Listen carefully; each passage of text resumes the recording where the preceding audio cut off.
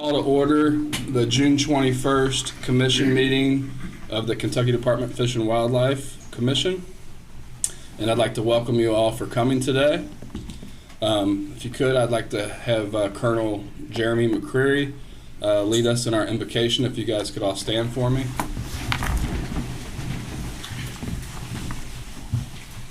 Let us pray.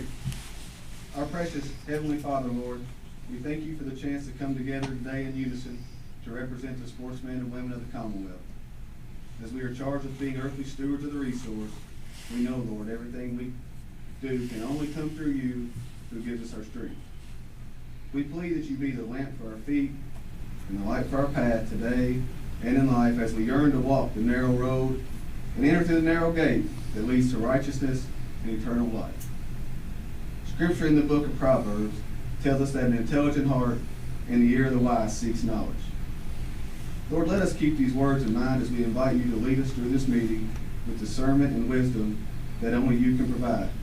As we believe not in our own understanding, but we put our trust in you, Lord, with all our heart. I ask that you bless us with the presence of the Holy Spirit in this room and give us a loving heart, understanding, and compassion as we have been entrusted by you, Lord, to work together to be good stewards of the blessings you have provided. We thank you, God, for your almighty love, mercy, and grace, and we ask of all these things in your precious and holy name. Amen. Amen. Amen. Thank you. You guys all join me in the Pledge of Allegiance. I pledge allegiance to the flag of the United States of America and to the republic for which it stands, one nation, under God, indivisible, with liberty and justice for all.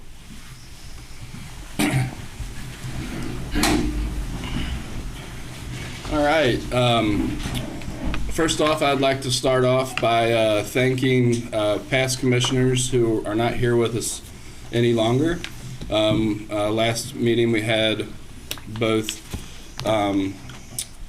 Dr. Carl Clenard and Paul Horn serving with us, and they've since moved on, and I'd like to thank them for their years of support on the commission and everything that they've done.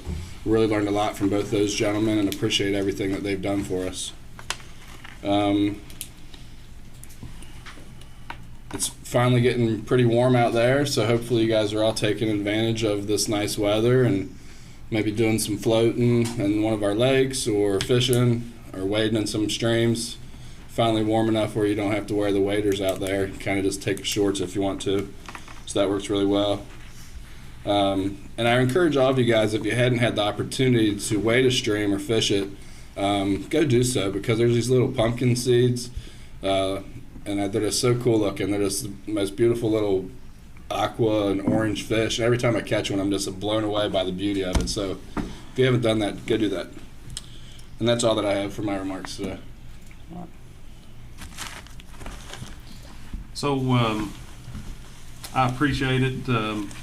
I want to say I'm proud of Josh Lillard and his willingness to serve us. And if you would join me, let's give him a round of applause. Not only did he accept the chairmanship, but in the last several weeks he got married. So we'll give you another one today. Thank you. Congratulations. So anyway, today's the first day of summer. I think it is anyway. And I've got a little girl that's got a birthday today, so it's a special day at my house. And I want to thank all the sportsmen, license holders, and just department supporters around for all they do, and they make this possible for us. And on a special note, I want to say keep Lisa Cox, her family, Colonel McQuarrie and his family, and Jerry Farrell in your prayers. And they all need some prayers right now. And so, yeah. I'm sorry. I made a mistake. I forgot to do something I was supposed to do. With also thanking the commission members that have left us. As you guys can see, we have some new faces in this room and online, as Chuck has a vacation today and couldn't make it in person. So I would like to welcome and ask them, after I introduce them all, if they could go through and give a little bit of information on themselves. So first, coming with us is in the 2nd District, we have Mr. Jeff Raymer. Jeff, you want to take a couple minutes and just introduce yourself to everybody? I'm Jeff Raymer. I live in Butler County. Semi-retired, so I've got a little extra time to do stuff like this. It's something I've always wanted to do. Been very passionate about the outdoors my whole life. Things were a lot different back when I was a kid, and that's basically all we had. So you either hunted, fished, or you stayed home. That was it. I'm here to try to improve things and make things better for the future generations that we have coming down the road. Excellent, thank you. And then in the 3rd district, we have Matt Rhodes. Matt? Thank you. As he said, my name is Matt Rhodes. I have been a lifelong angler and more recent hunter, probably the last 30 years, been a hunter, and just love the outdoors, love everything about it. Being in the woods is just my place to get centered. Serving in the 3rd district, I've had the opportunity to get out and meet some of the sportsmen and women in the 3rd district, met a couple of clubs, and plan to meet more as time moves forward. I just feel like this is a great honor and a privilege, and I feel obligated to fulfill my duties with fidelity and look forward to meeting more people out there and trying to serve in the best interest of the sportsmen and women. So thank you. Thank you. Then joining us remotely today, we've got Mr. Chuck Mead out of the 7th district. Chuck? Yes, good morning. Again, I apologize.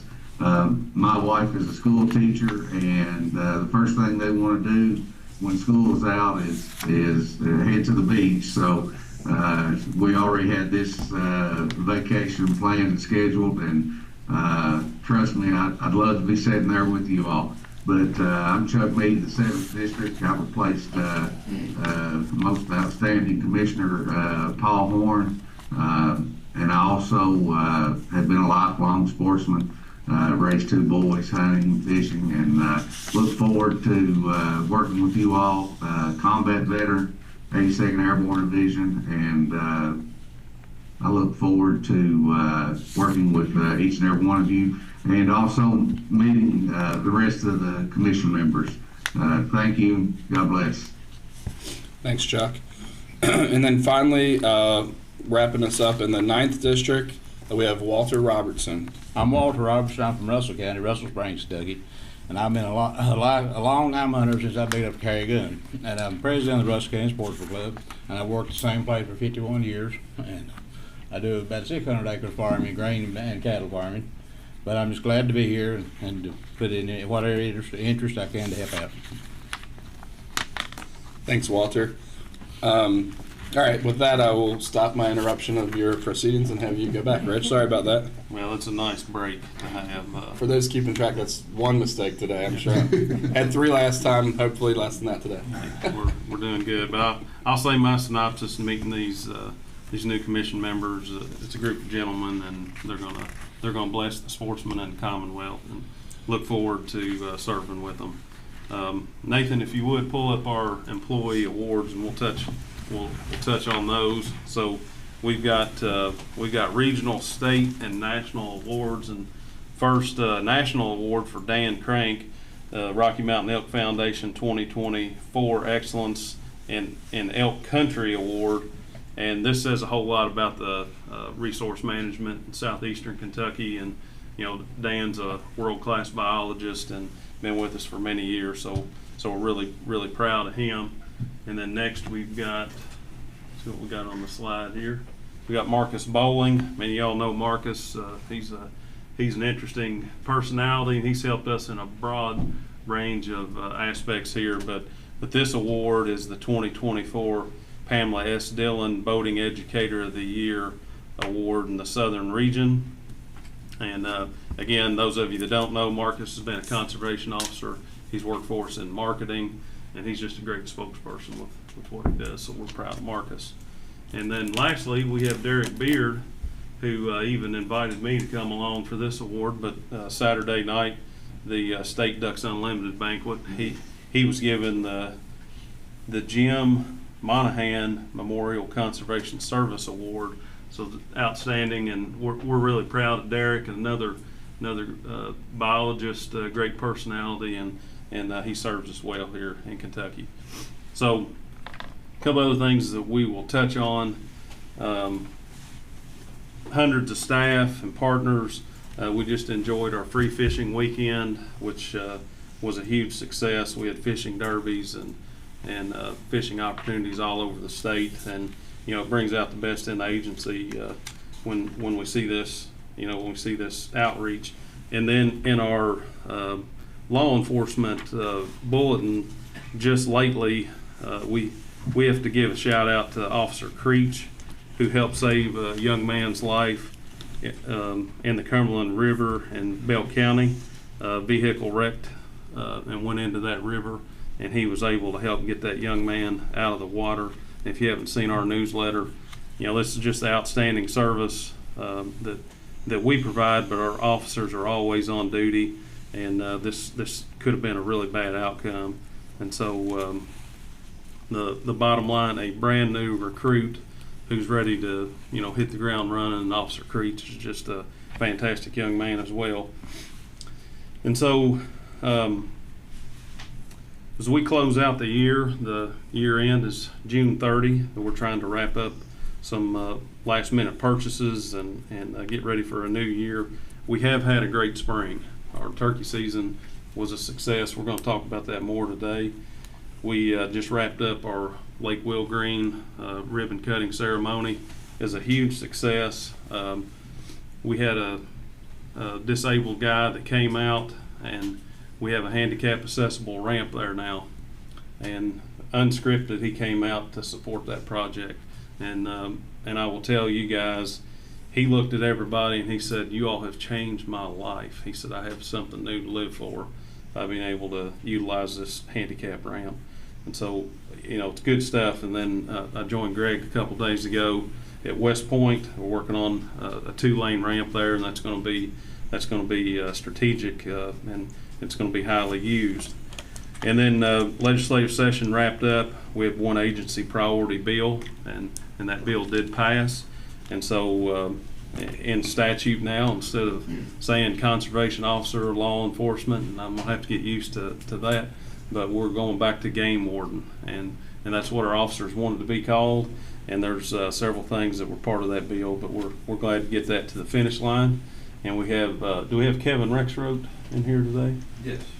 All right, Kevin, if you would stand up.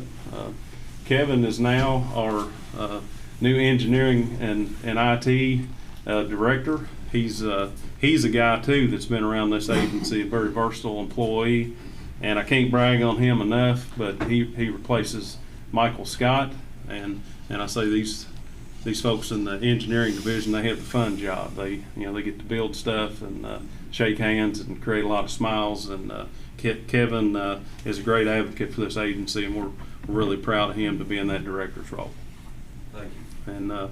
And then Miss Lisa Cox, she's gonna give you all an update here in a few minutes. But I am sad to announce she's gonna retire soon. But after 30 plus years of service in state government, she's gonna take care of some things at home, and she'll tell you more about that. But we'll be disappointed to lose her, but we're gonna not miss a beat with Melissa. And speaking of Lisa and the admin division, we just wrapped up our annual state audit, and for the second year in a row, we had a clean audit. And this audit is an audit of funds, receipts, expenditures, procurement. It's a very detailed audit. It costs tens of thousands of dollars each year to have that done, and I'm really proud of the performance of the admin division, because adding the procurement wing to this agency is like Fish and Wildlife plus a finance cabinet. And thank you all for what you all do. And in the law enforcement division, we're just about to wrap up recruiting class and get to the finish line. And we have I think somewhere around 40 plus to 50 recruits that we're going to narrow down to 14 to 15. And so I thank everybody for what you all do. Vacations are upon us. I hope you all have a blessed summer, safe travels, and look forward to catching up with you in the fall. But thank you all for the time. Thank you, Rich. All right, since Jerry's not here today, I've asked Greg if he can do the roll call for us. Greg, if you don't mind. Sure. First District, Robin Floyd. Here. Second District, Jeff Raymer. Here. 3rd District, Matt Rhodes. Here. 4th District, Greg Cecil's here. 5th District, Josh Lillard. Here. 6th District, Jeff Farrell is absent at this time. Chuck Mead Yes, here. by virtual. And Walter Robinson, 9th District. Here. All right, most members are present. All right.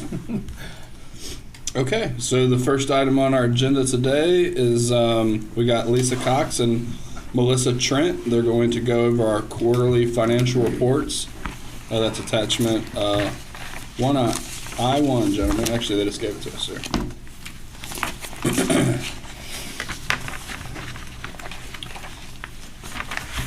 Should be the pull out on the left side, guys. Do what, sir? It's on the left side of your packet.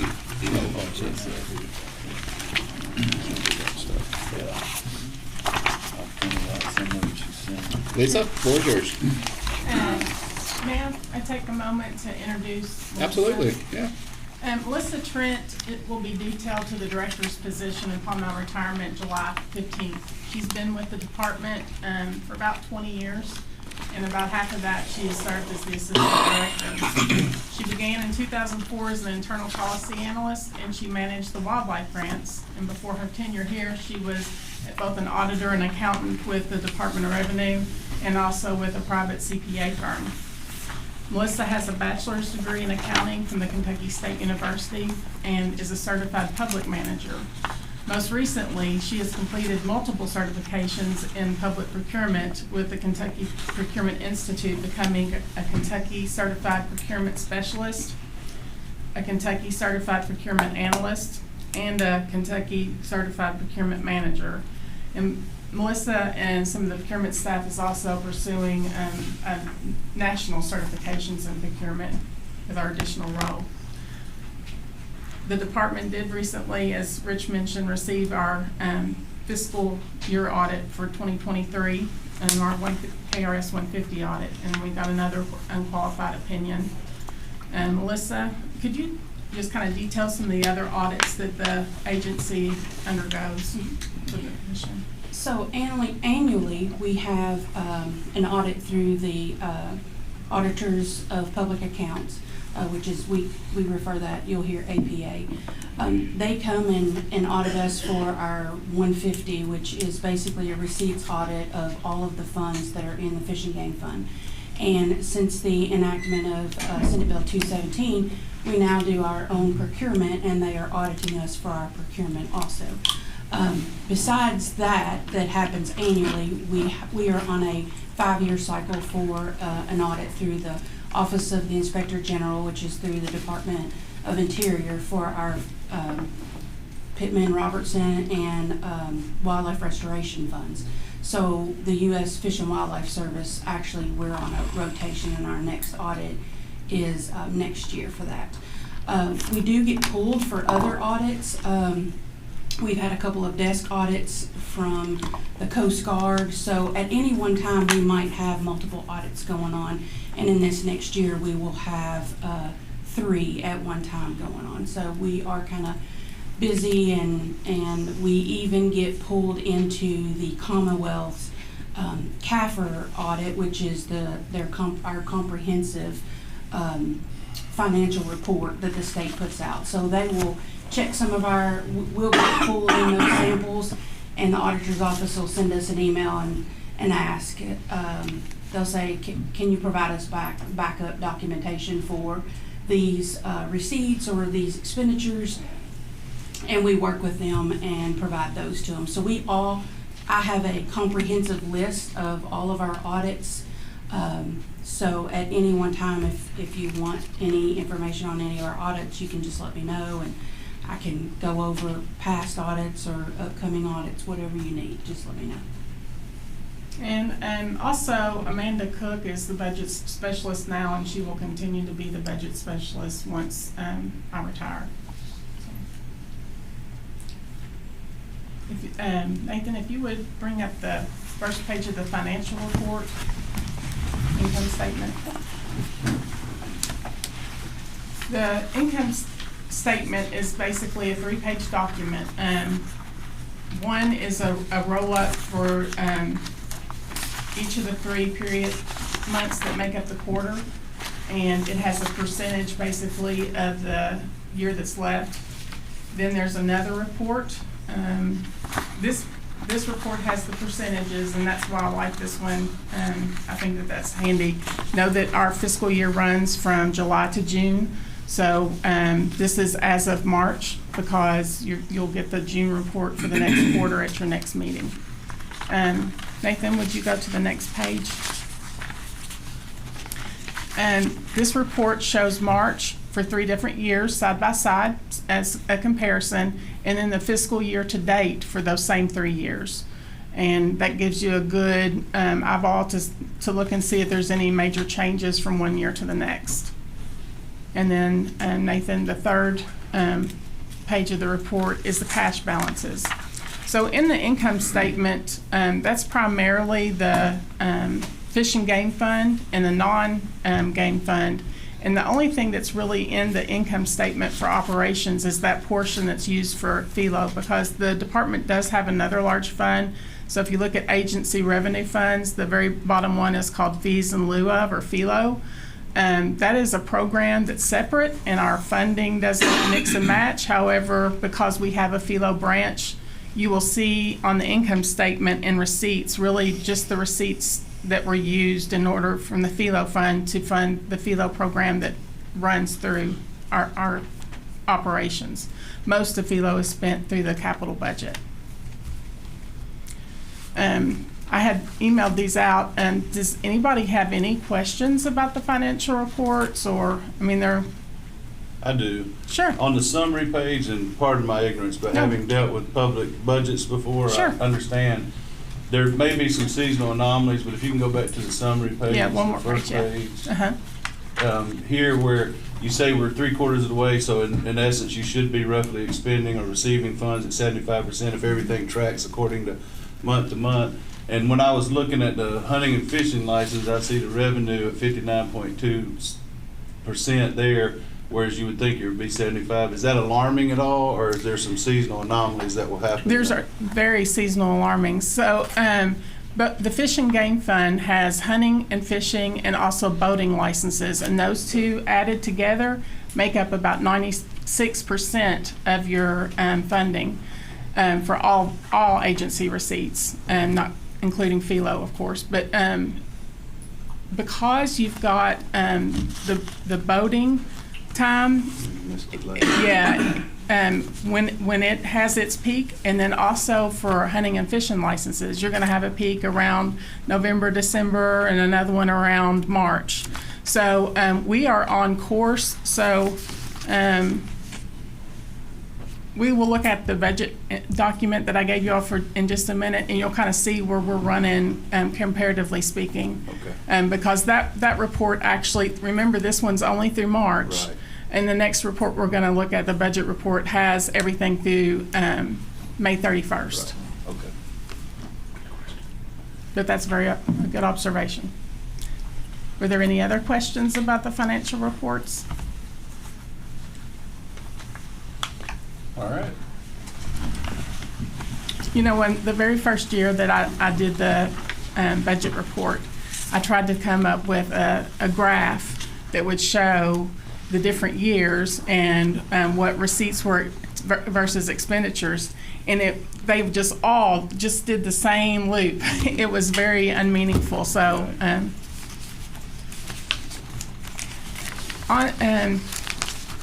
Nathan, you were sent a one-page budget roll-up. Could you bring that up to the screen? So this is just a roll-up for this upcoming budget. The biennial budget is, we start the preparation for that in, I want to say that it was March before the legislature actually comes, and we have to have everything submitted around August. And then when the legislature comes in, there are things that go on that change that budget. So the governor has a recommended budget Once we prepare that in the system, and then the legislature either starts with that budget, or sometimes they even come up with our own budget. And what's in the statewide budget for this department is basically usually two numbers. One is the restricted fund appropriation, and one's the federal fund appropriation. That is broken down into 2.5 pages for what the governor puts in, and down to two numbers pretty much for what comes out of the legislature. So what you have with this 20-page document is just to kind of give you a better feel of how we break that down by division. A big portion of our expenditures, of course, are personnel. I'd say that it's probably about 67% of our total operating budget. And in addition to that, you're going to have equipment that's purchased, but a lot of your large expenditures, like for philo, again, that's in your capital budget. And in this document, the last few pages of that kind of detail the current capital funds that we have.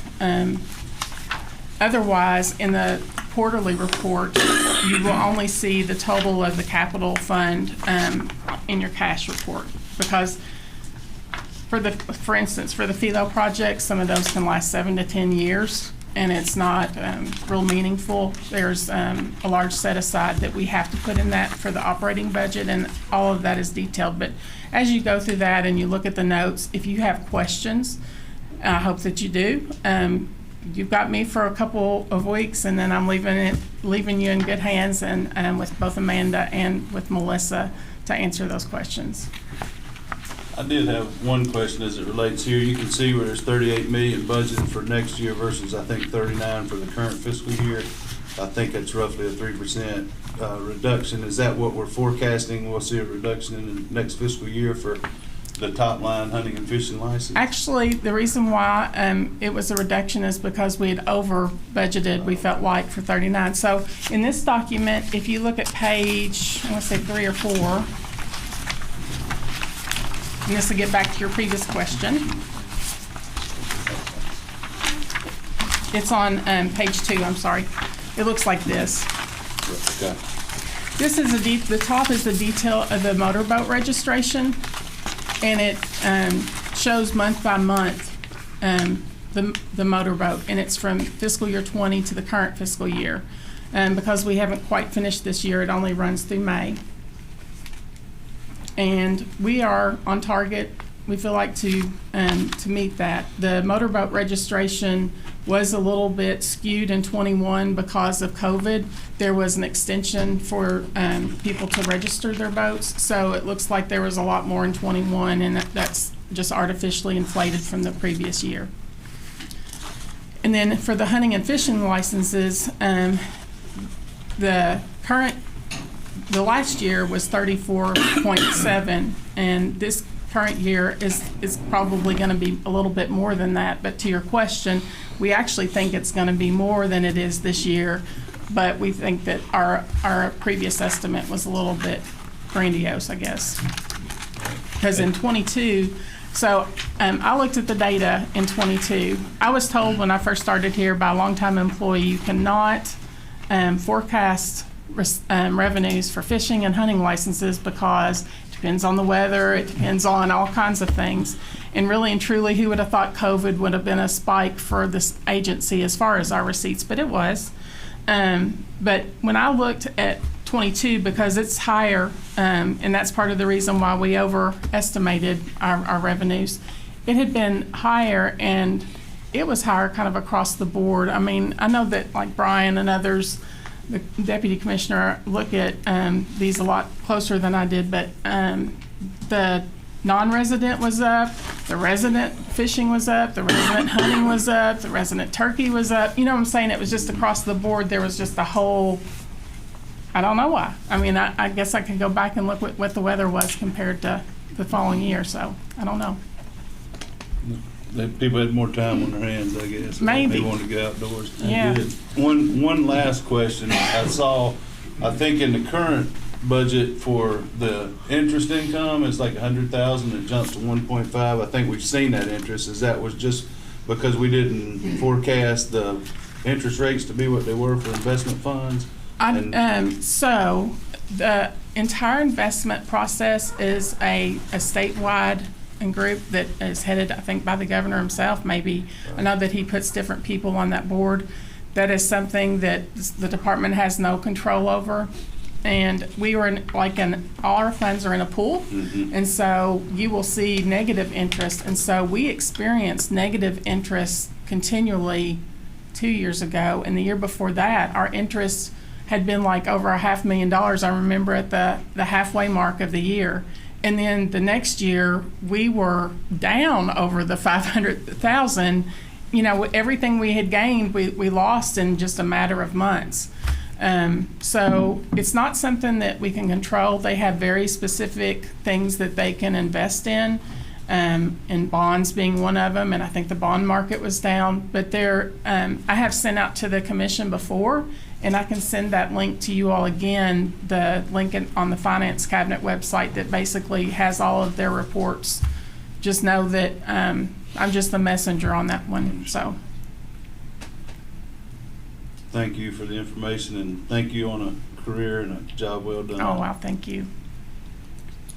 Yeah, Lisa, you've done an exceptional job during my tenure here, and obviously you've been here for 30 years. So I haven't been at Fish and Wildlife for 30 years, but could I have an opportunity to kind of address the commission, if you wouldn't mind? Okay.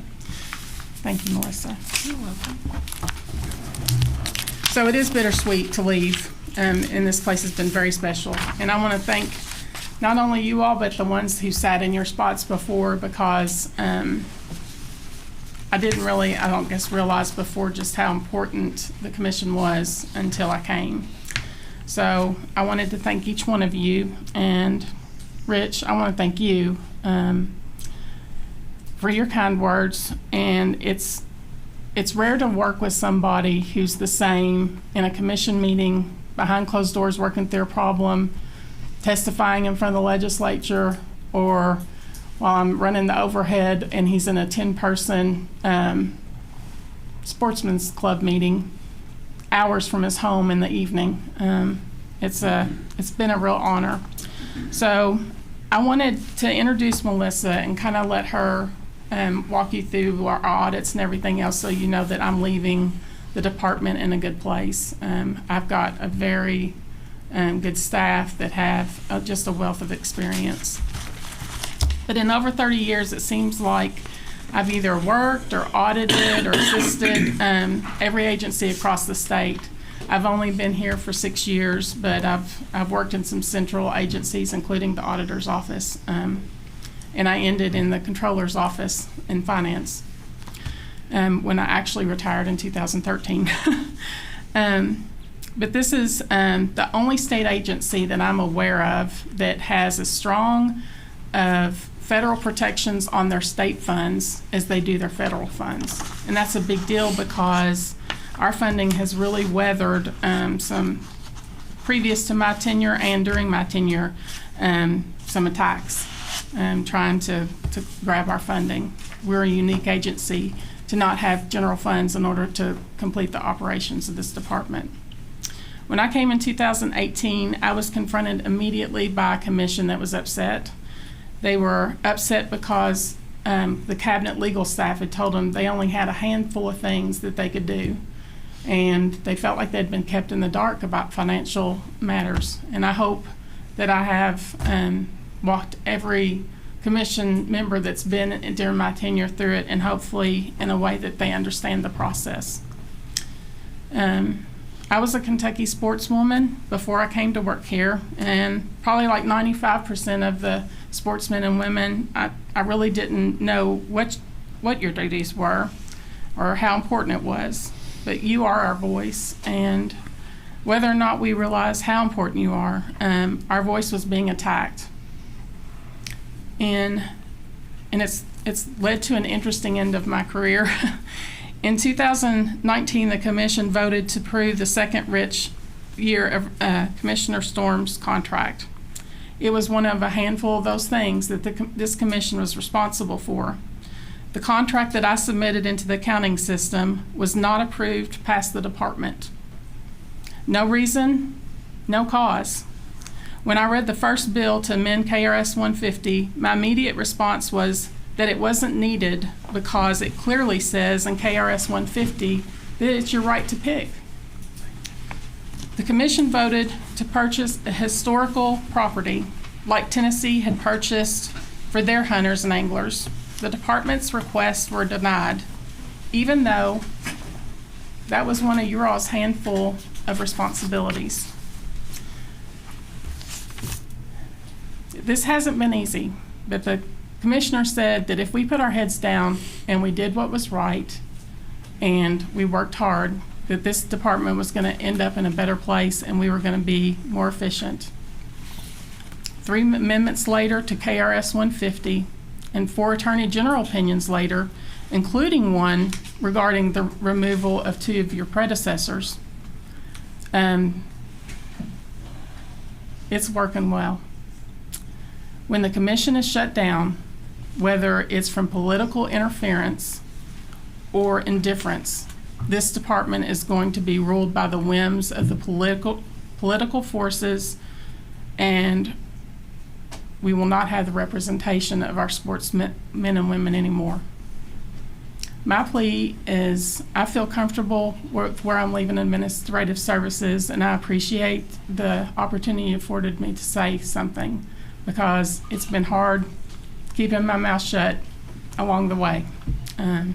My plea is that you learn your handful of things in KRS 150 and that you protect them and you become a proponent of this truly special department and all of its accomplishments.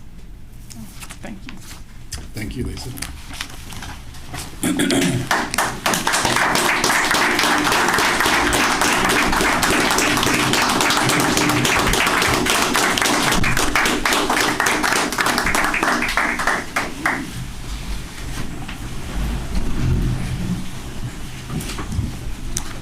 All right, I think up next we have Zach Danks, who's going to give us an informational update regarding our spring 2024 turkey season. Zach? I think it's okay. Yeah, I might. I usually sit in this one when Ben's with me, so I'll stick here. Morning, gentlemen. Morning.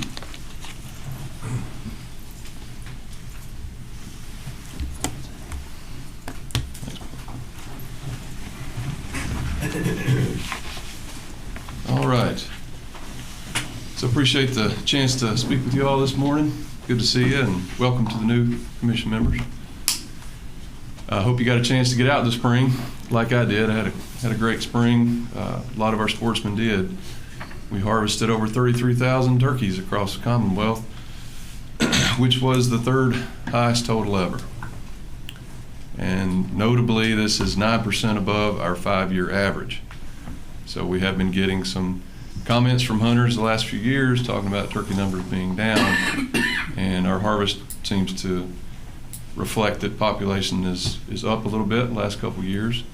And I can tell you that I just returned yesterday from a 3-day meeting with my counterpart turkey coordinators from the other southeastern states, and several states show this same trend. It's actually pretty encouraging. So this table's got a lot of information, but on the right over here is the percentage change from the 5-year average. So the first line is the statewide total. So there's the 9% above our 5-year average for the statewide total, and then beyond that are the percentage changes for the different districts. So almost everybody was up. The 7th district was down 1%, but that's pretty much consider that stable, really, and some really noticeable increases in the 1st district and the 6th district and 8th district. So this map just shows harvest by county across the state, and you can see your respective commission districts outlined in black. Here we've got several counties that harvested over 500 turkeys. That's pretty amazing accomplishment. This graph or map here shows the percentage change, so it's basically showing for each county the change in harvest from the 5-year average. So the lighter colors are an increase of at least 5%, and the light green is a stable. So we're within 5% of that 5-year average. And so we have far more counties that have shown an increase or are stable than are declining. This graph just breaks it down a little farther. Opening youth weekend and opening weekend both saw pretty dramatic increases, which is pretty neat for the sake of the youth. Residents and non-residents both were up considerably, and we were up across public and private lands. WMA harvest by non-residents was up 40%, and non-residents made up about 39% of the harvest compared to 33% average over the past 5 years. So what are some potential factors? And this is a typo, it should say 24 harvest, apologize, just noticed that. But our license sales we're only up 1%, so again, that's pretty stable. So over last year. And this hunting effort, it took us the last couple years, if you look at the hunting effort, it's taken us fewer days to harvest the same number of turkeys. So that shows a little better success among our hunters, and it's a indirect indication that the population has come up a little bit. We've had better weather on opening weekend, which accounts for the majority of the harvest, and then we've had some better hatches. Reproductive success, as you probably have understand or have heard folks say, is very important. So what this graph is showing you is that orange line is our harvest. That tracks pretty closely our hatch success 2 years before. So it's not perfect, but that spike we had last year in 23, which was our second highest ever, that followed on a really good hatch in 2021, essentially is what that's saying. The reason is because the majority of our harvest in any year are 2-year-old birds. And when we have a good hatch, 2 years later, we got a lot of 2-year-old birds for hunters. Like we had last year, great, second highest ever, and followed on a really good hatch in 2021. That's essentially what that's saying. It's just the late. Reason is because the majority of our harvest in any year are 2-year-old birds. Have a good hatch, 50 later, got a lot of 2-year-old birds for hunting. You have a double ganger? Yeah, that's right. A little eerie. Really good hatch. Hey, Chuck, could you mute your microphone, please? We're getting some feedback from you. Thank you. There we go. I'll be happy to answer any other questions about the harvest if you'd like, but I did want to throw this last slide in conclusion here. Of course, it's great that we have had a strong harvest the last couple of years, but we want to assess that harvest and make sure that our harvest pressure is where it should be. And this is of concern because, again, hunters want to make sure our regulations are where they should be to protect the population. So we've been engaged in a 4-year study. We've completed 3 years of banding out of 4 that we will complete, and we've banded over almost 900 turkeys across the state of Kentucky. Tennessee has banded not quite as many as us, but about that same number, and we're partnering on a 2-state study to look at harvest rates. So what proportion of all the gobblers on the landscape are we taking? And so far, it seems results are encouraging. I heard preliminary results from a graduate student a couple days ago at that meeting, and it looks like we're harvesting about 25% of our birds, our gobblers, and that is below the kind of 30% that's pretty average across the southeast.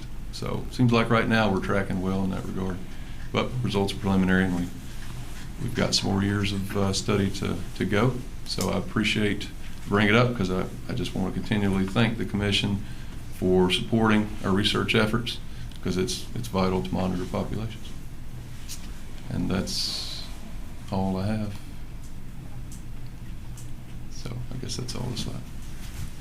Any questions? You guys have any questions for Zach?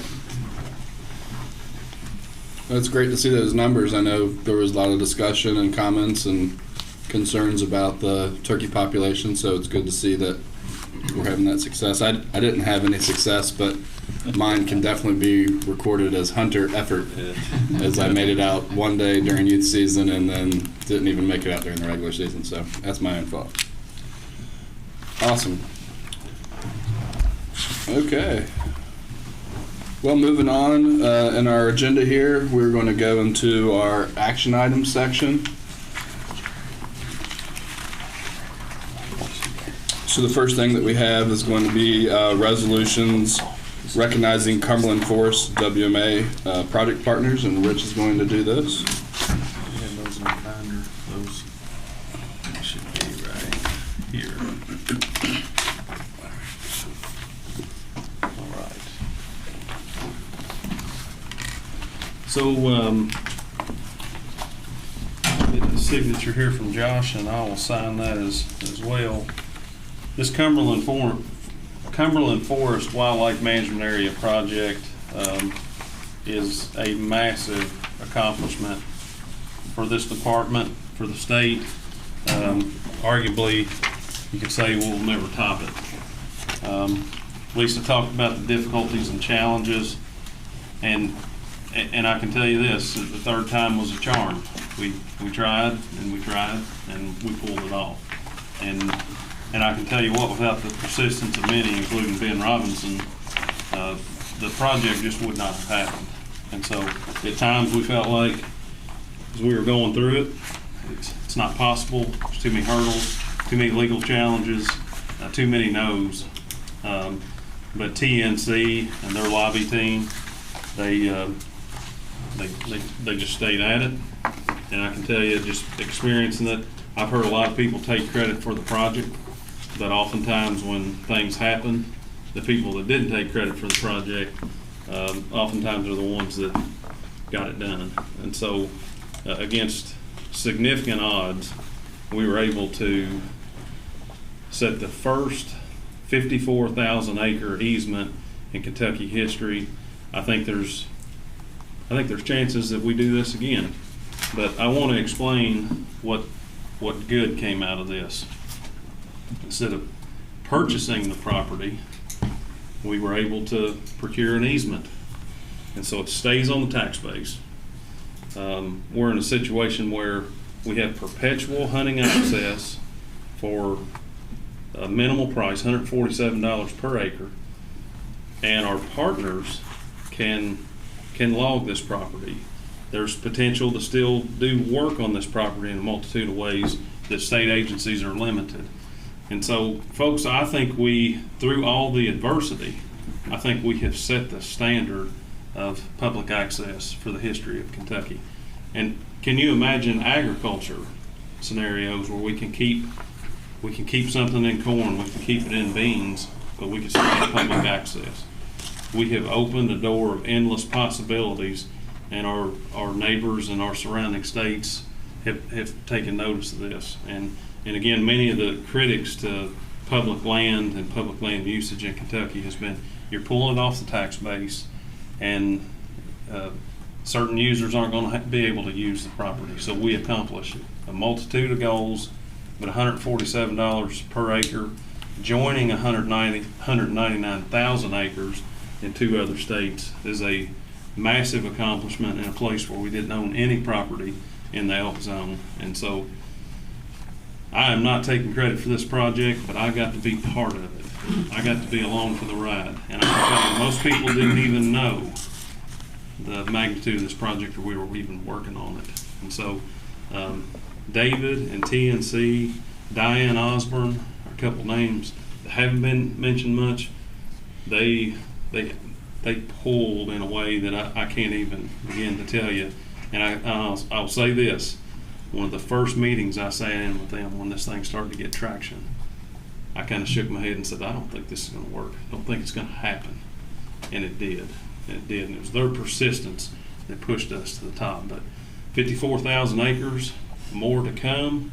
Ben's been in contact with several other groups, major land holdings that would like to replicate this project. And so I didn't mention the mineral issues.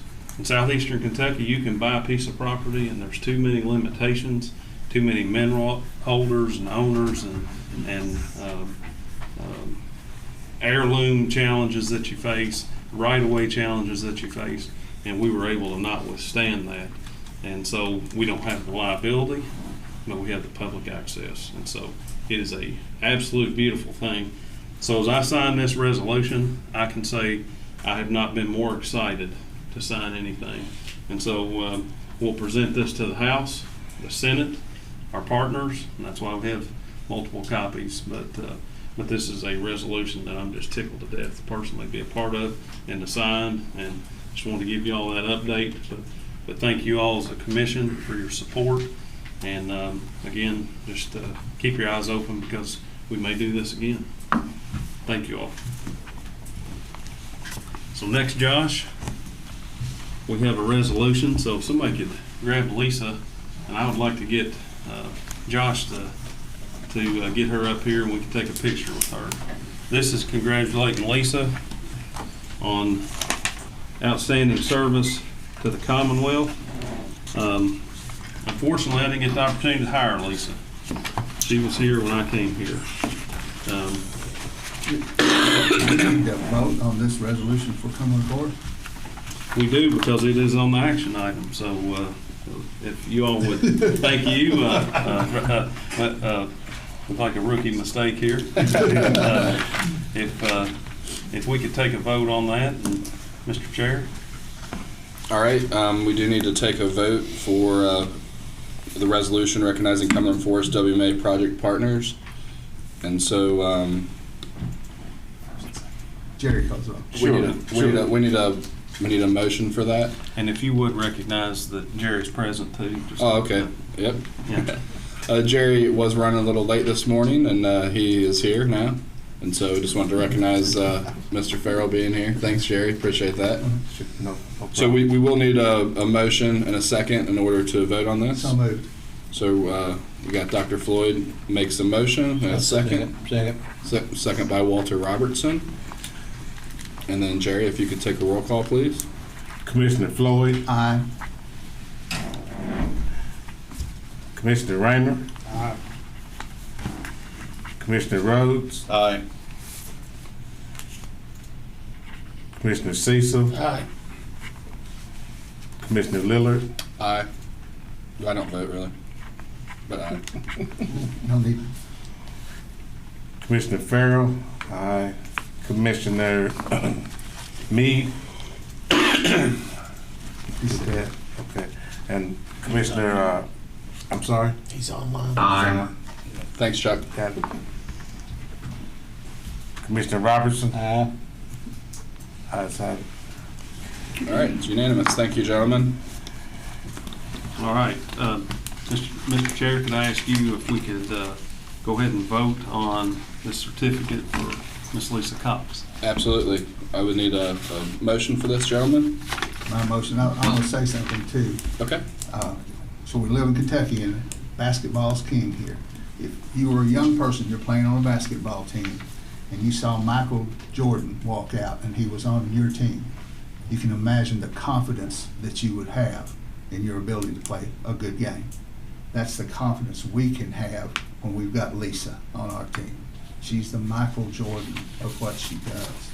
And I'm so humbled and feel so blessed that we've had her. And I'm so appreciative. I move that we approve this resolution. And a second. Second. Matt Rhodes seconds. Roll call, please. Commissioner Floyd. Aye. Commissioner Raymer. Aye. Commissioner Rhodes. Aye. Commissioner Cecil. Aye. Commissioner Farrell. Aye. Chuck Meade. Commissioner Meade. Aye. Commissioner Robertson. Aye. Ayes have it. All right. All right. Lisa, if you would come up here. What I would like to say on behalf of Lisa, that was unscripted. I'm thankful for her kindness. to the agency and for so many things. But to retire, when she's retiring on top. And y'all heard the word audit one time, you've heard it 1,000 times. And for her to leave admin services in great shape, help us with a multitude of things in terms of statutory reform, give us guidance and direction. She's told me no over and over, we can't do that, and I can tell you sometimes at the time, it's not the answer that we want to hear, but it's the right answer. And I just say to her, she is retiring on top, and while we hate to lose her, we're gonna keep her number, so that we can stay in touch. But this certificate says this is an appreciation to Lisa Cox, Director of Admin Services, for your strategic guidance, meticulous oversight, and commitment to excellence have been instrumental in ensuring the integrity and accuracy of the Kentucky Department of Fish and Wildlife Resources. And we thank you, and if y'all would, we can stand up here and take a picture with Lisa.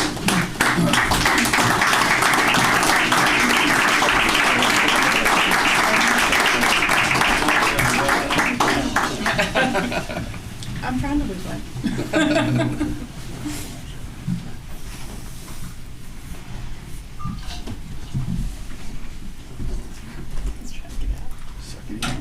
One, two, three. Thank you. Thank you. Thank you so very much. Thank you very much. Appreciate it. All right, the next action item would be the approval of the minutes from the March 1st, 2024 quarterly meeting. Gentlemen, you guys were all given these ahead of time and had an opportunity to review them. Were there any corrections to the meeting minutes that we need to note, or are you guys good with making a motion to move forward with those minutes? Make a motion to move forward with the minutes. All right, we got a motion by Mr. Cecil. Second. And Mr. Second by Mr. Rhodes. Oh, I'm sorry. Mr. Raymer, I apologize. Thought I had it right there. Second mistake. Feel as counting. All right. Jerry, if you could do a roll call for us, please. Sure. Commissioner Floyd? Aye. Commissioner Raymer? Aye. Commissioner Rhodes? Aye. Commissioner Cecil? Aye. Mr. Farrell? Aye. Commissioner Meade?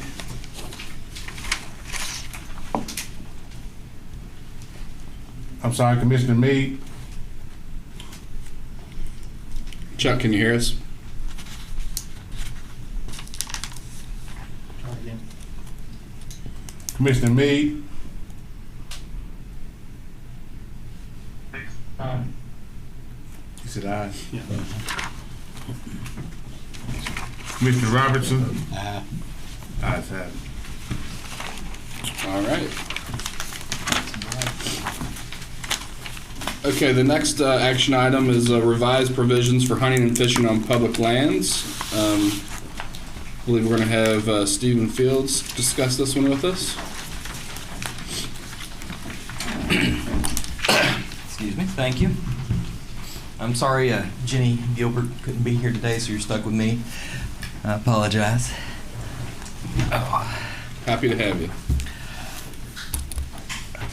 For this regulatory amendment, a few years ago the legislature passed a law that was intended to keep the regulations on the state's rolls up to date and eliminate any that were unnecessary as time has passed.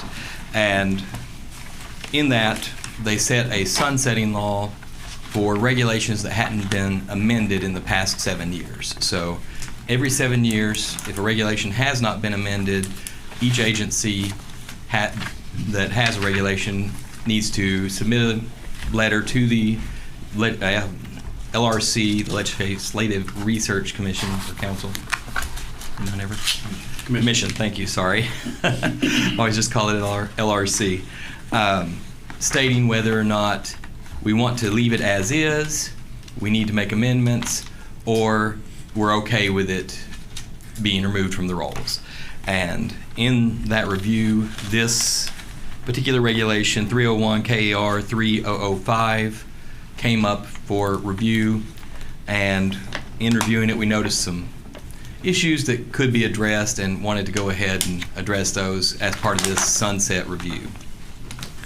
And so there are a few items that the amendment's going to be addressing. First, the process for presenting regulatory changes to the Commission has changed over the past few years. We're trying to be very methodical with introducing items as new business, following meeting, doing discussion items. If there's more discussion to be had, it might even be the next meeting that we keep discussing it, and that can continue on until the Commission's comfortable with voting. Then thereafter, voting on a following meeting. So in general, we're doing 3 meetings before any sort of regulatory amendment will be voted on. So it takes several months before we actually start drafting those amendments after we've gotten approval through the Commission. Then also changes to the regulatory process for promulgating regs has extended the time that takes. So historically, the regulation said for new properties that we're managing or acquiring that will have temporary rules and within a year adopt those and have those promulgated into regs for those areas. So one of the proposals is changing that from 1 year to 3. So it gives us more time to get that done, get surveys done, and property boundaries marked and so forth. And just the process is taking longer now. And so that would be the one ask. We also are proposing adding provisions for property acquired for FELO projects to be closed to hunting and fishing as necessary to complete the associated projects, and have the mitigation credits released and the boundaries marked. The original regulation really didn't address FELO properties. We're acquiring a lot of property through FELO funds and have to do those projects, and they do take multiple years. We won't necessarily need to close the entire property in these projects. It's just according to the layout of the project and the size of the property and layout of the property. The regulation doesn't currently contemplate properties that are not intended for hunting or fishing, such as properties for office space, gun ranges and archery ranges, equipment storage, and that sort of thing. And so we'd be adding provisions to address property that was not ever intended for public access. And then, as we've done recently in Chapter 1 regulations for fisheries, we would also be wanting to create a new regulation for definitions for Chapter 3. It's something we've been slowly working toward in all of our regulations. We have 6 chapters, and sometimes over the years things get passed, and then years later something else gets passed, and the word used in one regulation will be very similar to a word it'll be the same word used in another regulation and not quite be the exact same definition. So we're pulling all the definitions as we go and get a chance to address them into a definitions reg for each chapter. So it just streamlines the chapter, avoids any confusion and so forth. And so that's what we were intended to do in these changes. All right, gentlemen. So, I understand when we vote on FELO projects in closed session, those get approved, and the temporary regulations. So sometimes it might be a while before we put temporary regs on. So extending that will allow us longer time to do that. And plus, doing this, I feel like we'll also provide the public an opportunity to get on those properties sooner versus waiting until the regular regulations get applied to those properties. So that therefore, by making the FELO purchases and then giving our customers really access to do that stuff on those lands earlier, seems like a real big win in my opinion. But do you guys have any questions for Stephen over what he's discussed here? I've got a question just for like general discussion, if that's okay, and I know Absolutely. we're getting in these action items, and that, as a new commission member, I've tried to bring myself up to speed with all of these items that are action items, but I think I'd be remiss if I didn't suggest that I don't feel comfortable necessarily on voting up or down on these action items as, you know, as a first meeting attendee. I don't know how the other new commission members feel, but I was wanting to ask, are there any items in the action items that are time sensitive and urgent that we need to move forward on? Or is there a possibility that we could delay the vote on any of these action items? I mean, I know that some of the time sensitive items would be if we need to get stuff printed prior to the new regs and stuff going out. I guess I really don't know the answer to that You can question. also recuse yourself. You can. Right. And that's what I may do, abstain from voting, but Yeah. I just didn't know the other commission members, how they felt about it being new. I tried to bring myself up to speed, go back and listen to, you know, previous meetings and so forth, but I don't think I'd be doing my due diligence if I tried to vote on some of these items that I didn't feel necessarily comfortable. So if that's the route you want to move forward, I can certainly abstain. Yeah, go ahead, Rich. So a few of these items, and Ben, you can speak to which items, but we were going to suggest to push them back to discussion. Okay. For a new member, I can see what Stephen just said being extremely confusing. Anyway, and maybe even for somebody that's been here for a while.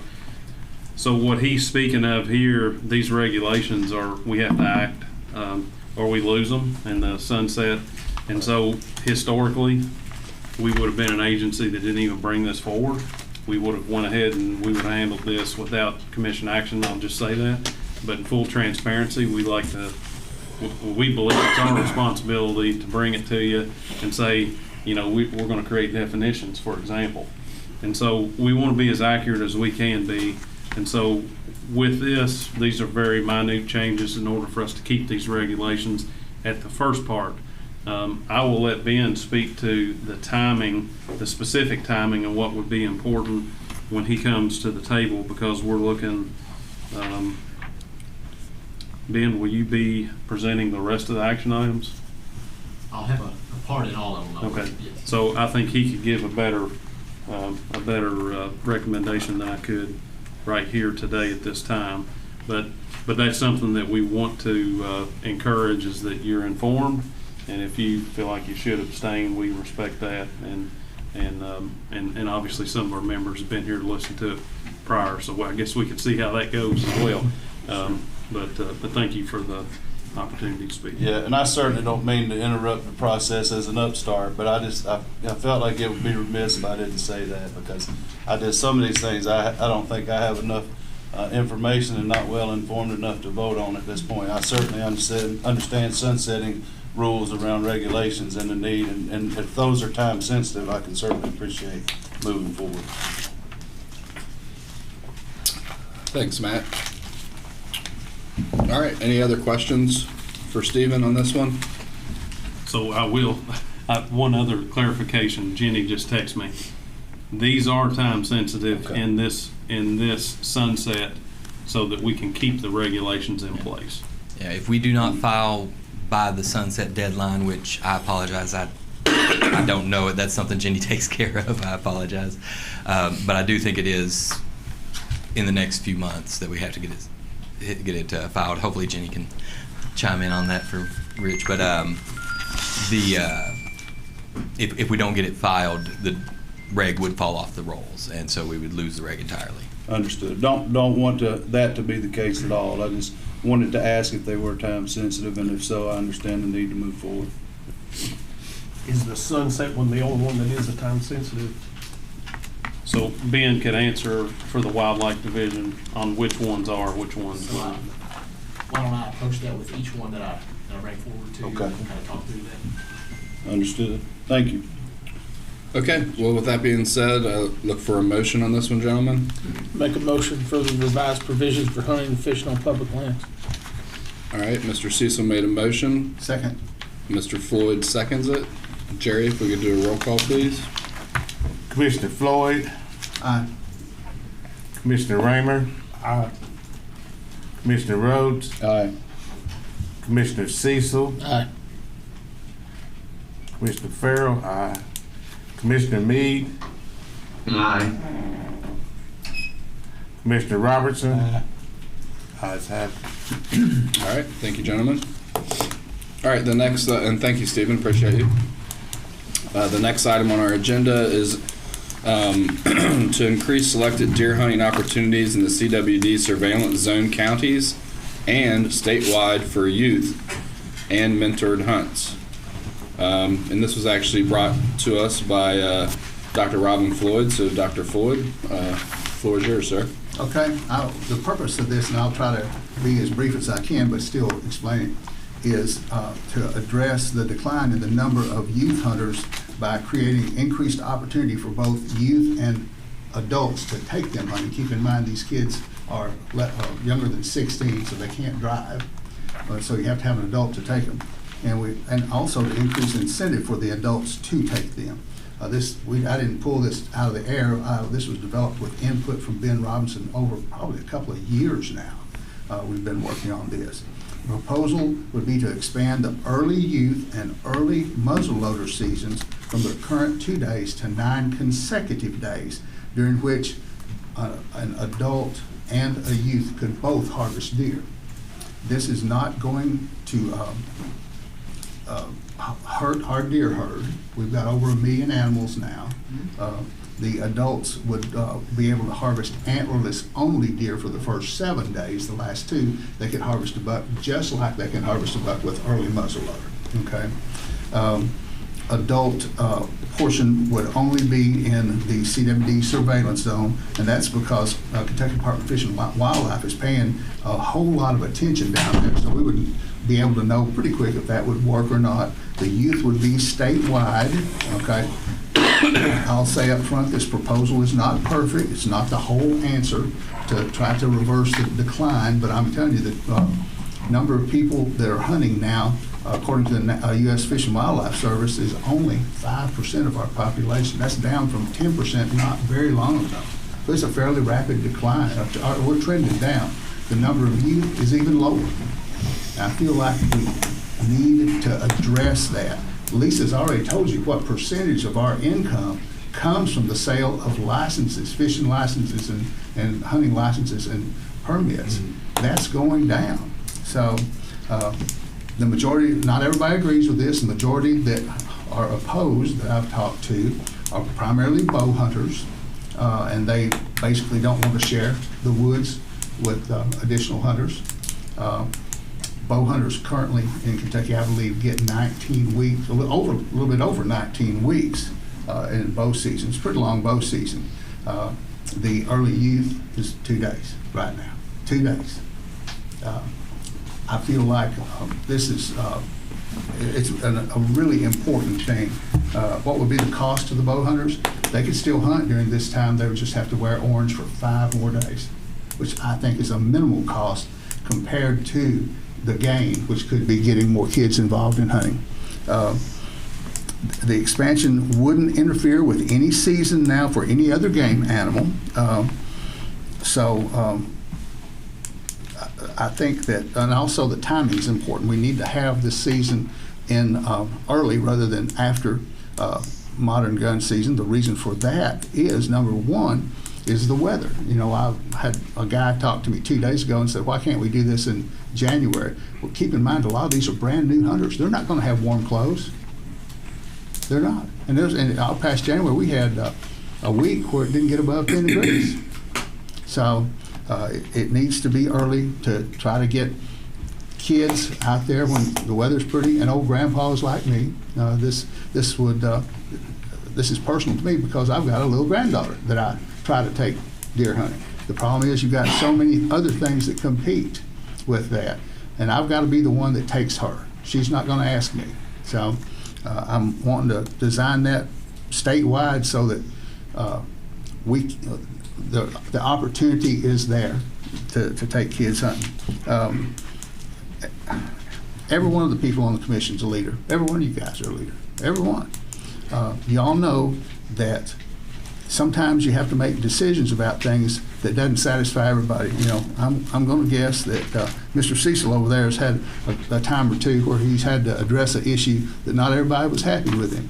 No, everybody's happy with me. Yeah. So anyway, you can't make everybody happy. I think all you can do is do what you think is the best thing. And in this case, I think the best thing is to try to put our children first, our kids first, and get them involved in hunting and fishing. And this would maybe be a part of one little piece towards doing that.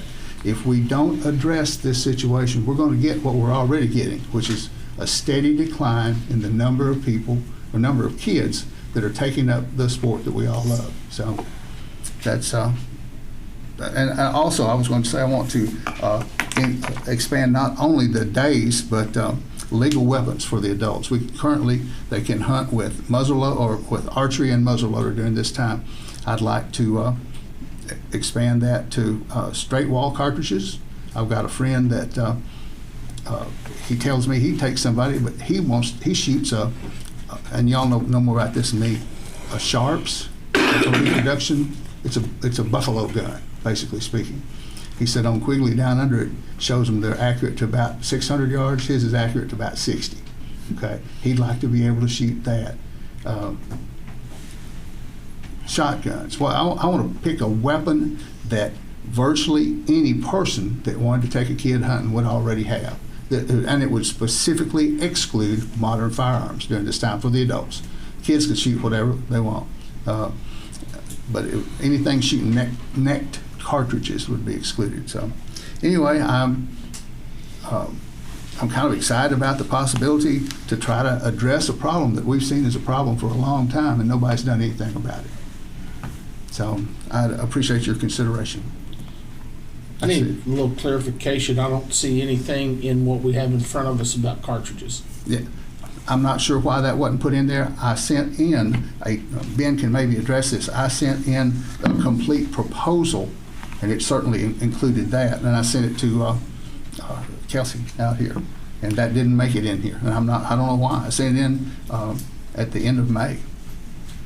Ben, can you clarify for me, please? Sure, I'd be happy to address why the agenda reads the way it does. After a very careful review of our last meeting and the Commission's desire and the way they voted to pass this on from discussion to action, cartridges were not specifically mentioned. Mm-hmm. So we didn't want to change that based on what the Commission voted to pass forward. And I would just like to remind everybody that the portion on the muzzle loader deer season changes is only for the CWD surveillance zone. It's not a statewide change. The youth portion that Dr. Floyd is suggesting is a statewide change. So if we vote to move forward on these items, it's not going to be a change for muzzle loading statewide. It's just in the CWD surveillance zone. Yeah. Since we had the one case that we found last year, and to my knowledge, haven't found any more since then, with a pretty hefty amount of surveys and analysis done on that. So, every one of those counties are my counties that I represent. Every one, and so it would have no impact on any of you all. The adult portion wouldn't have an impact on any of you all. The benefits down there, we've got lots of public hunting. So if somebody wanted to come down there and hunt with their kids, I can tell you, you'd have a place to do that, and that will kind of allow us to test out the adult portion and see, because we already got increased presence. Kentucky Department of Fish and Wildlife's already got increased presence down there anyway, just because we're looking for a CWD. Yeah. And Rich, before you go, and being as we didn't really discuss before we move this on to an action item, the cartridge rounds, I think that could be something that we could bring up additionally later for an action item to go forward. But I wouldn't want to change what we've move forward at this point. So the way that it reads here is really the way that we would bring it forward if this is something that we vote to approve today. I'm good with that. And then if there's some changes that you'd like to make as far as the calipers that we're able to use, we can do that at a later date. Any illegal caliber for the kids, anything, whatever they shoot. Can I ask something, sir? Yeah. Yes. That's the reason, Dr. Fuller, I wanted to ask you about is that gonna lead to too many different cartridges and weapons out in during this period of time? Well, I don't know that you can have too many. What I want is, if you have, and we've talked about this, we've got a lot of older guys that have grandchildren that could take people, but they might not necessarily, they maybe have quit deer hunting. I know a bunch of my friends that are my age, they've already stopped deer hunting. But they all still have Remington 870. They got a Mossberg 500 in the closet, and they could use those. I want to make it so that that they would likely have some kind of firearm. They already have that. Maybe they, that they don't have to buy anything new, but they could go out with their grandchild, and I think I think the adult part of it, incentivizing those, making it easy for the adults, the mentors, to take their kids is really key here, and just increased opportunity. Speaking from a personal standpoint, I have a granddaughter. Her name's Emma. She's 11 years old. I was wanting to take her last year deer hunting. I had everything set up, but Emma plays soccer, and my son called me the night before and said, Emma can't go hunting with you because she's got a soccer tournament that popped up in Evansville, and she's on the team. She's got to go play. And if this had already been in place, then the next weekend, which Emma didn't have a soccer tournament and I didn't have anything to do, I could have taken her. And we're gonna, like I said, it's not perfect.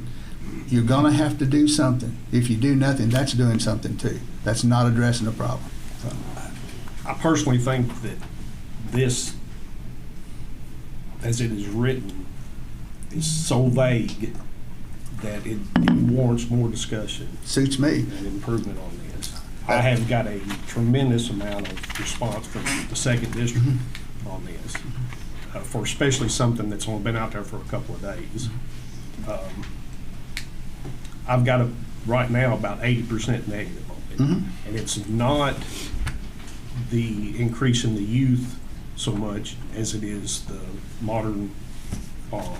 It's not modern firearms specifically. Well, they are. I mean, well, if you say a Sharps is a modern firearm, it would be. Well, I mean, some of these guns like the 300 or the 350 Legend and stuff, they're good out to 200-300 yards, easy.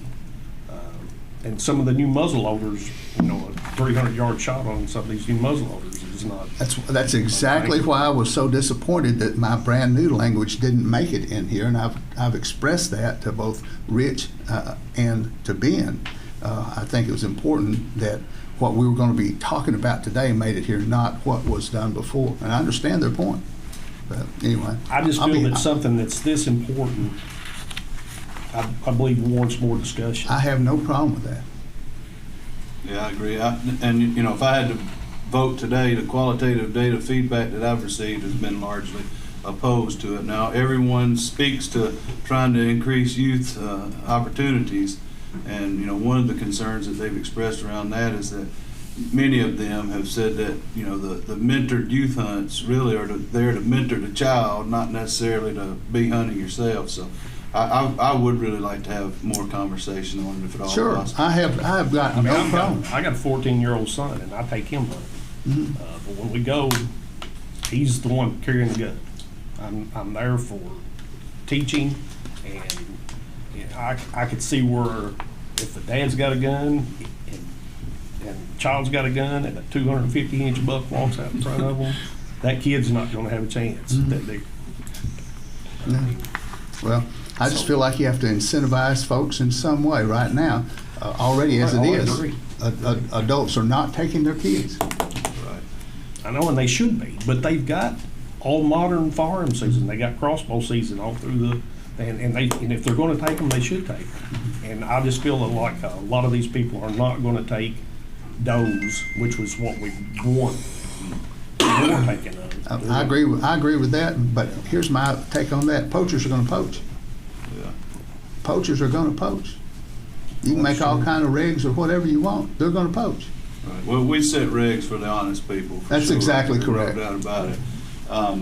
For my edification, though, is there a data set somewhere that suggests extending youth season opportunities and I know our seasons may be vastly different from our surrounding states, but is there evidence that suggests by extending these that we get more youth involved in hunting?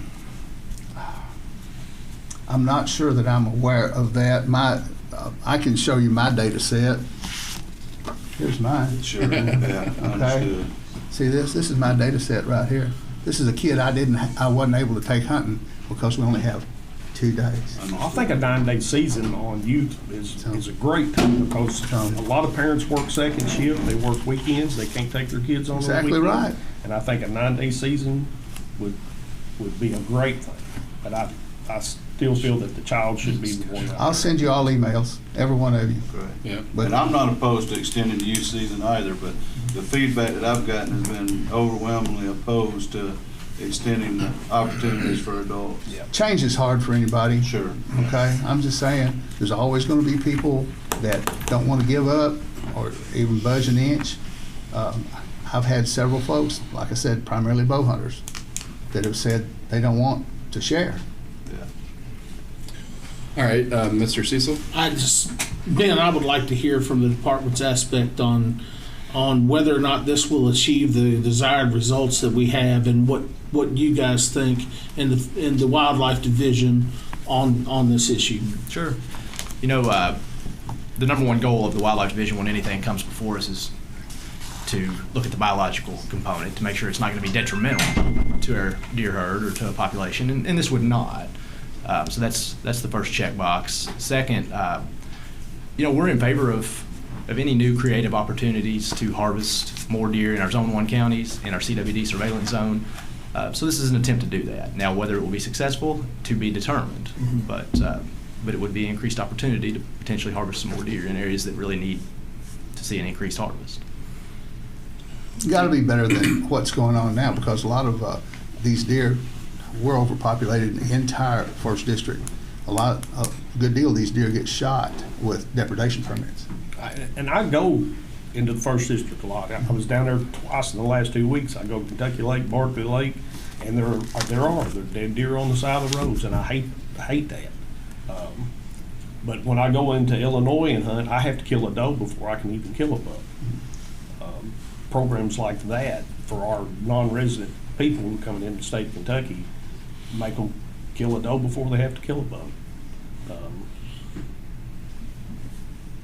To thin out that herd, and I agree, it needs to be thinned out. There's, you know, crop tags and stuff in that area, I'm sure, are issued out quite a bit. So I hate to see that meat wasted.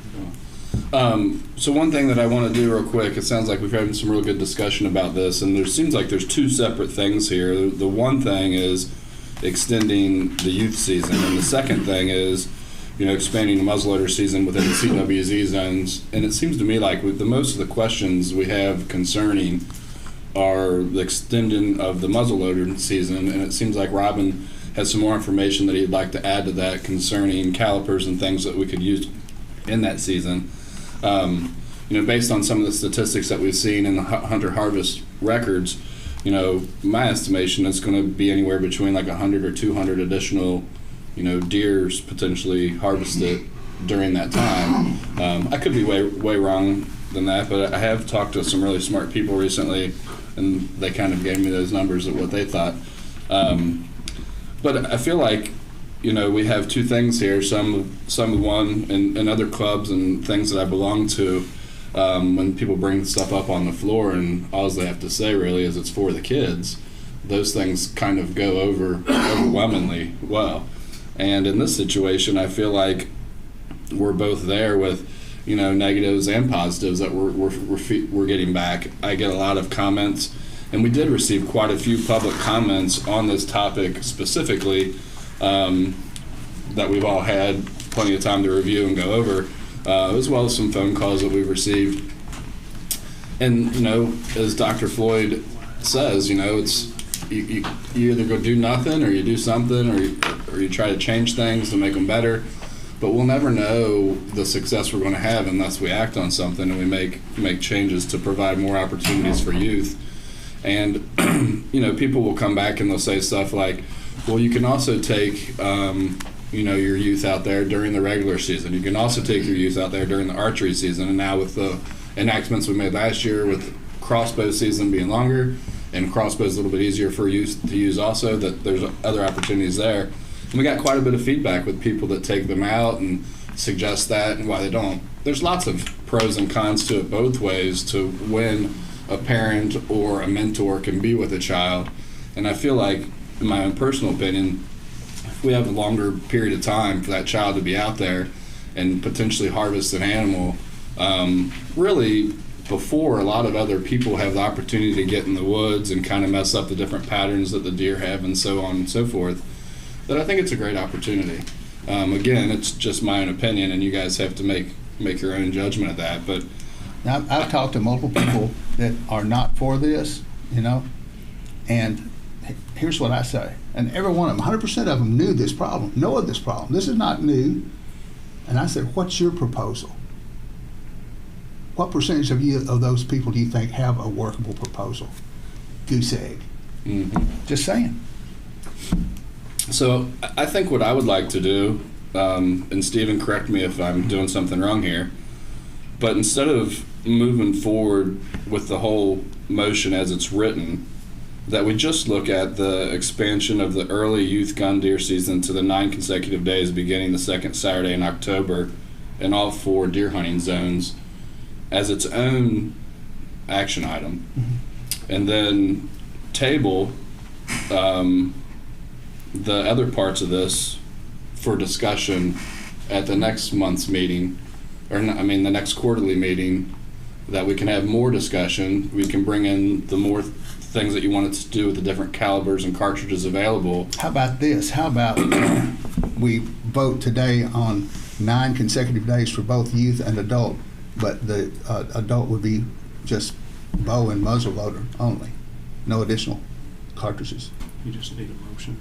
Yeah, I mean, we need a motion to vote. I just feel like I don't, based on some of the comments that we received today, I'm worried that if we vote on it that way, that it could potentially not get approved. And then at that course, we don't have either an extended youth season or additional opportunities for muzzle loading. Stephen? To answer your question, the commission can address this however it decides. Just a member needs to make a motion. That motion get voted on. It doesn't have to be to adopt the proposal.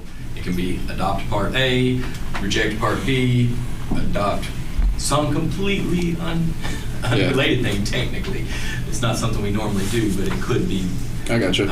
So thanks, Stephen. That would be fine. And to satisfy your request, before I ask for a motion, I would ask that we look at making 2 motions, and then we'll kind of see what happens with that. If the second one doesn't go forward, then we can bring it up for discussion at the next point. But at least that's splitting it apart and giving people the opportunity to vote on the youth aspect of it, and then secondarily, if a motion's made, to vote on the muzzleloading section of it. I feel like I feel if you don't give adult hunters some incentive, you can expand youth for a month, but if you don't have adults taking them hunting, and they're not right now, then you've wasted your time.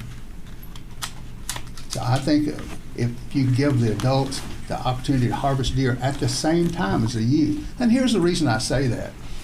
When I started hunting, there were no deer. I started small game hunting. I rabbit hunted with my dad, with all family dogs. And we didn't get to go much because I grew up on a little farm and you had to work hard to take care of our family. But those are some of the most precious memories, and one of the reasons it was precious is I got to hunt with my dad. And I want this to be where you can hunt, you and your dad can go, or your grandpa, and take a kid hunting, and you can both harvest deer. Not going to be harvesting rabbit anymore, but you can harvest deer. So that's where kids start hunting now. They don't start with squirrel like I did or rabbit. I think that's why I said I think one of the key part of this is the adult part. You've got to incentivize in some way, and I'm not saying that will work, but it's only going to affect 8 counties right now, so we can watch it, and if it doesn't work, we can change it. And that's my feeling. Strong feeling. Chair, can I ask the Yeah, department? absolutely. Ben, and I really appreciate the opportunity to have pleasant discourse on the issue so that I can get better informed, but does the department, because you all work closely with these other state agencies, do you all have evidence that suggests, has there been anything passed like this in other states? And if so, does it actually end up meeting what the problem is that we're trying to fix? My concern is we're gonna do a fix and then have the data and evidence after the fact to try to, either provide fact or lack thereof on this issue. We have our DEER program coordinator, Mr. Joe McDermott, sitting behind me, and Joe could comment if he knows of any other states that have tried anything like this. I'm not aware of any other season structured this way currently. I'm not aware of one either, and I couldn't speak to the how this is going to impact youth recruitment numbers in Kentucky. We can just run projections on how many deer we think it'll estimate. I don't have an idea on the licensing side of it. And I know sometimes you don't have the data and evidence to make decisions, and as leaders you have to move forward in some cases, but it's just, it would seem an easier decision for me if I had some evidence suggesting that it was moving us in that direction that we wanted to move. So. And the big question I always say is, what's the downside? If we did it, what's the downside? Where's the harm? Not going to impact the deer. Yes, Chuck. Can I make a comment? Absolutely. Commissioner Boyd, I'd like to commend you on you wanting to improve youth opportunities, and anything we can do to improve youth opportunities, I'm always going to be for.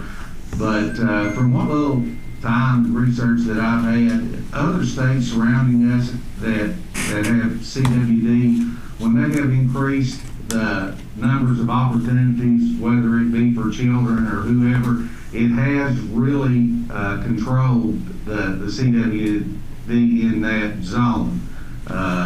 Is there any information on increasing opportunities in CWD zones, okay, that has benefited the state in controlling the CWD? This is not about controlling CWD. This is to give people more opportunity to hunt with their children. Now, I can tell you, in Kentucky, we've only had one case of CWD, and that was last, I think, November in Ballard County.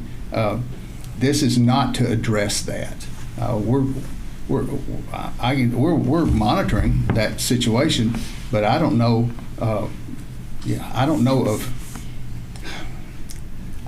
if you're trying to do something new, you may not have validation from other places. And so so this is, I don't know. Like I said, I have been actively trying to get people to tell me their solution to this. I'm not saying this is perfect. I'm not saying it's the whole answer. What I'm saying is we're doing nothing, and we've known about the problem and we've done nothing. This is the same problem you have nationally with Social Security and Medicare and all those other things. We know what's going to happen, but nobody's willing to address the problem. This is trying to address a problem that we've got, and it's the first time anybody's tried to do that since I've been on the commission. Folks that have been on the commission much longer than me said they don't ever remember one either. I don't know. Yeah. You can kick it down the road as long as you want to until somebody really prioritizes getting youth involved, and we make a motion of that. I don't think we're going to get youth involved. So if we got 5% now, maybe 4% next year, how much longer are you going to go? And guess who funds conservation? Hunters and fishermen. That's where your money's come from. So Anyway. With all due respect, I appreciate your energy and advocacy around the issue. Is there an opportunity if the next quarterly meeting, I'm assuming is going to be in September, if we pass it at that time or have an up or down vote on it at that time? Yeah, would that's it give okay. us enough time? That would that'll give me time to get every one of you guys. Yeah. I don't even have all of everybody's email addresses. I've got them written on a piece of paper here, but I don't have it in my computer. Okay. I can get you guys more information. Yeah. You know. And what we would be voting on anyway, gentlemen, would not be a change to the 2024 season regs that are already in place. Right. It wouldn't be in place until 2025. However, we would need to have that done, wrapped up prior to January, because when we start doing the publications, we do have a little bit more leeway now with not doing the paperback publications and everything being electronic now, as far as the timeline to get something like that out there before the season starts. But I just want to make sure you guys understand that it would be for the 2025 season and not this season. I think this is extremely important, but it's not urgent. Okay. Make a motion to table it. I got a motion from Jerry to table this until the September quarterly meeting, and a second from Mr. Robertson. Jerry, will you take a roll call, Sure. please? Commissioner Floyd, Aye. Commissioner Raymer, Aye. Commissioner Rhodes, Aye. Commissioner Cecil, Aye. Commissioner Farrell, aye. Commissioner Meade, Commissioner Floyd, I want to commend you on your passion to extend youth opportunities, and I look forward to working with you on this issue to help get it resolved, and I vote aye. Thank you. Commissioner Robertson. All right, thank you, gentlemen. Again, that was great discussion. We did have a lot of public comments on that, so we'll have another opportunity to talk about that at our next quarterly meeting. And do what's right for the sportsmen and the youth of our Commonwealth here. All right, well, with that being said, we're going to move on to the next item on our agenda, and this is recommendations for the 2025 bear hunting season. We've got Dr. John Hass joining Ben to go over this for us. John, welcome. Thanks. All right, Mr. Chair, thank you.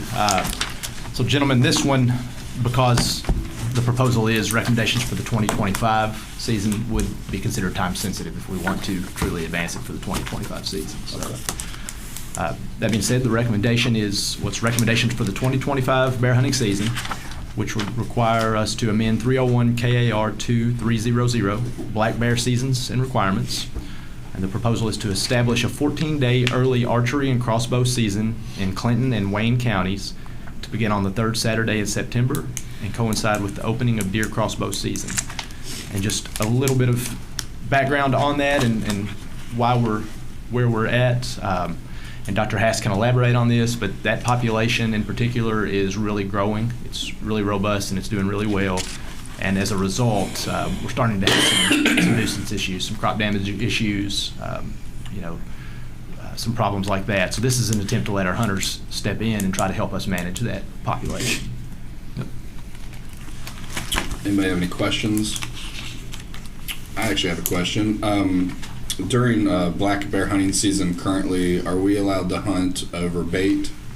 Not over bait. Not over bait? Yep. Okay, so that's what made change with that. Excuse me? It would no changes No, as far no as changes. that's concerned. Yep. All right. I got a question. What kind of numbers of bear are we talking about? Because we've got one that I know of in Butler County now. So. Yeah, Possibly I think coming we from do this right area, now. so. Yeah. Absolutely. I don't think this harvest would be very high. Wayne County in general has not been traditionally a very high harvest, although they've got a lot of bears. So this is kind of an attempt to give them some more time and try to bump that harvest up. More opportunity, always a good thing. Well, if there's I make a motion for the recommendation of the 2025 bear hunting season. We got a Second. motion by Mr. Cecil and a second by Dr. Floyd. Jerry, if you could take a roll call, please. Commissioner Floyd, Aye. Commissioner Raymer, Aye. Commissioner Rhodes, Aye. Commissioner Cecil, Aye. Jerry Farrell, aye. Commissioner Meade, Aye. Commissioner Robertson, Aye. ayes. Have it. All right. Thank you, gentlemen. All right, well, you guys are up next again. Recommendations for the 2025 elk season. Again, on time sensitivity, you see the 2025 in there, so very similar to the issue with bears we just talked about. If we want to stay on that schedule, I would consider this time sensitive. But before we move forward, I do have a couple of requests or recommendations here with a few of these bullet points. The first being the prohibit drone use in take of elk.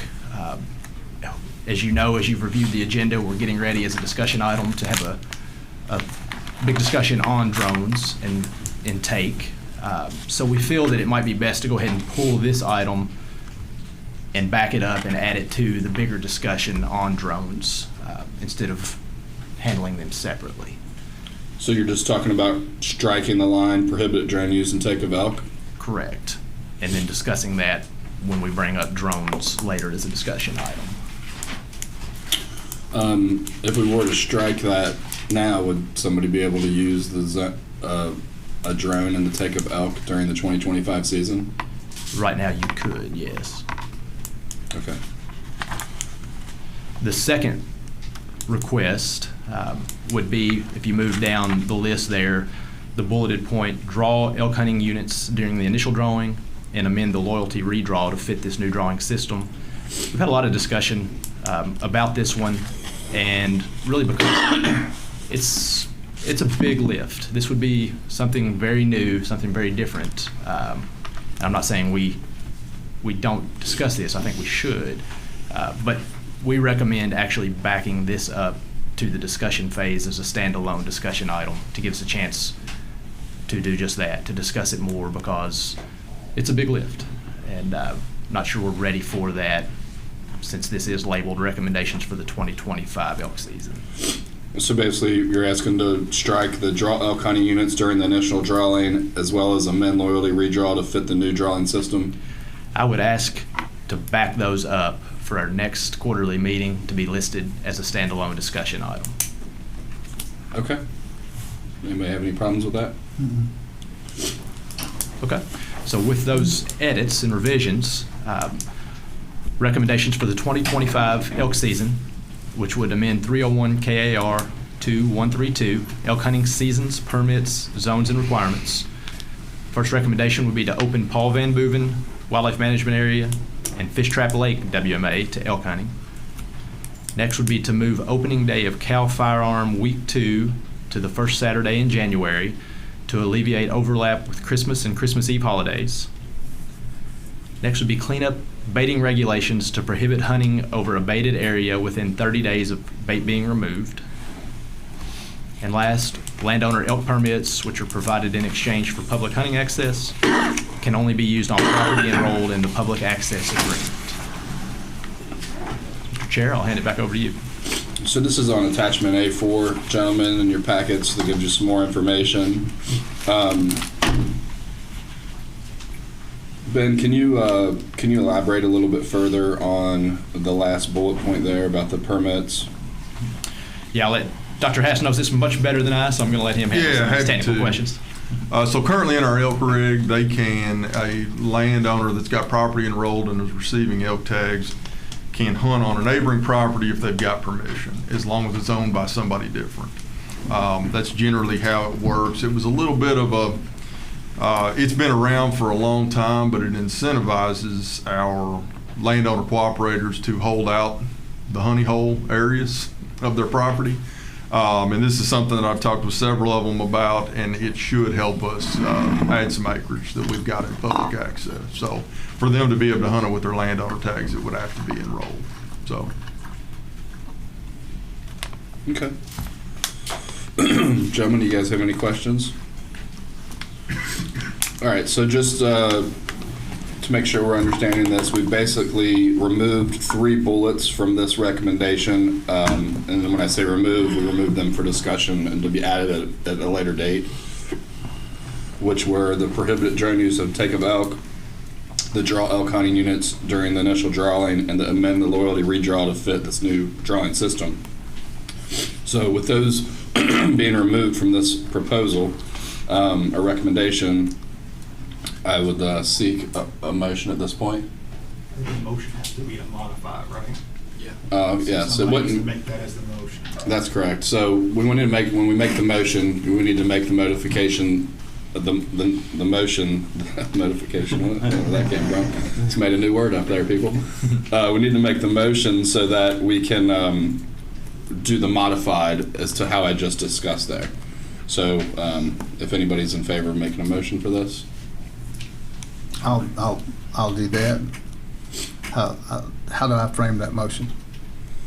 you can just say that you'd like to make a motion that we move forward with the recommendations. With the modifications? With the modifications to remove the 3 bullet points that we discussed during the meeting would be fine. What he said. All right, and then I need a second. Second. Mr. Cecil? Before you move, let's make sure this language is correct. Yeah. It is.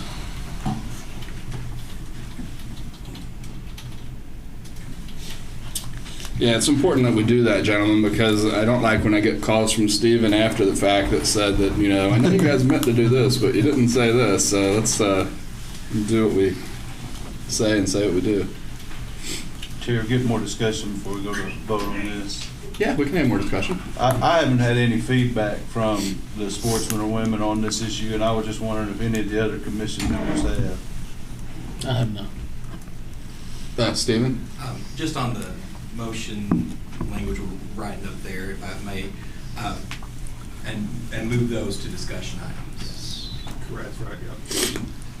And then have somebody actually move that. I've not had any, personally, nobody's reached out to me about these items either, but when I look over them, I mean, we're basically, you know, expanding the areas that we can hunt in. We're changing the firearm week 2 so somebody doesn't get a tag, you know, a tag that you've wanted your whole life, and then you can only go during Christmas and not be with your family. And then cleaning up the baiting regulations, you know, to make sure people understand that they can't hunt over an area that's been baited within 30 days. It seems logical to me. I just was wondering if the elk counties had had any type of input. I'm not in Elk County. Yeah, neither am I. You know, but then also the landowner elk permits. I mean, I think that sounds like a really positive thing because, you know, as he mentioned, in order to be able to use the landowner permits, they have to put their property in the public access agreements, which would allow other people the opportunity to access those areas as well. So just looking over it from my point of view, I feel like it's all positive things that the elk hunting community would probably be in favor of. So you have a motion, you have a second. Right, we have a motion and we have a second. Yeah, Dr. Floyd made the motion and Greg Cecil seconded it, and then Matt just asked for some additional discussion, so I was taking some time while we were getting it typed up. Yeah. And the drone stuff. The first was Dr. Floyd. And the drone stuff's gonna be addressed a little bit later anyway. Yeah. It will be, yeah. Yes, Stephen? Could we just have the movement and the second clarify that that is what they're moving for? Dr. Floyd, Stephen wants to make sure that you redo your motion to say that you want this clarification as written on the screen here.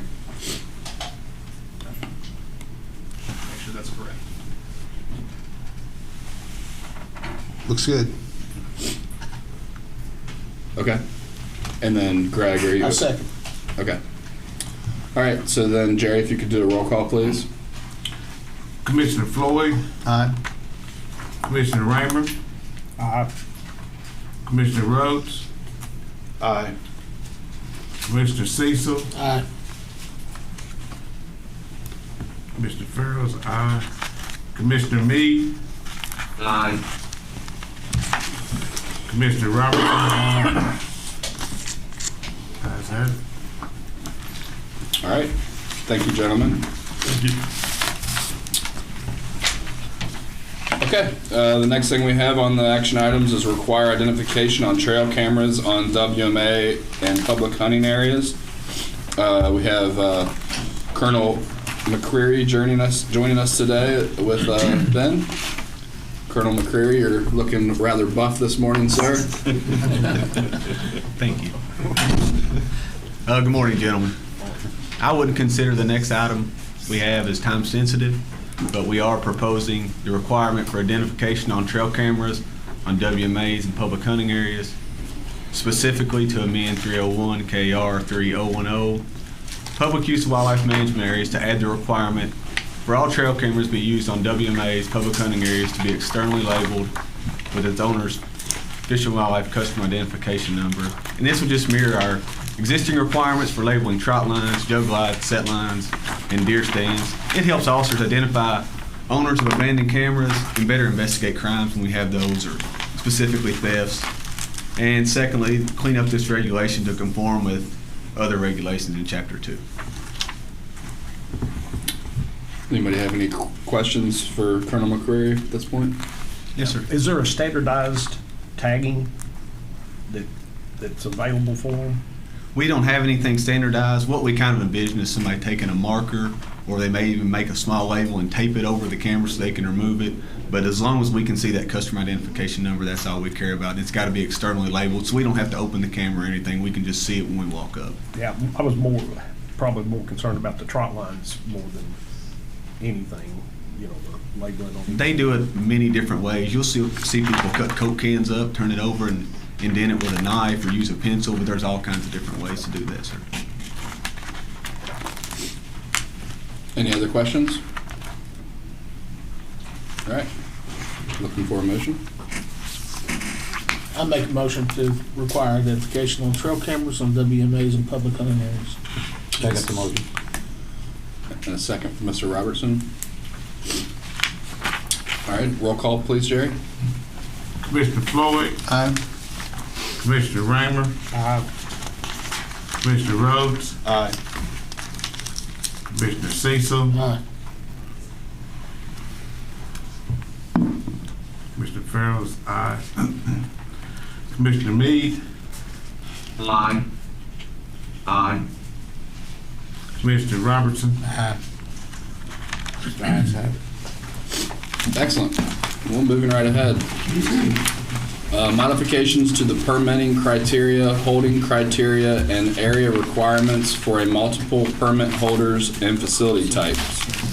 We got Ben, and joining Ben is Laura Palmer. Laura, welcome. Hello. How are you doing today? Good, thank you. Great.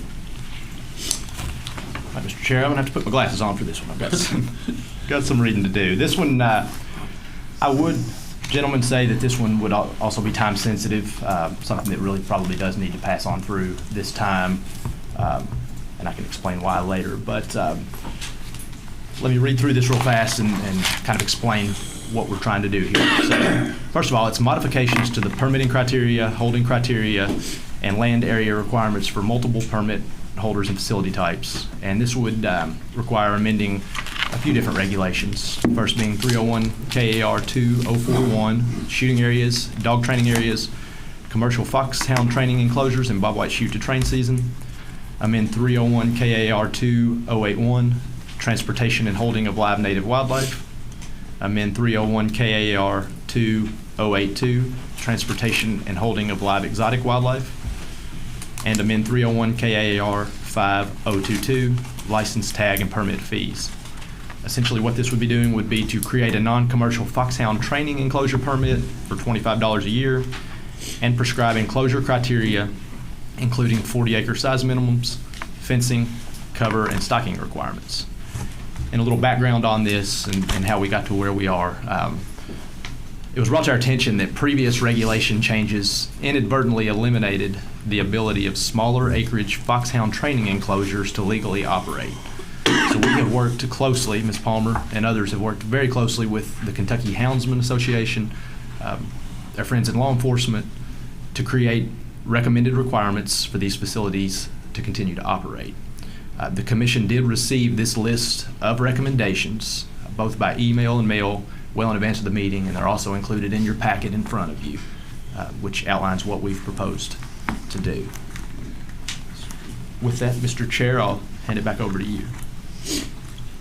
Gentlemen, do we have any questions about this. This is attachment A5 in your packet for further clarification. I have a question. Yes, sir.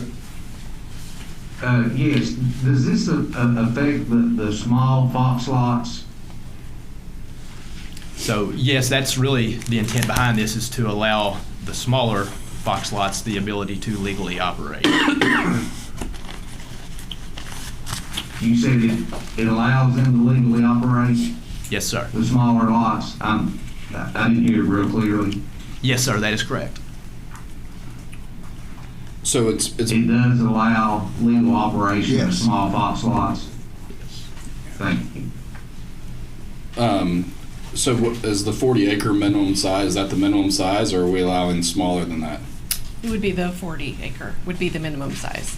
So Chuck, it would be a 40-acre minimum size for the Fox lot. So I'm not for sure what you're referring to when you say smaller lots, but the smallest would be 40 acres.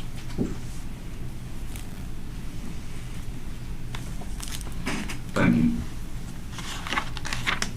All right, gentlemen, if there's no questions, I would entertain a motion. I would like to make a motion to create a non-commercial foxhound training for the Department of Fish and Wildlife, to create a non-commercial foxhound training enclosure permit for $25 a year, and prescribe the enclosure criteria, including 40-acre size minimum fencing, cover, and stocking requirements.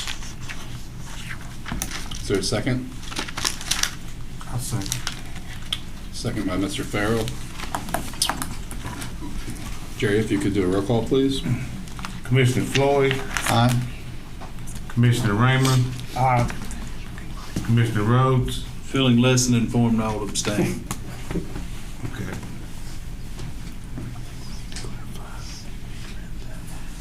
Commissioner Cecil, Aye. Commissioner Lillard, Skip me. I only break ties. Commissioner Meade, Aye. Commissioner Robertson. Aye. And just real quick, gentlemen, the motion that he made is to accept it as written here, all of the bullet points. Dr. Floyd read just one of the bullet points, but we're voting to approve all of the bullet points as written in our documentation here on page 3. So just want to clarify that you guys all voted on that we're changing all of When I it. read through it, I thought that included it all. I got you. Yeah. Just want to make sure. Stephen, are we good with Maybe just make sure nobody wants to change their vote. Okay. So knowing that, is everybody good with the votes that you just made? Yes. Chuck, are you good with that? Okay. Yes. Okay. All right, so moving on, we have our deer dispersal research project within the CWD management zones and counties. We've got Ben still and coming to the table for the first time, although spoke to us earlier. We have our deer program coordinator, Joe McDermott. Joe, welcome. Thanks. Okay, so this one is, it's a little bit different. This is a research project, and as you know, the commission does approve department-related research, so we wanted to bring this before you for approval. And this is a deer dispersal research project within CWD management zone counties. And we will be seeking commission approval to conduct research to determine deer dispersal rates and distances within CWD surveillance counties. A little more background, this would be in partnership with the University of Kentucky. The estimated cost would be between $400,000 and $450,000 a year, but there would be no impact to the Fish and Game Fund. 75% of this would be funded using federal funds through our Pittman-Robertson Wildlife Restoration Program. The 25% non-federal match would be covered by the University of Kentucky. Hate to interrupt you, but you said each year it would cost that much. That's a big discrepancy. Did I say each year? Yes. Total cost, I'm sorry, and thank you, Jeff. Total cost estimated between $400,000 and $450,000. And once again, this would impact only the region that I... Right, just the CWD zone, that's correct. Yeah. I am greatly in favor. Yeah, so I think anytime that we're doing additional studies and also have the opportunity to bring in some college students for a thesis program or for their doctorate's degree, whatever it is a really admirable thing that we're able to do. I guess the one question I had would be, you know, we got 80 deer now that are going to have collars on them. Will there be any, I mean, you know, somebody might shoot one of those. Is that a problem? I guess, you know, you would record that as got killed by hunter harvest or? Yeah, so it's not really a problem per se. You know, we're studying these juvenile animals because they are the ones that do the dispersing. So they're going to disperse in the spring and the fall. But some of them will still maintain those collars, you know, obviously through that fall, that next year period. If they're harvested, it's completely fine. We're actually going to get auxiliary data.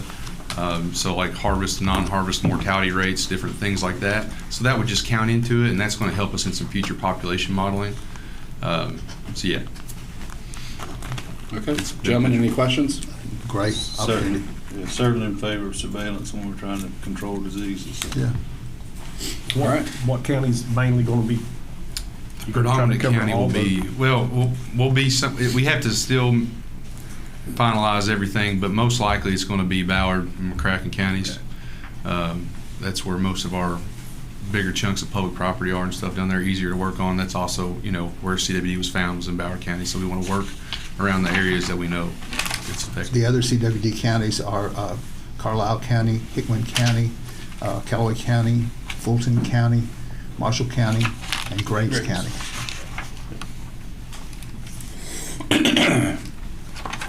I'm just curious too, like, do the collars, they fall off after a period of time, or do we have to remove them? How? So like it depends. The female collars, they don't, because they don't typically grow so much, but a 6-month-old fawn, there's a big difference in him and a 1.5-year-old buck or a 2-year-old buck. So most of these ones that are going to be on the males are going to have a programmed break off, so at a predetermined date, it'll just pop off, and then we'll go and collect it and get the data from it.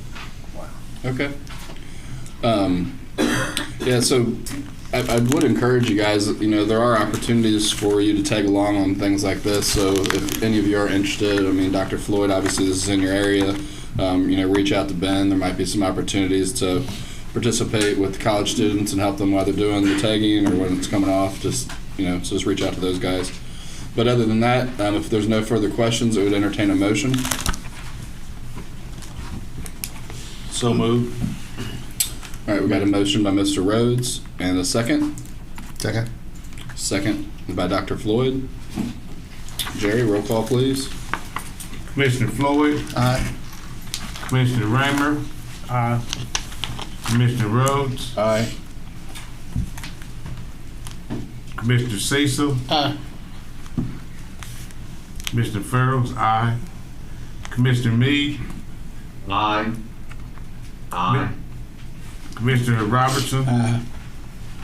Good, ayes have it. All right, unanimous. All right, so before we move into the discussion items, we're going to go ahead and take a break. If everybody could reconvene in about 10 minutes. So it's 10:38 now. If you could be back here by 10:48, we'll go over discussion items. Thank you, everyone.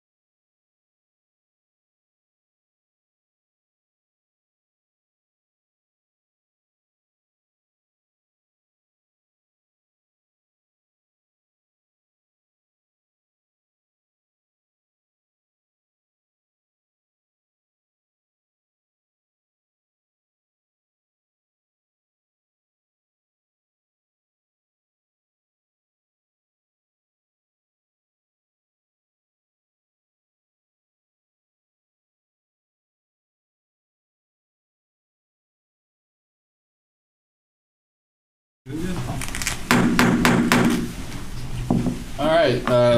Thanks everybody for allowing us to take a break there in between action and discussion items. So at this point in the meeting, we're going to move forward with our discussion items. And back at the table, we got Colonel McCreary and Ben Robertson to talk about prohibiting use of aircraft, drones, helicopters, airplanes, etc. for taking fish or wildlife. Gentlemen? Yes, sir. So this is an initiative that's been in the works for 2 to 3 years now. So we're proposing to prohibit use of aircraft, so drones, helicopters, airplanes, etc., for taking fish or wildlife. Specifically, we're requesting to promulgate a new regulation to prohibit taking fish and wildlife with aircraft. So this was a discussion item in March, but because we have new members, as a team, we elected to bring it back as a discussion item. So if you all have questions, then we can give you all information in some more details about why we're pursuing this. Again, it will be a new regulation, not modification to an existing. So our goal will be to comport with federal law prohibiting take with aircraft. So we just want to agree with federal law, basically saying we're going to address the shoot or attempt to shoot, kill, harass using aircraft. We want to prohibit that. We want to prohibit use in any aspect of take per wildlife definition KRS 150.010. And take for us includes pursue, shoot, hunt, wound, catch, kill, trap, snare, or capture wildlife in any way. Just want to give a quick example of kind of what we're looking to do. So if Ben and I were elk hunting together, and he had an elk tag, and we found a herd of elk, and I had a drone, and I said, hey, Ben, I want to take this drone and push this herd of elk to you so you can kill a bull. That would be an example of what we're looking to prohibit. We would also ask to exempt the department and its agents conducting research, communications, enforcement, and other authorized management activities, and allow for authorized landowners, their agents, engaged in lawful wildlife damage control activities and commercial fishers for use in locating or removing invasive carp. So gentlemen, as we move to discussion item, we won't be voting, but obviously these items were typically a new business item, the quarterly commission or meeting prior to, and under new business, minimal discussion. Sometimes, actually last meeting, I asked for a motion to move all new business items forward, so we didn't discuss them at all.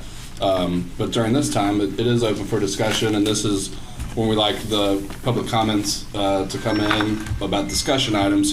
Sometimes we get a lot of public comments on action items, which the public comment section happens after the action item section, so it doesn't make much sense. So the discussion items are really for what we want everybody to comment on. So, ask all the questions that you have at this point, and we'll have as much discussion as we need to about it, and then we'll move on. And then basically, we don't even need to vote to move it to an action item. We'll automatically move to an action item at the next meeting. So I do have a question, Ben. You were, of course, we tabled, I assume, to lump what we did with elk in here. Elk had scout in it. This does not. So do we want to include scout?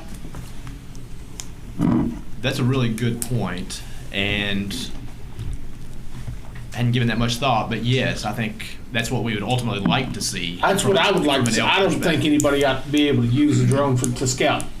I think it puts undue pressure on our herds. Yeah, that was our intent with our elk changes. Again, the intent here was purely just take, but yes, I think that is a good recommendation. I have a question. A question's been asked to me. So a person says, I shoot a deer and I wound it. I get a hold of a thermal drone to come in and help me find that deer. Find it still alive. Would that be using a drone and take a deer? So it would be opinion of law enforcement that once you find the animal and it's still alive, then you would have to remove the drone from part of your recovery because you would be pursuing them. Right. That makes sense to me. Good point. Thank you for clarifying that. Make sure when we have it in the hunting guide, it's clarified like that.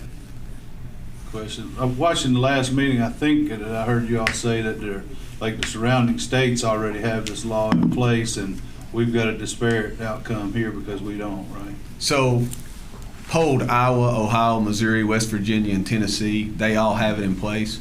I don't want to don't hold me to the exact number, but we're one of only a few states in the country that don't have a law that prohibits taking the drone. But it's federal, right? It is federal, but it's specific to federal lands and federally protected birds, etc. But everybody's mirroring what the feds are doing. And we're going to comport with that and agree in most ways.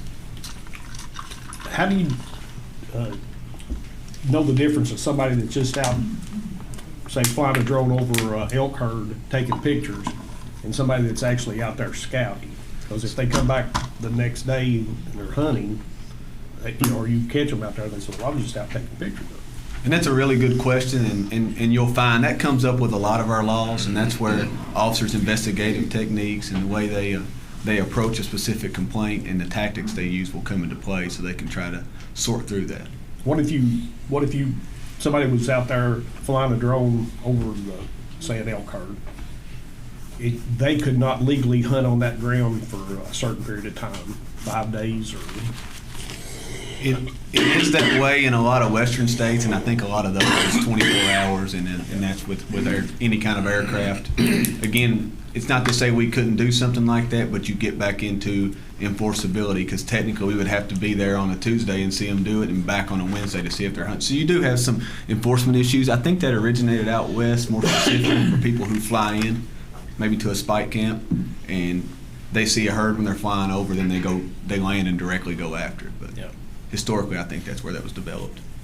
I feel like if we don't address this now with the advancement of technology, it's going to get out of control very soon. Well, there's always going to be investigation that has to occur if you're all trying to ticket somebody. So yes, sir. Yeah, I like the way that it's written here specifically because, our WMAs are utilized by other people that aren't necessarily hunting or fishing, and photography and videography is one of those things. I know in a lot of the Kentucky Afield episodes, they've really enhanced their ability for the show based on the drone footage and the things that they're doing. And so this really would still allow somebody that's able to access the property to utilize a drone as far as videography or just pictures or certain sunset, etc., or sunrise, but then just obviously not allow somebody to use that for the take or the disruption of a hunt, which I think would be horrible. Somebody flies a drone just trying to scare deer away or elk away from somebody that would really stink. So I like the way that everything's written. I suggest we move it forward with the addition of Scout. If everybody's in agreement with that. I am. Yeah, so Ben, you can make that change and we can move it to an action item. Sure. Can I add one thing, and it may help them, this may resolve that. If we looked at using the word harass, which would mean in any action that creates the likelihood of injury to wildlife by annoying it to such an extent as to significantly disrupt normal behavior patterns, which include breeding, feeding, or sheltering, would that... And Scout is fine too. We were just going to include harassment. Well, I was using Scout because that was what was in the Yes, language. But if that is a better term for law enforcement, I have no problem with it. I mean, I don't like the use of aircraft to do anything with our herds, honestly. Yeah, fair chase is fair chase. I would add both of them, harass or Scout. We got the word harass through the U.S. Fish and Wildlife law. With respect to unmanned I'm aircraft. not sure that the general public would see harass as Scout. Yes, sir. As a hunter, you know what scouting is. Sure. All right, any other discussion on this item? Okay. All right, so the next one. Thank you. Yep, thank you. We've got streamline, clarify, and update public lands waterfowl hunting requirements. No, we got. Yep, I'm gonna skip one. Yep, I apologize. Prohibit the use of decoys on public dove fields before October 1st.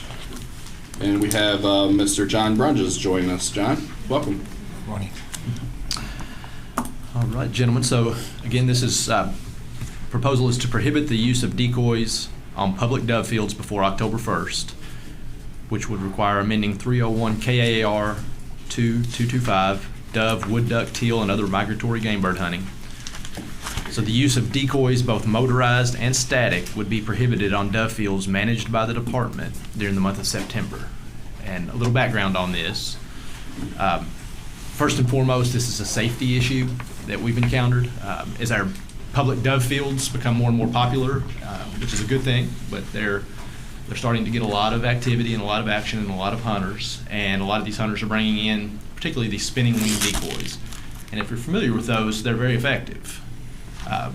Too effective, we feel, for these densely hunted areas. And they bring in a lot of low-flying birds, which create a lot of safety concerns for us. So that's number one. But number two, with more so with the static decoys, we're seeing folks coming in early in the morning and putting out these big spreads of decoys to basically block off parts of the field and claim that part of the field so that nobody else can get in there and hunt it. So it's kind of trying to fix two problems, with safety being the number one concern. Again, just during the month of September, because that's the most popular month for these fields. Once September passes by, we don't have a whole lot of activity on public fields, and these spinning wing decoys are probably more effective at that point anyway. When doves have already been shot at, you need those, so we would allow you to bring them back in after that September window. Again, this is just for public WMAs, correct? It's not for That's so the correct. public dove fields that we plant and those things. Fields that were managed by us, so that would be WMA fields, lease agreement fields, when we lease out with cooperators and things like that. So anything that we have a share in or control over, management over, but not a private field. Mr. Cecil wants to plant his own field. He can certainly use his continue to use. We don't try to get into that area. Static decoys. I do the same thing. Because I use them regularly, dove hunt. They work well, right? Yeah, they do. Your shooting percentage goes way up with use one of them. Have we actually had accidents happen on the field, these fields?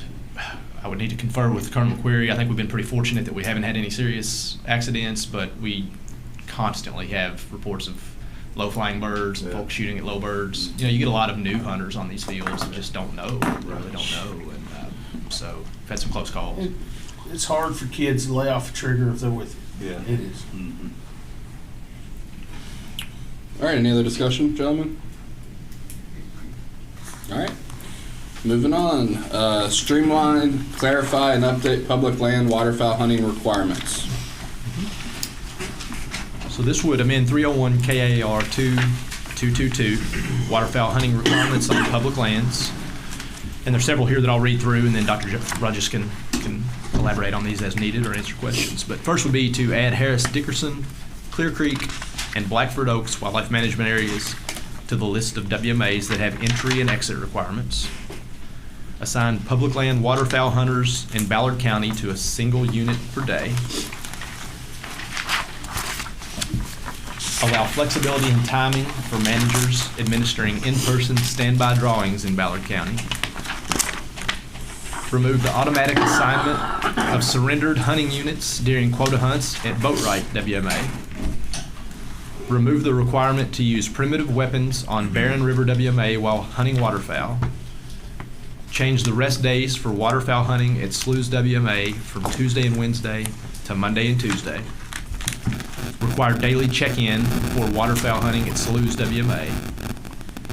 And last, remove the penalty for violating state or federal law during waterfowl quota hunts that excludes hunters from applying for or participating in department quota hunts in the subsequent year. Mr. Chair, I will hand it back over to you for further discussion. When I first came on the commission, was during COVID, and during that time, everything was done the way that Chuck is doing it today, remotely.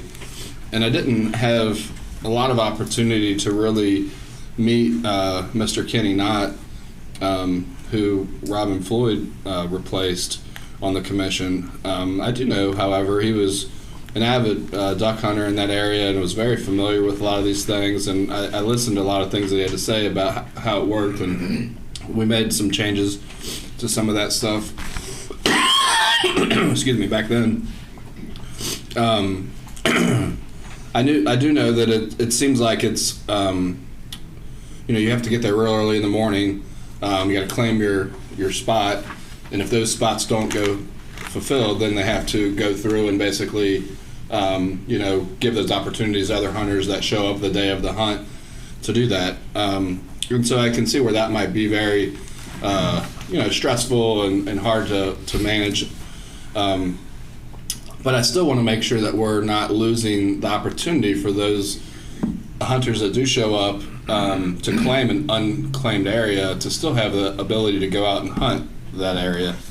So I just want to make sure that when we're making these changes, it says in here, where was it? We're just changing like the language. I want to make sure that we're very specific in what we're doing. So the flexibility and timing for managers administrating in-person standby drawings in Ballard County. So like, I do want to give them some flexibility there.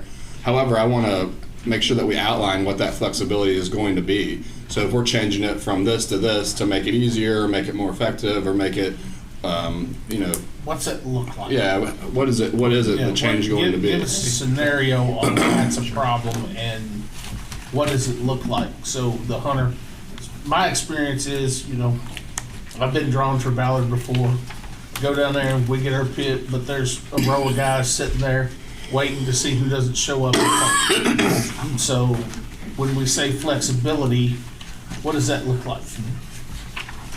Go right ahead. Most of the time it's going to look like just what you described. But we've added a bunch of opportunities. We've added a youth and a veteran season. We've added now basically at Boatwright there's a Thanksgiving season, and there's some times where it's just hard on staff to be there every single morning. And so what this would do is still have that opportunity, but maybe instead of every single morning that we hunt, that we have Wednesday and Thursday together. Come in, you get drawn for the 2 days. Or we have, hey, come Wednesday evening before the hunt and get those standby spots. And so it allows, at this point, I can't spell out exactly how, but it came up last year where we really were struggling getting staff in place to do the Thanksgiving hunt at Boatwright. And so that was basically, because we draw, like Boatwright, we draw online, and people have the spots drawn online. But then there's still the spots the morning of. And so the opportunity to say, hey, let's come Wednesday night and Friday night and get those spots would be just, there's still opportunity for local folks to grab those unused spots, but we now have a little bit more. We don't have to, right now the rates are very specific. Be there at this exact time and this exact place, and that this allows them in certain situations. The vast majority, the regular season, those days are set. We're going to do it the same way. But it's just some of these special days as you add opportunities, as things change, that they can adapt on the fly and make something that works for everybody. It's always been, I'm a huge proponent of public land hunters and of that opportunity, and I've always fought to maintain every opportunity for folks to, and part of one of these things you see is that we have folks kind of gaming the system. They send half their people to one spot and half their people to the other, and that means one spot's going unused, and that I hate that. So all this is what's making, and we have the public often asking, hey, could we come in the evening before or something for some of these special hunts? And so it would be a minor change here and there, but it would be, would gives our staff some flexibility in how they do it. I mean, we run into times where with turnover and stuff, we just don't have that many folks in the region or able to run, and so we may just run in a place where we just can't do it the way the thing specifies. And so this gives us that flexibility to kind of, hey, under that emergency situation, we're doing this. I agree with what you're saying. I just don't want it to morph into something that we did not intend. Okay, when we just say flexibility and timing, that's not a good definition for everybody out there to know. Yeah, what's actually being proposed. I do get that. The difficulty is imagining every scenario that comes. I mean, again, we did it originally because we had this very narrow. We hunt Thanksgiving. I mean, we hunt December 7th through January 31st, and we show up on those days and we hunt. And it was like, okay, this is the way you do it. But then we start adding these opportunities, adding these things. And now how do we deal with the September youth and the veterans hunts? And how do we, the number of days that staff is there at, 3 in the morning is kind of exponentially increased. And our overall ability, our staff numbers are going down. So how do we keep those two things working? Just to give them, vast majority of the time we would do it the way we always do it. But again, there have been a few cases where, man, it would sure be nice if we could just assign them for Thanksgiving, the Thanksgiving week. Go Wednesday afternoon before Thanksgiving, any unused spots are assigned then, and then staff doesn't have to be there all Thanksgiving week, and the folks could go hunt and have that opportunity. I was going to say, one of the things John's done, and it's worked really well in my mind, is so a lot of these pits are drawn by computer drawing now, and before you go there if you've been drawn or not. That wasn't always the case. So I think that's really important. Unmet expectations are what's going to kill you with waterfowl hunting. And if somebody drives 3 hours and they get down there and there's no place for them to hunt, they're not going to be very happy, and they're not going to come back. And so I really commend him, because I think he's done this really in a thoughtful manner. With Boat Right, the vast majority of the time, people that show up get to hunt. Yeah. I mean, Ballard, we can't say the same. Ballard's a special, but the vast one, it's very rare that people are turned away at Boat Right, and that's one of these requirements to keep people from kind of double staking. If you got rid of that, then you would probably never turn people, or it'd be just a much rarer occurrence. So, it's very important for us to provide this opportunity.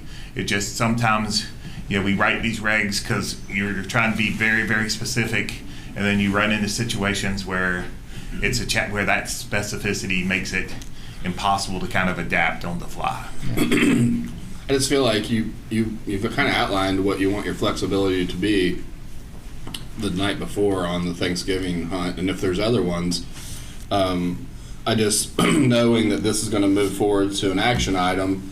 If this was the verbiage, I just feel like we're going to get a lot of people that are going to ask questions. What's the specificities? So I feel like when we move it to an action item, it needs to really kind of outline that. And I understand you're asking for flexibility, and I want to provide that flexibility, but I want to provide that flexibility in a thought-out manner that we identify the areas that we need flexibility, and then what that time frame should look like for that, so that way we can make sure that everybody's aware. The last thing that I would want to have happen is that somebody shows up and then they missed the opportunity because of the flexibility was so vague that they didn't know what they were supposed to do. And I don't know if that's, we put something in there where they call a number and there's a recording and it tells them a certain days in advance that this is what it's going to be or outline, and that still allows you more flexibility, or if we specifically outline what that's going to be. I mean, in my mind, the flexibility occurs before the season starts. Is that, hey, we're coming up on this. This will be in the guide. This is how you do it. So I wouldn't imagine the day before somebody was going to. I mean, okay. Yeah, it would. I can't ever imagine a scenario where the day before I wanted to change. The only reason we change the rules the day before is because we're flooded or we're too dry. Yeah. We can't provide opportunity. We call you and say, hey, there's no reason to come because we can't. It's either flooded and unsafe, or it's too dry and you can't get in there. But as far as if you just state, what you're wanting to do there, I think it'll be okay. We can clean that up for sure.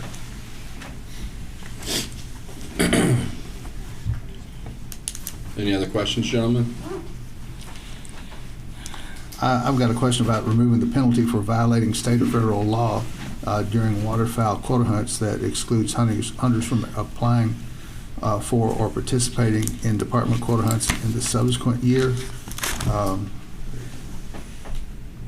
don't really understand what that means. If they violate a state or federal law, so if you are hunting there's no penalty? If you're hunting at Ballard and you get a ticket, you didn't sign your duck stand. Right now, you will receive the penalty for that. You will receive a citation for that. You will pay, $50, $250, whatever the fine prescribed in statute is for that violation. And then on top of that, we assess a penalty that you next year cannot apply for any quota hunts. Yeah. You can't apply for elk hunts, you can't apply for deer quota hunts, you can't apply for waterfowl quota hunts. And that means, say you're a deer hunter, you've got 5 preference points for deer, and you were thinking next year I'm going to go. Well, you can't apply, which means you lose all 5 of your preference points. And it's a major, in some cases, it's a major penalty for something that, I from the officers send me the list of people who have received citations. It's frequently people that aren't bad people. They Right. make Just an mistakes. oversight. If you duck hunt long enough, you're going to make a mistake duck hunting. I mean, there's just, and so, and this came from the officers asking me, could we change this, because this is such a heavy-handed penalty for a lot of times that these folks are, these aren't people going baiting for months in advance, and this again is small. They had one too many shells in their pocket, or they had it's mostly type mistakes. And so I think for me, it's waterfowl hunting is hard, and there's a lot of rules, and there's a lot of ways that you can make mistakes. And some of you may have known Bob Snow is our federal officer here in the state. Bob and I spent a lot of time working together, and I talked to Bob one day, and we were like, you duck hunt long enough, you're going to break the law. Yeah. There's just, and it's not that you intend to, but I'm good with things, this. so. I just wanted an explanation. I'm good with it. I agree that would almost be double jeopardy. Yeah, the identification piece I really struggle with. Every time I've been, I haven't had the opportunity to shoot too many ducks, but and right now we're still in very liberal seasons. That'll there's very few ducks that are prohibited, but as populations decline, we could be in the next few years looking at more restrictive seasons where 3 bird bags with very narrow limits, and those where it is easy to mistake a bird and be outside of what's legal. So that it is a challenge. I'm assuming that the officers don't have discretion if there's a violation there already. I mean, if it's a violation, they have to mark it as a violation, because if you let one person go, then you... I would let Colonel speak to that, but I would say the officers always have discretion in what they do. Okay. But there is no discretion on if they get a citation, then they're automatically this penalized. must be understood. They can impose, if they feel like a person's being a bad actor, they can impose this penalty. Mm-hmm. But this removes the mandate for them to impose this penalty. So For it an can honest still be mistake. imposed if somebody is blatantly breaking the law. Yes. Okay. If you're 10 ducks over the limit, Yes. that's, Yes. I don't know that you deserve to be able to be in the drive. I agree with you. The vast majority of folks that they receive this penalty are not that person. Okay. I mean, there are a few, but if we have 40 people who are on the blacklist this year, 2 or 3 of them are those people that really intended to do. I mean, I feel like. Can we add in there that the officer has the discretion to impose that penalty? So what would typically happen if we remove this and we charge somebody, once we went to court with that person, we would make a recommendation, hey, can you make a So it doesn't necessarily need to be in the reg, that can be done on the legal end. Okay. any other discussion? All right. So moving on, we're going to have Rich come up and we're going to talk about a commission bylaws. And just more specifically, I've had some feedback on this, and I just want to make sure that everybody's aware. When we go through the process of new business to discussion items to action items, we go through the 3 quarterly meeting cycle. So there's essentially 9 months before an action's taken on an item, which gives the public 6 months to understand what's out there and what's going to be talked about. So like anybody can look at the new business items from this quarterly meeting and know that they're going to be moved to, unless we don't move one, to a discussion item at next meeting, and the discussion items for them to talk about. But when it comes to any bylaws of the commission has the ability to make a bylaw change at any time it's our right as a commission to do that. And so that doesn't have to go through that process, as I explained. So I'll just go ahead and turn this over to Rich now to talk about the commission bylaws. All right, so this is something that I got asked by commission members to bring forward before. So first, I want to be clear, I would like to ask you all to not move this forward. So I'd like to remove this, but what I'd like you to consider, we got 4 new members here. And so we used to have a historian on the commission named Dr. Rich, and he was here for years and years. And legally, he should have been appointed by the commission, but he was appointed by the governor for a position that didn't exist. So I'd just say to you all, if you would ever like to bring this forward, then bring it forward in the future, and you can ask a former commission member to sit here as a historian to give you a perspective of things that they learned or unique situations. But the way we wrote this was just a hypothetical, but again, for the sake of time today, I'm asking you to not move it forward, but as a group, if you'd like to talk about this in the future, let us know, and we can modify your bylaws at that point in time. So if you have any questions about this, I'll be glad to add to it, but that's where I'd be today. Yeah, and I kind of understand exactly what he's saying. You know, you guys are just now sitting in the seat for the first time, and there's a lot that you're learning, things that you can't do, talk about.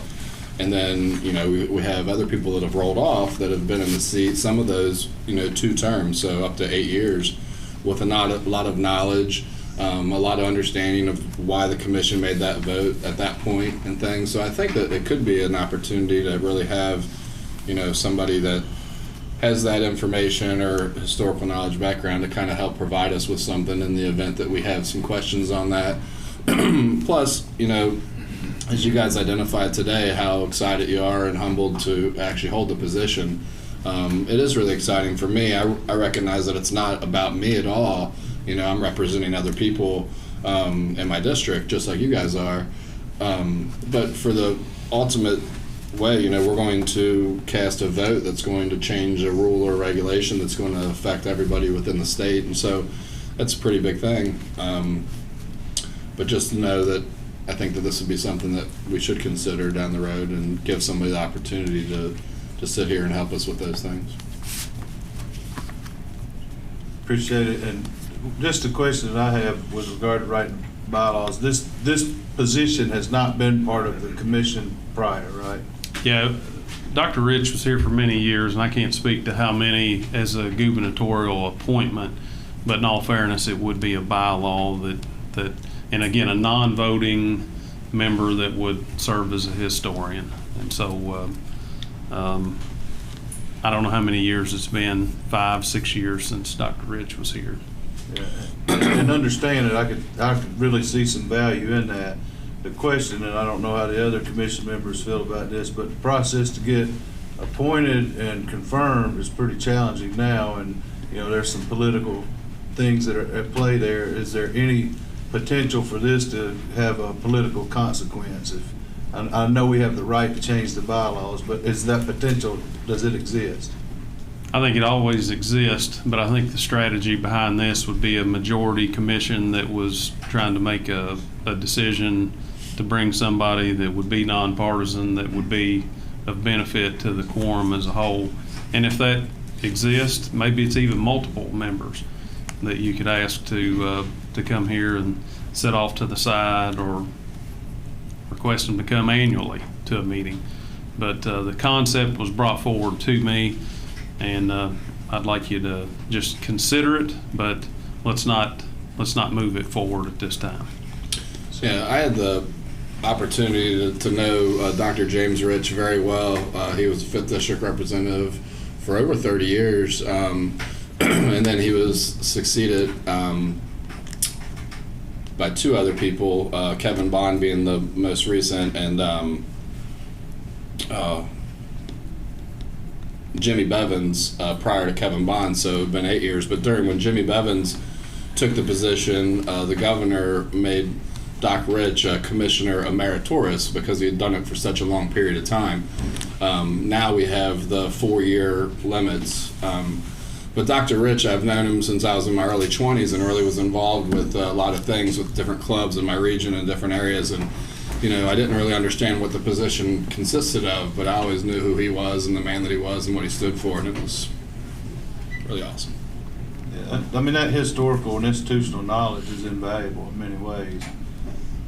So I can see where there could be some value. I just, you know, the only feedback that I've gotten from individuals that have seen the agenda is that they weren't necessarily in favor of it, because they said that the commission had operated for this many years without this particular position. So I just wanted to put that out there for, you know, public consumption. So.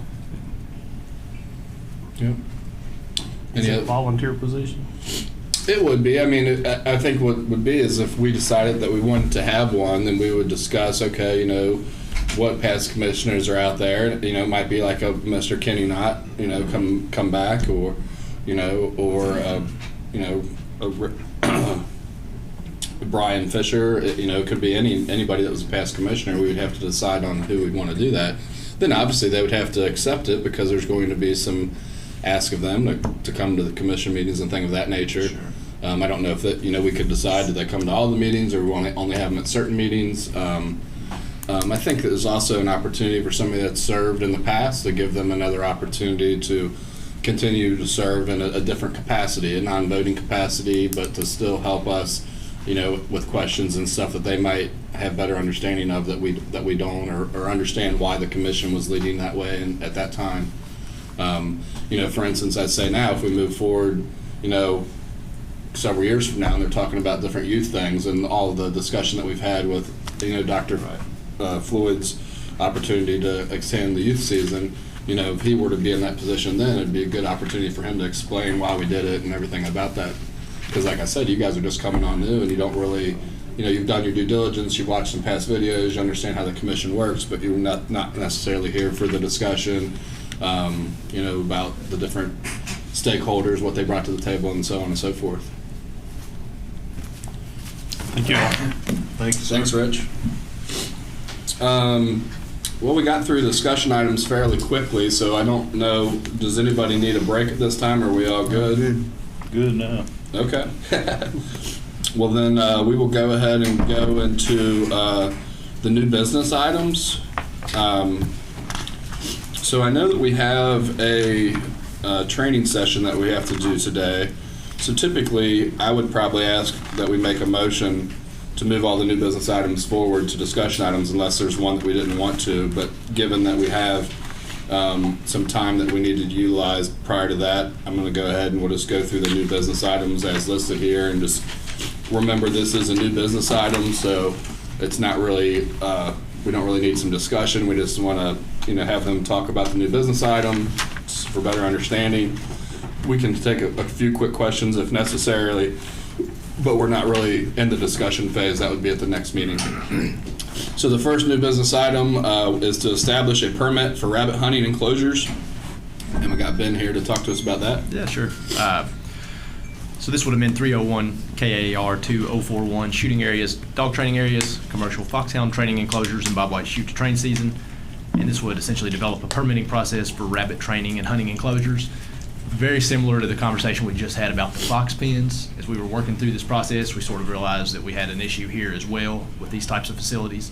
So we really want to mimic what we just did there. We want to, this time instead of Ms. Palmer leading it, it would be Mr. Cody Roden, our small game program coordinator, but he would be working hand in hand with the houndsman groups, the enclosure operators, to develop these criteria just to make sure that they are operating legally and properly, and give them a mechanism to continue doing that. All right. The next one that we have here is to add the federal duck stamp, E-stamp, to the license permits offered for the sale online by the department. Yep, and this one would amend 301 KAR 5022, license, tag, and permit fees. This would allow the department to enter into an MOA, Memorandum of Agreement, with the U.S. Fish and Wildlife Service Duck Stamp Office to allow the electronic sale of the federal stamp and E-stamp on the department website. I think this one here for me, is a no-brainer. This just really simplifies things for our sportsmen and women and our duck hunters. We don't currently offer this, but several other states do. But we would need a commission, approval to move forward with generating this agreement. What's it do to, you're required to sign across your stamp on the back of your license? What's it do to that? Because I assume it's just going to be a line item on your license now. Is that correct? Or yeah, so it would actually come to you, I guess, electronically, and then the way it works, they're still going to end up mailing you the paper copy so that you'll have it for your files, for your collection, whatever you want to do. But all that's spelled out within the U.S. Fish and Wildlife Services regulations, so we would obviously work hand in hand with law enforcement to make sure that everybody's legal. And Dr. Bruns, do you know any of the specifics on? Just like the other, it's a line item on your thing. There's no longer the requirement for the signature. The signature was to keep, if I bought a stamp, from passing it off to a friend and letting them use it. By signing it, it's now mine. So this new, and one of the reason we didn't offer this in the past is because those electronic ones expired in 45 days. So the period, as soon as you bought it, they mailed you the stamp, and when it arrived, then you signed the physical stamp and put it on your license. What this new basically changed, the feds changed the rule to basically now it's valid for the whole season. Because we always worried, we have a very popular September wood duck season.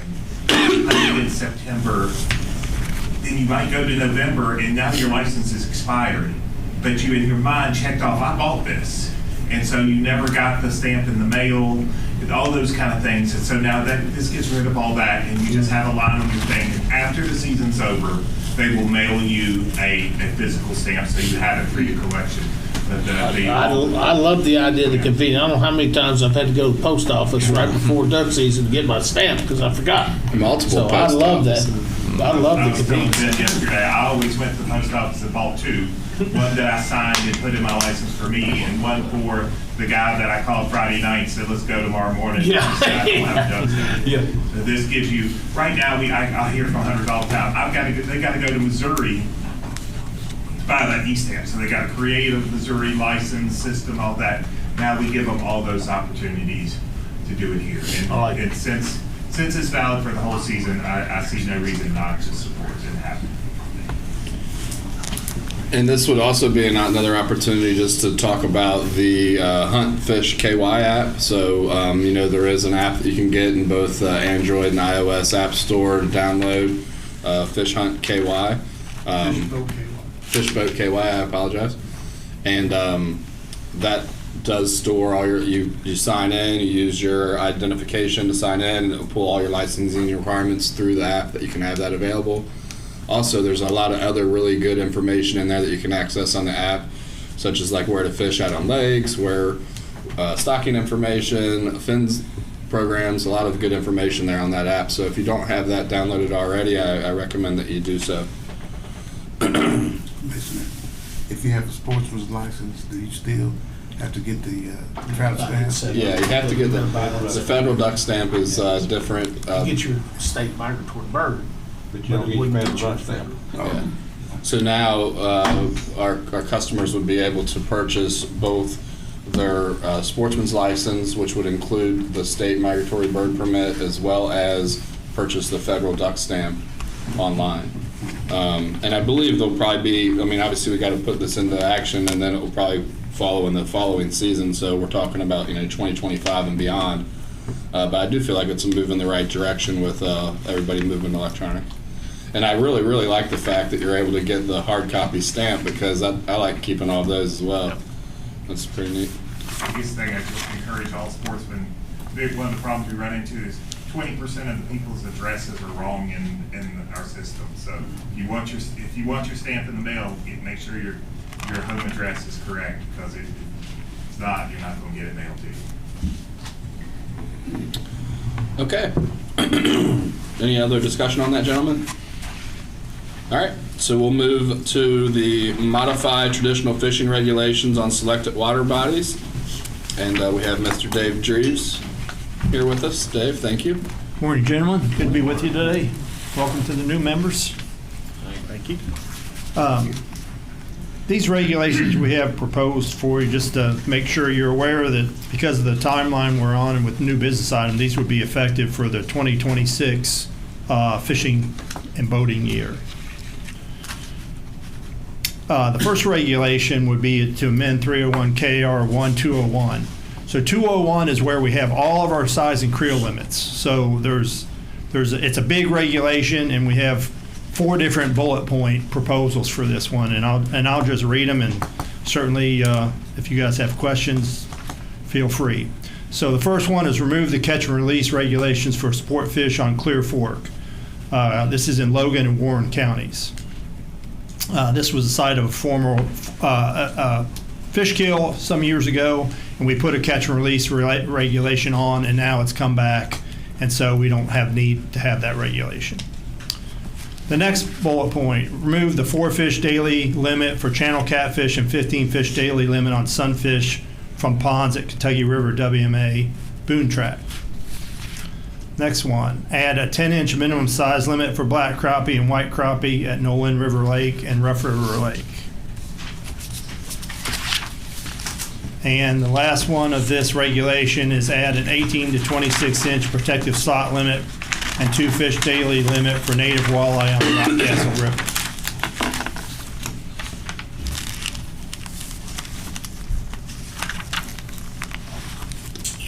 Gentlemen, any discussion?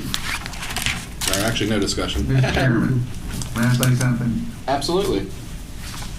Director Greaves, I just wanted you to know what great feedback I had back from my district on your black bass seminar. They said you did an outstanding job, and it was a really good, informative meeting, and I just want to say that to you personally. Appreciate that. Kudos to my staff. They did all the main work on that, so the credit to them. I was done, man. It was really good. Thank you. Great job. Appreciate it. Yeah, so for those of you that aren't aware, we did just hold a Black Bass Summit here at the Salado Wildlife Center on Tuesday of this week, I believe. Sir. We were able to get 3 members of the commission to attend the summit, and then there was also other parties represented from both Fish and Wildlife, different agencies, and then some sport fishermen and things of that nature. So really good things happening in the fisheries division, and that summit was one of those things. So I'm glad to hear that feedback, Chuck. Thank you. Thank you. Thank you. All right. So, I mean, obviously, it's a new business item to be moved forward. So, like I said, we won't have a lot of discussion about it, but this is an option for people to talk about for our next meeting. But with that being said, we'll move to the next one, which is modify the language regarding the usage of electric motors on selected water bodies. Yes, sir. So this is 301 KR 1015 boat and motor restrictions. And this is just an attempt to get out in front of the technology that's developing. There are now electric outboard motors. I saw there's electric outboard motor that's 300 horsepower equivalent now. So we have a number of lakes that say electric motor only. So, obviously when we say that, we meant it for trolling motors. So this is just trying to clarify in regulation what we mean by an electric motor and try to come to some equivalency. So we're going to make it equivalent to a 3 horsepower or 150 pounds of thrust, and we're going to also come up with the language with the wattage, the maximum wattage. So try to cover all the bases. We're going to try to hold it around that 3 horsepower equivalent. Okay. That makes a lot of sense to me. Yeah, too. Yeah. All right. Thank you, gentlemen. So one thing that we want to do, we are going to have a closed executive session to talk about some land acquisitions today. And then public comments is the last thing listed on the agenda, but to make sure we don't have to have people stick around for a due period of time while we're in executive session, I would like to go ahead and move the public comment section up to this point in time.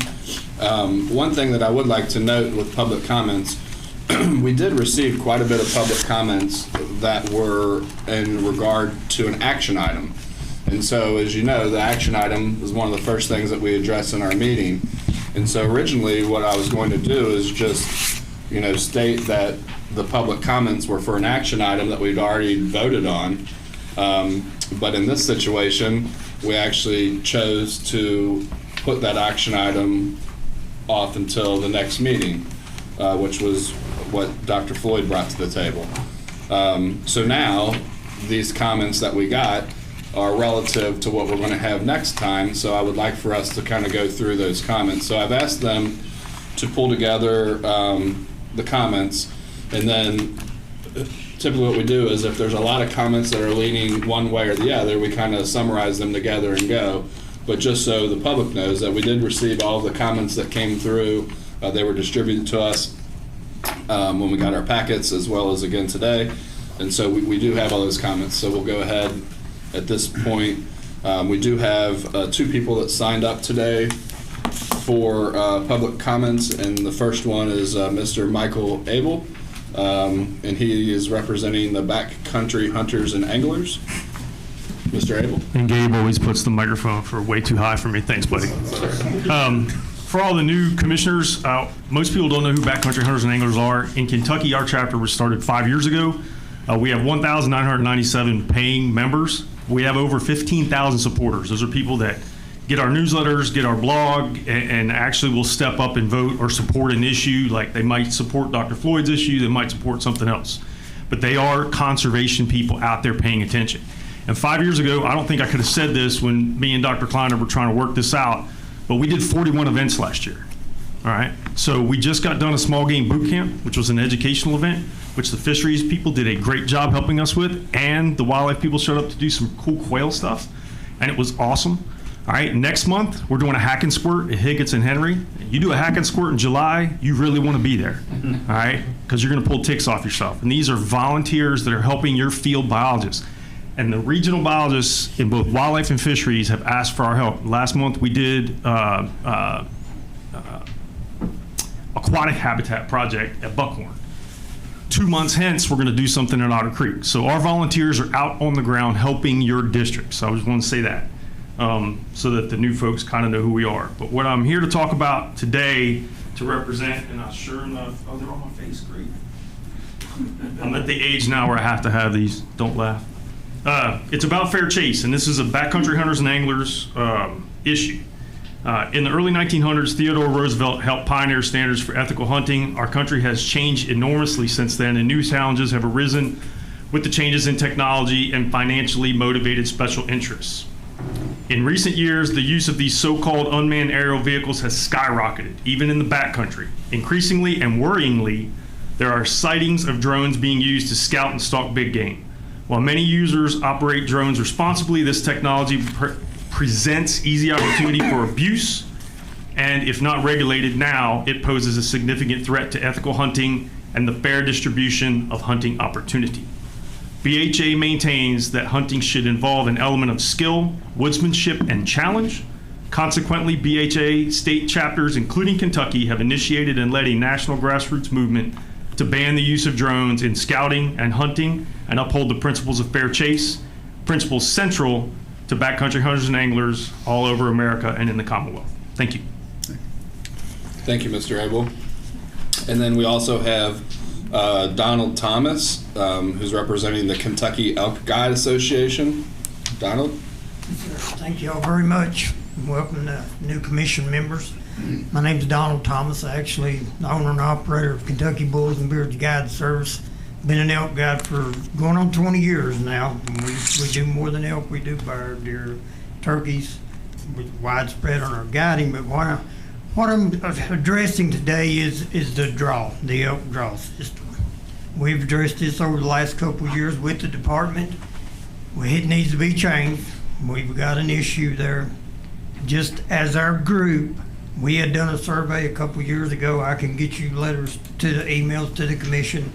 That was like our number 2 complaint was this draw system and the complication of this draw system on acquiring your units and so forth on just the whole process. We had suggested ourselves, just like it was on the agenda, is that when you initially apply, pick 3 units. just 3 units, just 3 numbers. You don't have to go through and pick the RAs. Then you would have a secondary one that you could just say, put me in a random one if you prefer. Then just continue with how it's going now with the regulated areas. And one of the prime examples we could use for that, just looking at some numbers there. Right now, we've got the regulated areas. I don't know if you all are all familiar with what they are, but they're limited hunting areas, elk hunting areas. Let's say Unit 2, for instance. That seems to be the hot spot, the Middlesboro one. So we'll take Unit 2 for example.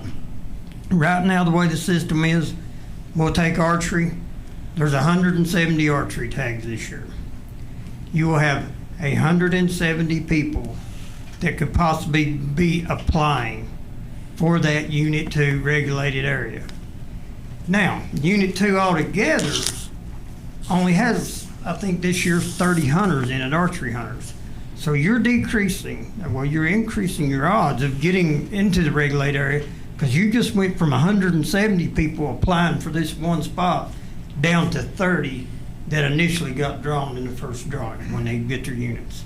And what it would really help as far as the guides, when they call the guides, we've got the process now. We start in May, we're not done until mid-July with this, and the entire time it's just kind of a limbo.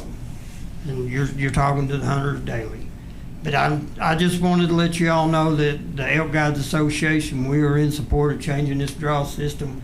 I can send you some emails and bring you all up to date on what we had addressed the commission before regarding these issues and the survey results. If you want to go quick question, we've got 18 seconds. Throw it out there. I didn't do that. Thank you. I'll take your 32.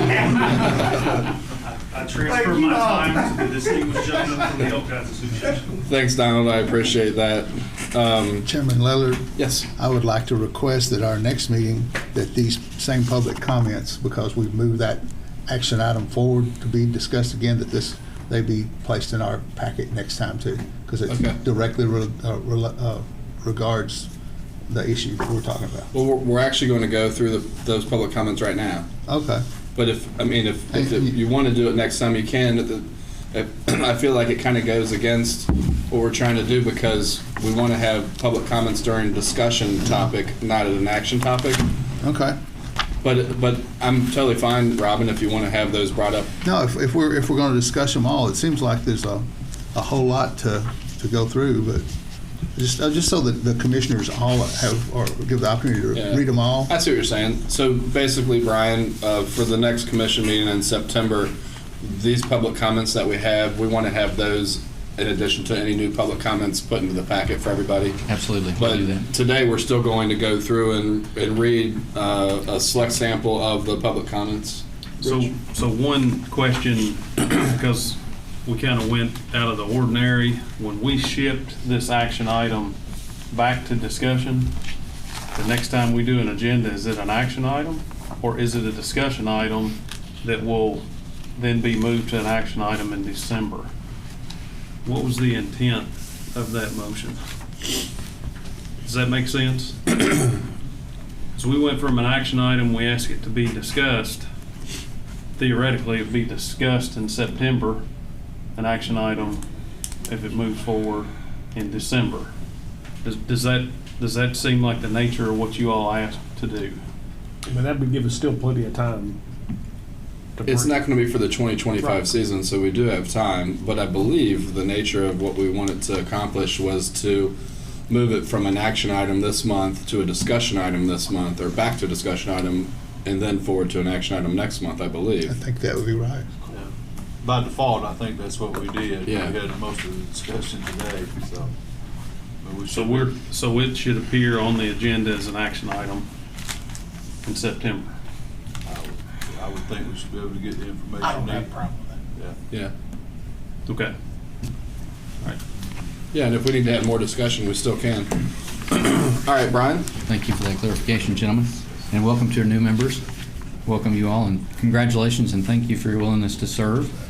We usually, as a matter of course, read And Chairman Lillard, I'll defer to you. For anyone who may be new to our process, we'll read the statement about public comments, if that's okay. Yeah, no, Since we have time. we have to do that. And this way, folks who may be, again, new to our process will understand how they can make public comments, and then we'll move into a kind of representative sample of what you all received coming into this meeting from emailed comments. Public comments regarding new business items or discussion items on the agenda may be submitted by email to fw.publicaffairs@ky.gov, and they may be submitted anytime.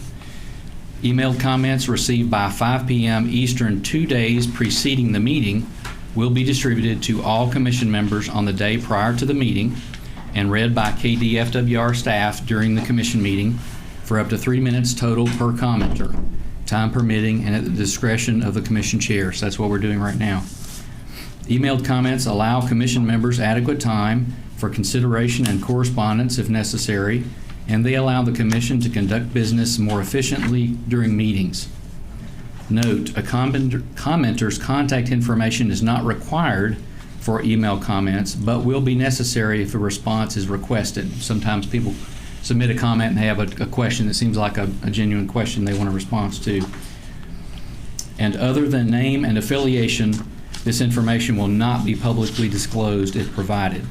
Anonymous comments will be distributed to the commission members, but may not be read during the meeting. The commission chair reserves the right to not read publicly any comments that are libelous, profane, derogatory of others, not pertaining to business items on the meeting agenda, or redundant with other comments, and hence we're providing a sampling of the 30-plus comments you all received by email. Questions will receive an email response. Commenters should include commission meeting in their email subject line and include in their email message their first and last names. We recommend, please, Kentucky counties of residence or state of residence if a non-resident, and organizational affiliation and position if they are an officer or official representative for a particular organization. In-person attendees of meetings, as we heard a few moments ago, may also request to speak up to 3 minutes total per commenter on new business items or discussion items on the agenda, but will be required to sign in on the meeting public comment request form on the table outside the meeting room entrance by 9 a.m. Eastern Time on the day of the meeting. This allows time for the chair and staff to review again for content and to make sure that it's new business or discussion items and agenda items being addressed by the person wishing to speak. Commenters who speak in person will not have their email comments read publicly at the time or at the meeting and are asked to avoid voicing comments that are redundant with others speaking prior to them during the allotted public comments time frame. So unless anyone has a question about how we handle public comments, I'll proceed with a sampling, attempting to be, again, representative of those we received by email. I mentioned we received over 30, and they were all specific to this topic. In other words, the October youth and muzzleloader seasons. The first one comes from Kenny Bird in Hardin County. Mr. Bird says, if I'm reading correctly, Commissioner Floyd wants to get the youth out more and control the overpopulation of deer, which I couldn't agree more. When it's all said and done, it comes down to the hunters. We need to get kids out more, not just deer hunting, but small game, waterfowl, varmint hunting, and trapping. To control the population of deer, it comes down to taking out does. I'm against this proposal because youth has plenty of time to harvest a deer if people wouldn't just take them during youth season. I took mine during crossbow, muzzleloader, modern gun, and youth season. My son was my focus when hunting. What percentage of mentors are going to be trying to take a doe out? I'm guessing it's probably going to be real low, and they will be buck hunting. So how will this help the population? I do agree we need to do something, and it needs to be discussed more. I thank Commissioner Floyd for bringing it to everyone's attention, and hopefully, with more discussion, a resolution can be reached. The next comment comes from James Cash. I oppose the newly introduced longer season for the youth and muzzleloader seasons. Archery season is open to youth all year long or all season long, and a crossbow makes it almost as easy as a gun. What's the parents' excuse for not involving their kids with it? If they want longer seasons, pick up a bow or crossbow.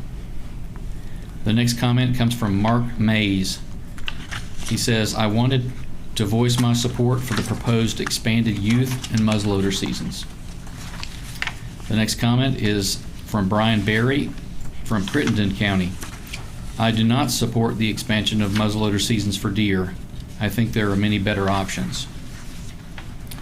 The next comment is from Tom Bruja. To whom it may concern, I would like to encourage the Commission to support the expanded proposal of an early youth and adult muzzleloader season. With declining/aging hunters, this would be a good opportunity to get the young hunters involved, as well as some adult-aged hunters that have not hunted but are interested in trying it. As an added benefit, this would bring in more funding for the department through license fees. The 9-day season most likely would not have an impact on the other seasons, since archery already has a long season.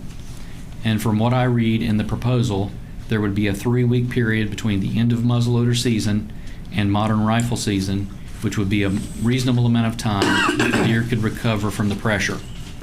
If the science of the population numbers are good, and with CWD being around, harvesting more animals in an area may be able to help alleviate some of the disease effects.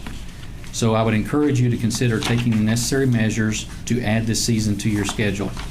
You could use it as an experimental season for 3 to 5 years, that is 3 to 5 years, and then reevaluate to make necessary adjustments. Thank you for your time. The next comment is from Jeff Rowland. Hello, I ask for all of the commissioners to vote against the changes being proposed for the muzzleloader season. I feel like the addition of days to the youth is perfect. The muzzleloader hunters will be basically using rifles and interfere with the youth and archery hunters. I have a proposal. How about a requirement of all hunting seasons, except the youth, to have to take 1 or 2 does before being able to purchase a buck tag? This should greatly increase the number of deer taken in a season. I ask you to consider my proposal. Thank you. The next comment is from Eric Richardson from Hopkins County. I would like to see youth be given more opportunity to take up hunting, and so I want to request that you vote to pass the proposed expansion of early youth and early muzzleloader deer seasons as written. Please give each commissioner a copy of this email prior to the commission meeting. Thank you. And then final sample comment came from Scott Blevins. Dear KDFWR Commission, I am writing to express my support for the proposed expansion of youth rifle season and early muzzleloader season in CWD zones. These changes offer much needed opportunities for our youth and hunters in CWD areas. However, I would like to suggest a few adjustments. First, youth season timing. I support the extension of the youth season, but recommend scheduling it later in the season, during the winter break when kids are out of school. This would make it easier for them to participate and help manage herd numbers more effectively. Second, rifle season for does.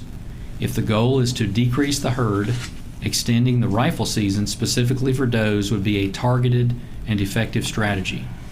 Third, muzzleloader season. The primary intent of the muzzleloader season is to provide more testing opportunities, as muzzleloaders are allowed on most public lands. Increasing the number of quota hunts in CWD areas would enhance testing and monitoring efforts. Thank you for considering these recommendations to improve the proposed changes. Best regards. I might qualify, and Deer Program staff, please correct me if I'm wrong. I would qualify and encourage hunters who are interested in hunting the WMAs to please check our guides, our hunting and trapping guides, because there are a variety of different hunting opportunities on those areas, and not all or even a majority necessarily are open to muzzleloader hunting. Just wanted to let everybody know that. Thank you. All right, so that was the public comment session. So we need now to put in a motion to move to closed session. So I would entertain a motion, gentlemen. So moved. Mr. Chairman, may I make a comment, please, real quick? Absolutely. I just wanted to thank Colonel Abel and Don Thompson for their hard work and commitment to help us in our conversation on these issues, and all the conservation that they do. I commend them for their hard work and dedication to this agency. Thank you, fellas. Yeah, so we need to have a statement read about closed session by Stephen, and then after that we can make the motion, but I think Mr. Rhodes has a comment first. Yeah, just a point of edification. We talked about the discussion we had where we moved it from an action item to a discussion where we moved back to an action. The motion to table, and now we've talked about move to action. That motion does not include the amended discussion about the cartridge or other weapon types, right? It does not. Okay. Go ahead. I'm sorry. All meetings of a quorum of the members of any public agency at which any public business is discussed or at which any action is taken by the agency shall be public meetings, open to the public at all times except for specific exceptions listed in KRS 61.810 or otherwise provided by law. The Commission has business today that will require entering into a closed executive session. For most open meeting exceptions, KRS 61.815 requires notice of the general nature of the business to be discussed in the closed session, the reason for the closed session, and the provision of KRS 61.810 that authorizes it to be publicly announced prior to entering closed session. Closed sessions for litigation matters are not subject to the requirements of KRS 61.815. However, in the interest of transparency, that information will also be provided. During the closed session today, the Commission will discuss and receive a status update regarding pending litigation with the Kentucky Open Government Coalition.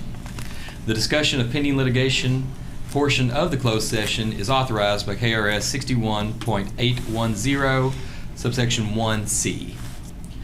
In the proposed closed session, the Commission will also discuss 2 potential land acquisitions via purchase. The discussions shall occur in the closed session to protect the state's interest in the acquisition of land.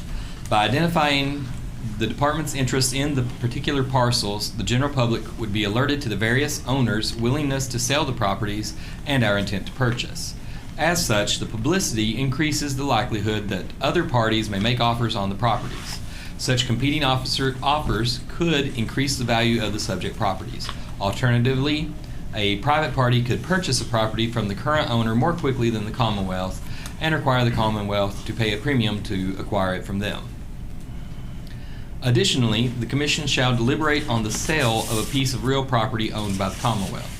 These deliberations are to occur in the closed session to allow the Commission to freely deliberate the merits of the property for various potential uses. Such deliberations could likely impact the value of the specific property by encouraging or dissuading potential buyers from attempting to purchase the property. The deliberations for the land acquisition and sale of property portions of the closed session are authorized by KRS 61.810, subsections 1C. Upon an approved motion, the Commission will enter into closed session. The Commission shall not discuss any other matters, and no action shall be taken during the closed session.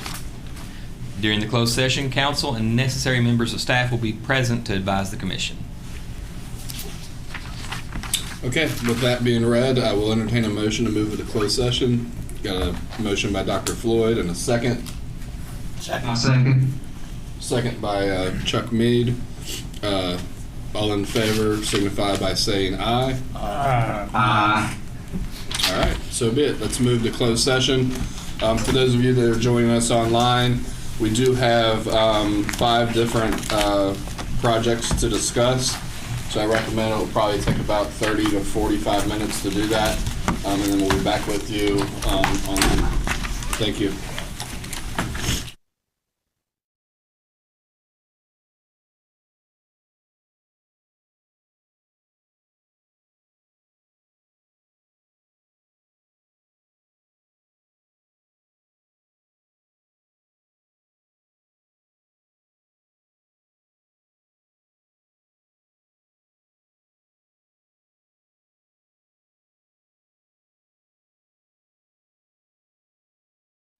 Serving people, conserving fish and wildlife. At the Kentucky Department of Fish and Wildlife Resources, we take those words to heart. We are conservation officers, wildlife and fisheries biologists, conservation educators, engineering, IT, communication specialists, marketers, administrators, and customer service representatives. It's our mission to conserve, protect, and enhance Kentucky's fish and wildlife resources while providing outstanding opportunities for you to enjoy hunting, fishing, trapping, boating, shooting sports, wildlife viewing, and related activities. At Kentucky Fish and Wildlife, we protect the resource and public safety by enforcing hunting, fishing, and boating laws across Kentucky, provide public hunting and fishing access through the management of more than 1 million acres of natural areas and waterways, provide quality fishing opportunities for anglers close to home by annually stocking more than 5 million fish in public waters, build and maintain public boat ramps, shooting ranges, bank fishing access areas, and other public facilities, restore streams and wetlands on private and public lands using special grants, assist private landowners with fish and wildlife habitat improvement, inform and educate millions of youth and adults through education and outreach programs. Not only are we responsible for the conservation of the few dozen species in Kentucky that are hunted, fished, or trapped, we are responsible for all of our state's incredibly diverse animal species, nearly 1,000 of them. All of this is accomplished with funding through user fees and grants instead of state taxes. The majority of the department's revenue comes from the sale of licenses and permits, federal funds, excise taxes on outdoor-related equipment, and boat registrations. Hunting, fishing, and other wildlife-related recreation generate nearly $6 billion in total economic impact to the Commonwealth, supporting about 70,000 jobs. All of us at Kentucky Fish and Wildlife seek to be good stewards of the great outdoors, leaving it in better shape than we found it. Passionate and mission-focused, that's who we are. Serving people, conserving fish and wildlife resources. That's what we do.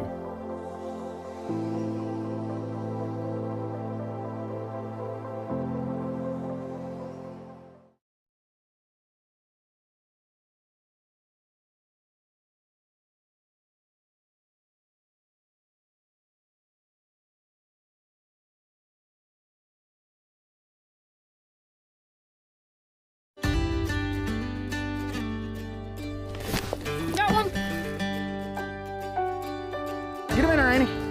Get her, Sadie. Get in there, Sadie. Jeez. There's turkeys all around him. Double point, they're in there. There they go.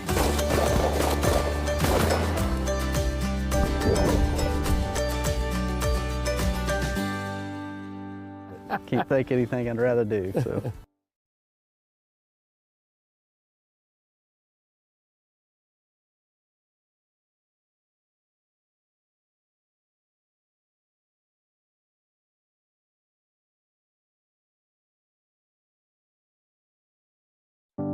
Serving people, conserving fish and wildlife. At the Kentucky Department of Fish and Wildlife Resources, we take those words to heart.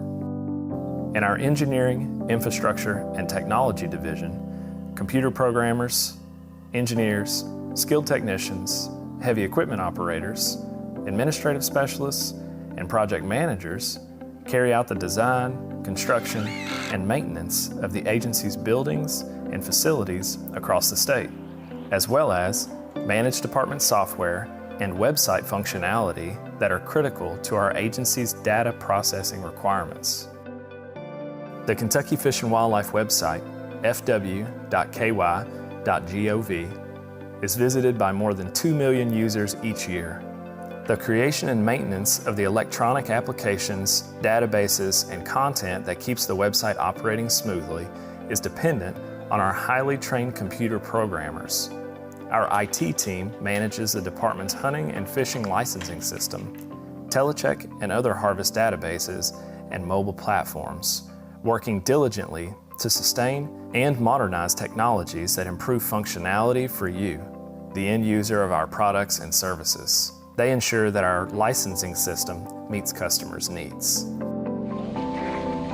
Engineering and maintenance staff work across the state to construct, service, and enhance the infrastructure used by hundreds of thousands of recreational participants across the Commonwealth every year. This includes roads, parking lots, buildings, shooting ranges, boat ramps, docks, and canoe and kayak launches. Often working with local governments seeking a new boating or fishing access point in their community, the EIT division provides oversight and technical guidance for the project, designs, gathers permits, and procures agency signage, leading the project from start to finish. The division currently maintains about 170 boat ramps and 24 agency-owned dams statewide. Recent projects include an accessible fishing pier at Green River Lake and a boat ramp at Shawnee Park in Louisville. Facilities updates are ongoing projects of importance because they provide functional access and spaces for the public to enjoy our natural resources, and for staff to work and interact with the public. These projects are wide-ranging in scope. Recent examples include the new archery range at Kentucky Fish and Wildlife Headquarters, the dining hall at Camp Curry, and the renovation of our Central Fisheries Annex office and laboratory. Shooting ranges, wildlife management area roads and parking lots, life jacket loaner stations, moist soil impoundments for waterfowl and other wetland wildlife, and other such facilities made for hunters, anglers, and other recreationists are built and maintained by the EIT division. This work is vital in promoting increased site accessibility and safety for folks that utilize these resources. The Engineering, Infrastructure, and Technology Division is also the home for boots-on-the-ground maintenance staff that beautifies and maintains these properties in sun, rain, sleet, or snow. Although mowing, trash pickup, building maintenance, and unforeseen repairs are inevitably required on facilities across the state is not glamorous work, this upkeep and maintenance is an integral part of our success. We are Kentucky Fish and Wildlife's Engineering, Infrastructure, and Technology Division. We take pride in planning, constructing, maintaining, and repairing the facilities that ensure access for hunters, anglers, trappers, boaters, and wildlife watchers who reside in or visit our state. We're also focused on continuous improvement of access to information and services the department provides through technology, all to make it easier for you to enjoy your favorite outdoor activities. Passionate and mission-focused, that's who we are. Serving people, conserving fish and wildlife, that's what we do.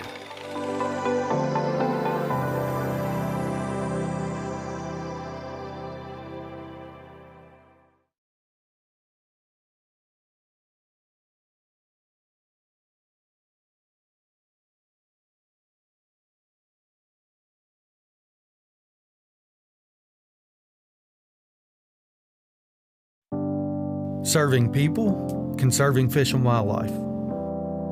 At the Kentucky Department of Fish and Wildlife Resources, we take those words to heart.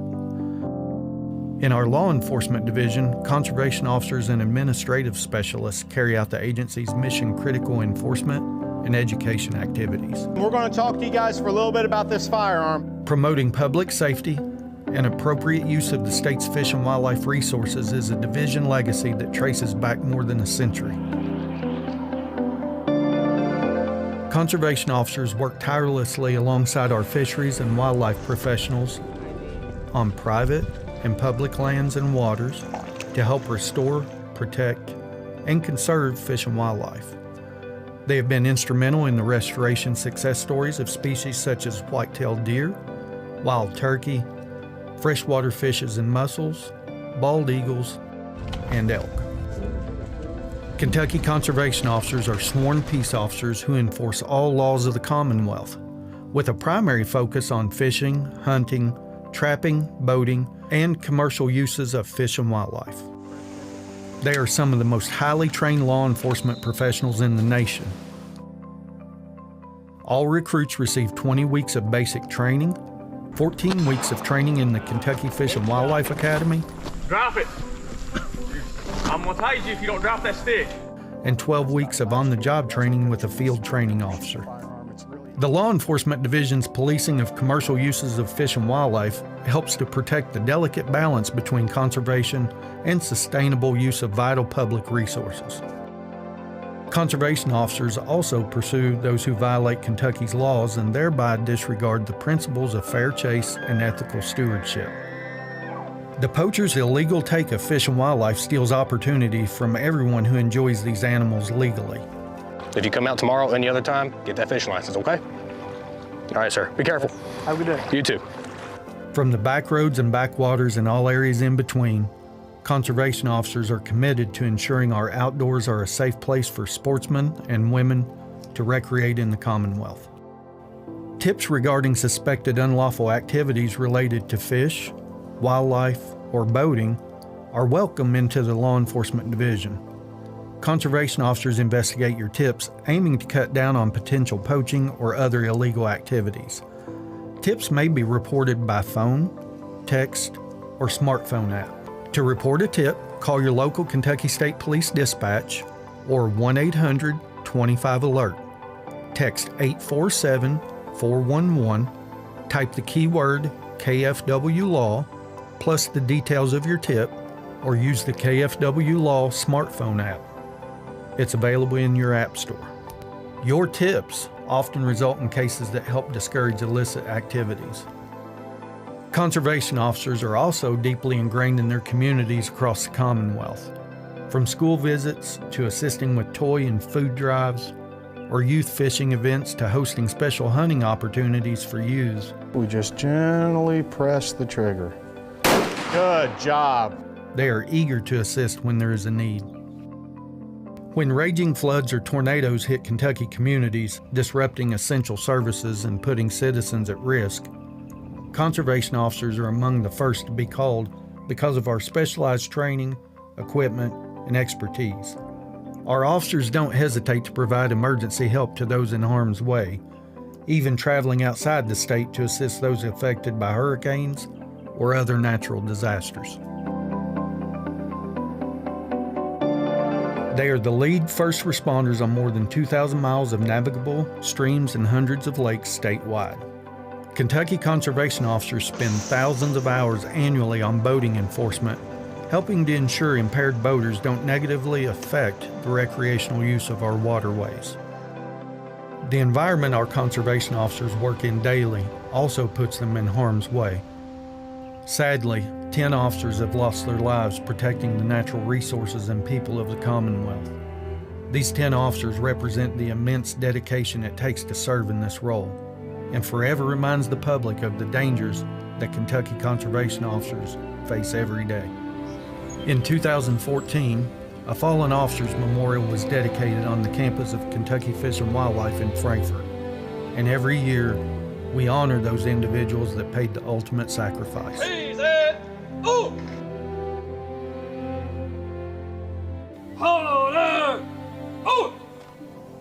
We are the Kentucky Fish and Wildlife Law Enforcement Division. We enforce the laws and regulations pertaining to the Commonwealth's fish and wildlife resources, protecting an industry that generates $6 billion to our state's economy, from the Appalachian Mountains in the east to the Mississippi River in the west, so that these resources may be safely and sustainably enjoyed by current and future generations. Passionate and mission-focused, that's who we are. Serving people, conserving fish and wildlife, that's what we do.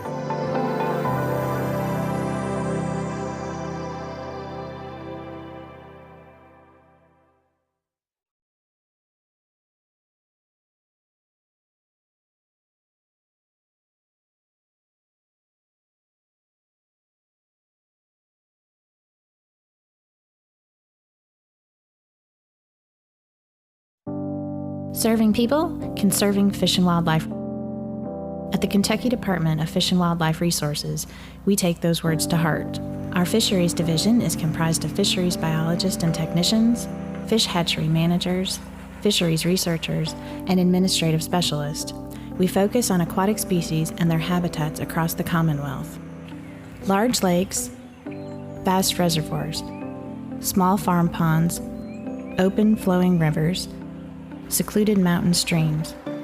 Kentucky has them all. These waterways span some 215,000 surface acres of water. Public spaces that more than 250 species of aquatic animals call home.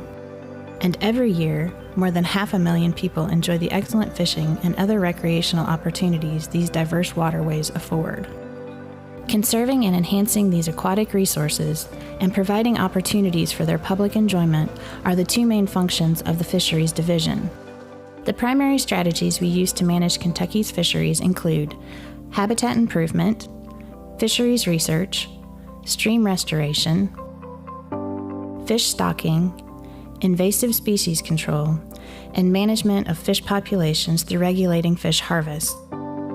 Fish habitat improvement usually involves either fostering beneficial aquatic plants or placing physical structures in waterways to provide places for fish and their prey to reproduce or take cover.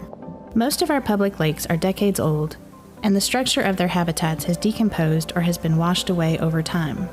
Providing new fish habitat in aging reservoirs creates much better living conditions for fish and generates significantly more fishing opportunities for anglers. Fisheries research is vital to ensuring the health of all of Kentucky's aquatic species. Unless we know the actual condition of our fisheries, we can't manage them effectively. Annual fish population surveys in our many waterways provide the scientific data on species composition, abundance, and the health that our expert staff need to determine how our fisheries are doing in order to prescribe appropriate management actions.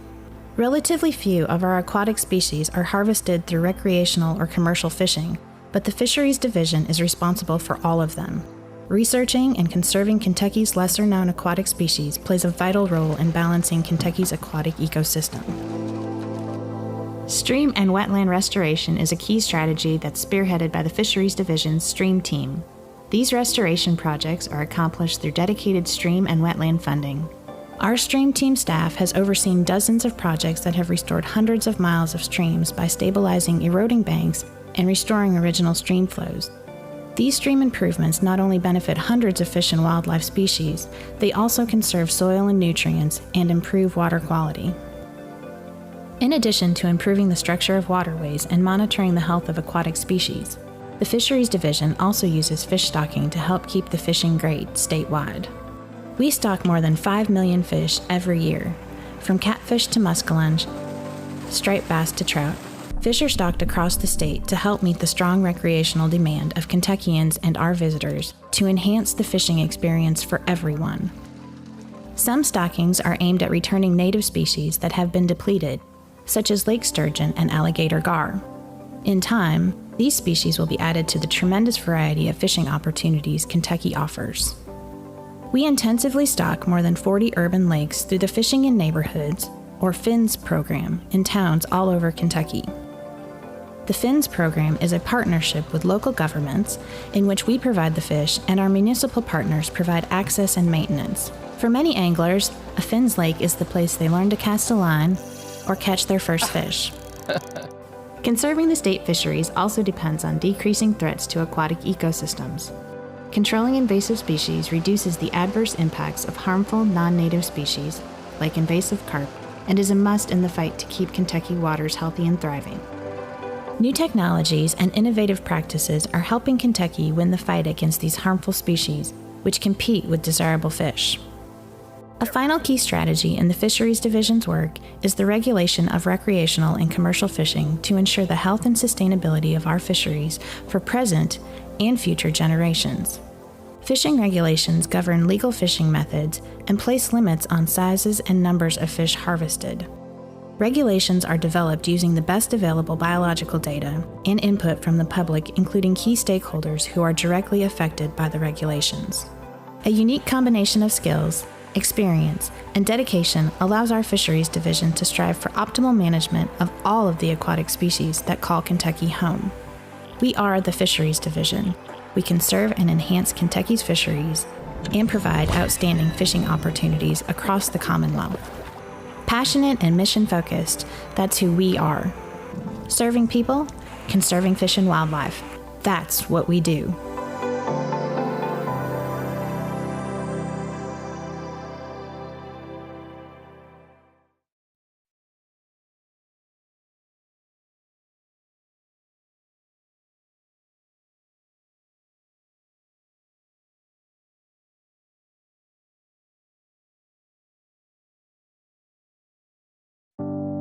Serving people, conserving fish and wildlife. At the Kentucky Department of Fish and Wildlife Resources, we take those words to heart. Our Wildlife Division is a team of professionals committed to the conservation of Kentucky's amazing array of wildlife and the habitats they depend on. We are wildlife biologists, land managers, technicians, administrative specialists, mapping experts, all highly trained specialists who can serve the Commonwealth's nearly 1,000 wildlife species, from the wetlands of Fulton County to the mountains of Pike County. Wildlife is vital to our quality of life in many ways, ranging from healthful fun to healthy food. Every year, more than 1 million people participate in wildlife watching, hunting, and trapping in Kentucky. Wildlife recreation benefits our state economy to the tune of $2 billion each year, supporting 23,000 jobs. The Wildlife Division's 2 primary goals are science-based wildlife conservation and providing sustainable opportunities for their enjoyment. The strategies we employ to achieve these goals include game management, conservation of rare and declining species through the Kentucky Wild Program, public lands habitat management and access, private lands technical assistance, invasive species abatement, and wildlife disease monitoring and response. Game management programs include big game, such as deer, elk, and bear, wild turkeys, waterfowl and other migratory birds, and small game, such as squirrels, rabbits, bobwhite quail, and ruffed grouse. Many game species were once depleted to local extinction, or nearly so, by the early 1900s, but are now thriving due to our historic restoration programs. For example, white-tailed deer once numbered as few as 1,000 animals statewide, but stocking from source populations, coupled with careful harvest regulations, have allowed Kentucky's deer herd to grow to nearly 1 million strong. Similarly, elk were once eliminated from Kentucky's landscape through habitat loss and overharvest, but our ambitious restocking program that started in 1997 with 1,500 elk from 7 western states now has resulted in a thriving population, today with thousands of elk in 16 southeastern counties. Your purchase of Kentucky hunting licenses and permits supports game management programs and helps us obtain related federal grants to conserve Kentucky's wildlife and habitats. The Kentucky Wild Program conserves a wide array of species that aren't hunted, fished, or trapped. These include songbirds and raptors, reptiles like turtles, lizards, and snakes, amphibians such as salamanders, toads, and frogs, and freshwater mussels, fishes, and butterflies. These species contribute to a healthy environment for people and wildlife. Our Kentucky Wild team raise and restore mussels and small fishes that provide clean water, develop quality habitat for birds and insects that pollinate our food crops, and monitor and protect bats that help control insect pests. You can support these efforts by joining the Kentucky Wild Program today. Public lands protect important habitats for wildlife and provide public recreational access for hunting, wildlife watching, and other compatible uses. Although the department owns less than 200,000 acres of wildlife management areas, we're able to provide access to over 1 million acres of public lands through partnership agreements with other landowners such as government agencies, timber and coal companies, and private individuals. The Wildlife Division enhances habitats on many of these areas through plantings, prescribed burning, forest improvements, wetlands creation, and placement of animal nesting structures. Private lands assistance is available to owners of farms and other private property. Over the past 3 decades, our biologists have worked with about 2,000 different landowners and walked over some 2 million acres of private land, making habitat improvement recommendations and developing management plans.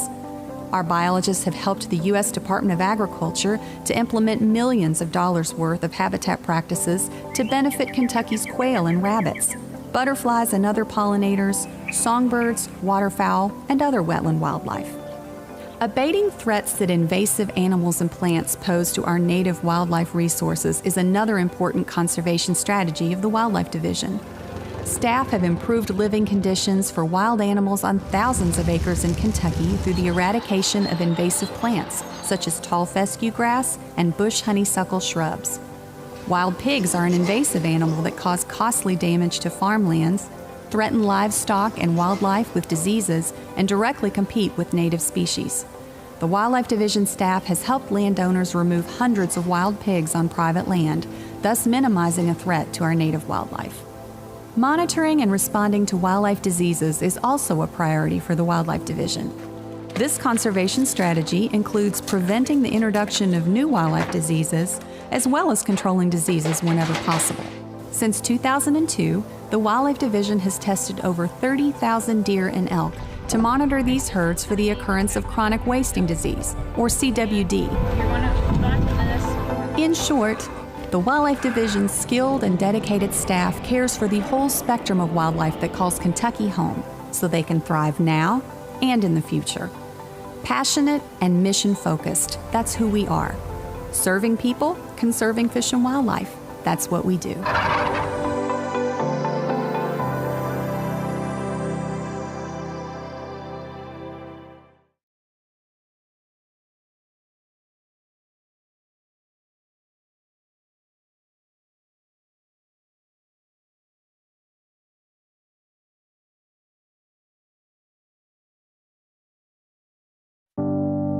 Serving people, conserving fish and wildlife. At the Kentucky Department of Fish and Wildlife Resources, we take those words to heart. The department's Information and Education Division, comprised of educators, communicators, and information specialists, are committed to developing and enhancing awareness and appreciation for Kentucky's diverse natural resources. Its efforts promote responsible attitudes and actions that help to sustain the conservation of the Commonwealth's wildlife and fisheries. A little better fish than mine. If you view or read something from Kentucky Fish and Wildlife, it likely was produced by the Information and Education Division. Kentucky Field TV, Kentucky Field Magazine, press releases, regulation guides for hunting, fishing, and boating,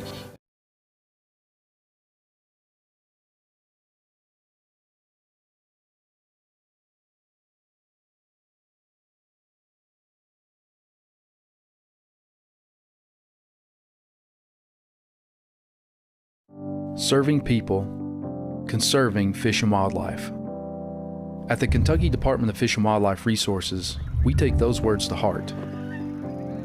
We are conservation officers, wildlife and fisheries biologists, conservation educators, engineering, IT, communication specialists, marketers, administrators, and customer service representatives. It's our mission to conserve, protect, and enhance Kentucky's fish and wildlife resources while providing outstanding opportunities for you to enjoy hunting, fishing, trapping, boating, shooting sports, wildlife viewing, and related activities. At Kentucky Fish and Wildlife, we protect the resource and public safety by enforcing hunting, fishing, and boating laws across Kentucky, provide public hunting and fishing access through the management of more than 1 million acres of natural areas and waterways, provide quality fishing opportunities for anglers close to home by annually stocking more than 5 million fish in public waters, build and maintain public boat ramps, shooting ranges, bank fishing access areas, and other public facilities, restore streams and wetlands on private and public lands using special grants, assist private landowners with fish and wildlife habitat improvement, inform and educate millions of youth and adults through education and outreach programs. Not only are we responsible for the conservation of the few dozen species in Kentucky that are hunted, fished, or trapped, we are responsible for all of our state's incredibly diverse animal species, nearly 1,000 of them. All of this is accomplished with funding through user fees and grants instead of state taxes. The majority of the department's revenue comes from the sale of licenses and permits, federal funds, excise taxes on outdoor-related equipment, and boat registrations. Hunting, fishing, and other wildlife-related recreation generate nearly $6 billion in total economic impact to the Commonwealth, supporting about 70,000 jobs. All of us at Kentucky Fish and Wildlife seek to be good stewards of the great outdoors, leaving it in better shape than we found it. Passionate and mission-focused, that's who we are. Serving people, conserving fish and wildlife resources. That's what we do.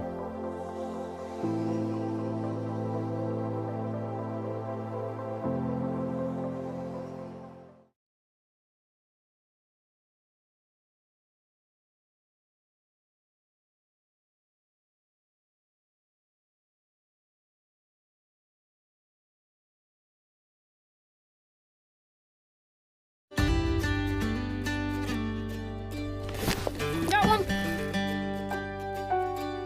Get him in there, Annie. Get her, Sadie. Get in there, Sadie. Jeez. There's turkeys all around him. Double point. They're in there. There they go.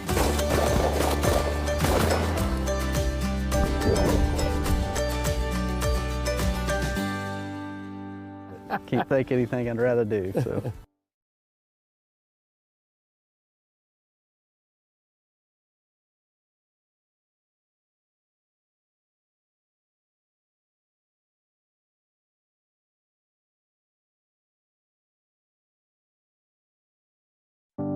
Serving people, conserving fish and wildlife. At the Kentucky Department of Fish and Wildlife Resources, we take those words to heart. In our Engineering, Infrastructure, and Technology Division, computer programmers, engineers, skilled technicians, heavy equipment operators, administrative specialists, and project managers carry out the design, construction, and maintenance of the agency's buildings and facilities across the state, as well as manage department software and website functionality that are critical to our agency's data processing requirements. The Kentucky Fish and Wildlife website, fw.ky.gov, is visited by more than 2 million users each year. The creation and maintenance of the electronic applications, databases, and content that keeps the website operating smoothly is dependent on our highly trained computer programmers. Our IT team manages the department's hunting and fishing licensing system, telecheck and other harvest databases, and mobile platforms, working diligently to sustain and modernize technologies that improve functionality for you, the end user of our products and services. They ensure that our licensing system meets customers' needs. Engineering and maintenance staff work across the state to construct, service, and enhance the infrastructure used by hundreds of thousands of recreational participants across the Commonwealth every year.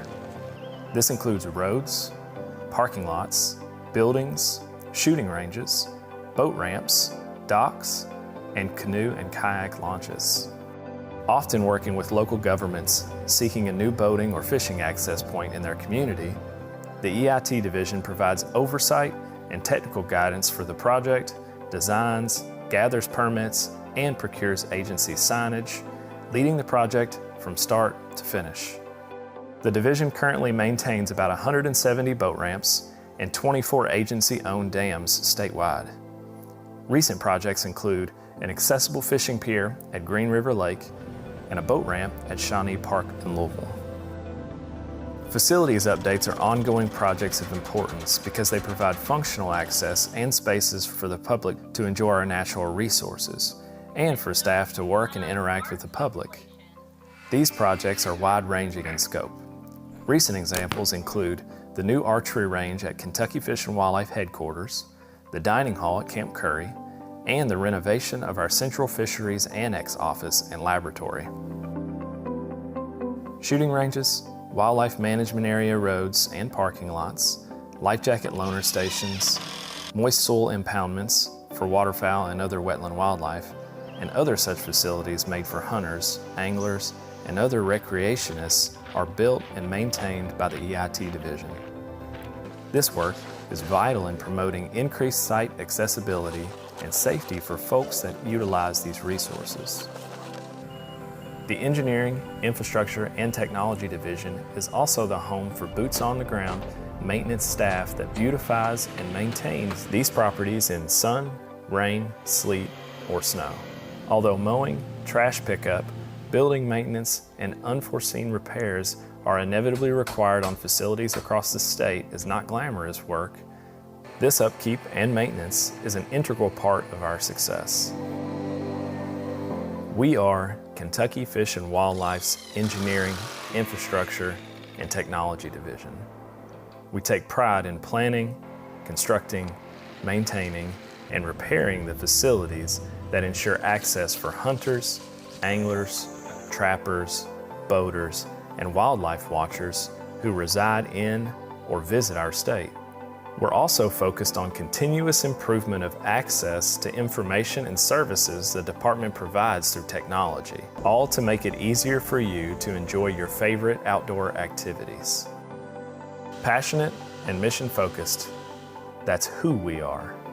Serving people, conserving fish and wildlife, that's what we do.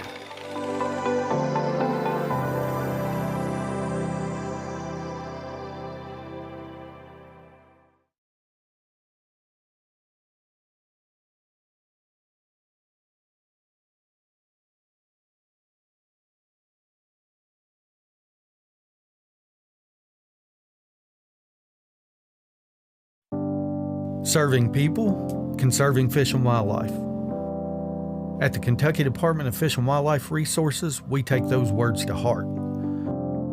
In our law enforcement division, conservation officers and administrative specialists carry out the agency's mission-critical enforcement and education activities. We're going to talk to you guys for a little bit about this firearm. Promoting public safety and appropriate use of the state's fish and wildlife resources is a division legacy that traces back more than a century. Conservation officers work tirelessly alongside our fisheries and wildlife professionals on private and public lands and waters to help restore, protect, and conserve fish and wildlife. They have been instrumental in the restoration success stories of species such as white-tailed deer, wild turkey, freshwater fishes and mussels, bald eagles, and elk. Kentucky conservation officers are sworn peace officers who enforce all laws of the Commonwealth, with a primary focus on fishing, hunting, trapping, boating, and commercial uses of fish and wildlife. They are some of the most highly trained law enforcement professionals in the nation. All recruits receive 20 weeks of basic training, 14 weeks of training in the Kentucky Fish and Wildlife Academy, Drop it. I'm gonna tase you if you don't drop that stick. and 12 weeks of on-the-job training with a field training officer. The Law Enforcement Division's policing of commercial uses of fish and wildlife helps to protect the delicate balance between conservation and sustainable use of vital public resources. Conservation officers also pursue those who violate Kentucky's laws and thereby disregard the principles of fair chase and ethical stewardship. The poacher's illegal take of fish and wildlife steals opportunity from everyone who enjoys these animals legally. If you come out tomorrow or any other time, get that fishing license, okay? All right, sir. Be careful. Have a good day. You too. From the back roads and backwaters and all areas in between, conservation officers are committed to ensuring our outdoors are a safe place for sportsmen and women to recreate in the Commonwealth. Tips regarding suspected unlawful activities related to fish, wildlife, or boating are welcome into the Law Enforcement Division. Conservation officers investigate your tips, aiming to cut down on potential poaching or other illegal activities. Tips may be reported by phone, text, or smartphone app. To report a tip, call your local Kentucky State Police Dispatch or 1-800-25-ALERT. Text 847-411, type the keyword KFW Law, plus the details of your tip, or use the KFW Law smartphone app. It's available in your app store. Your tips often result in cases that help discourage illicit activities. Conservation officers are also deeply ingrained in their communities across the Commonwealth. From school visits to assisting with toy and food drives, or youth fishing events to hosting special hunting opportunities for youths. We just gently press the trigger. Good job. They are eager to assist when there is a need. When raging floods or tornadoes hit Kentucky communities, disrupting essential services and putting citizens at risk, conservation officers are among the first to be called because of our specialized training, equipment, and expertise. Our officers don't hesitate to provide emergency help to those in harm's way, even traveling outside the state to assist those affected by hurricanes or other natural disasters. They are the lead first responders on more than 2,000 miles of navigable streams and hundreds of lakes statewide. Kentucky conservation officers spend thousands of hours annually on boating enforcement, helping to ensure impaired boaters don't negatively affect the recreational use of our waterways. The environment our conservation officers work in daily also puts them in harm's way. Sadly, 10 officers have lost their lives protecting the natural resources and people of the Commonwealth. These 10 officers represent the immense dedication it takes to serve in this role, and forever reminds the public of the dangers that Kentucky conservation officers face every day. In 2014, a fallen officers memorial was dedicated on the campus of Kentucky Fish and Wildlife in Frankfort, and every year we honor those individuals that paid the ultimate sacrifice.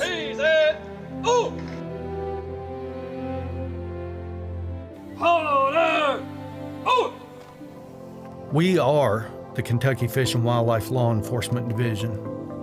We enforce the laws and regulations pertaining to the Commonwealth's fish and wildlife resources, protecting an industry that generates $6 billion to our state's economy, from the Appalachian Mountains in the east to the Mississippi River in the west, so that these resources may be safely and sustainably enjoyed by current and future generations.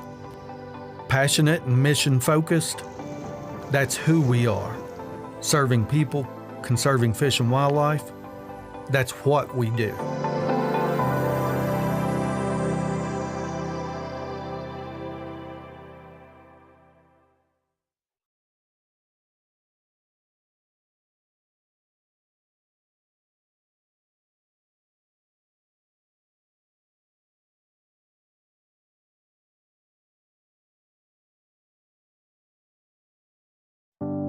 Serving people, conserving fish and wildlife.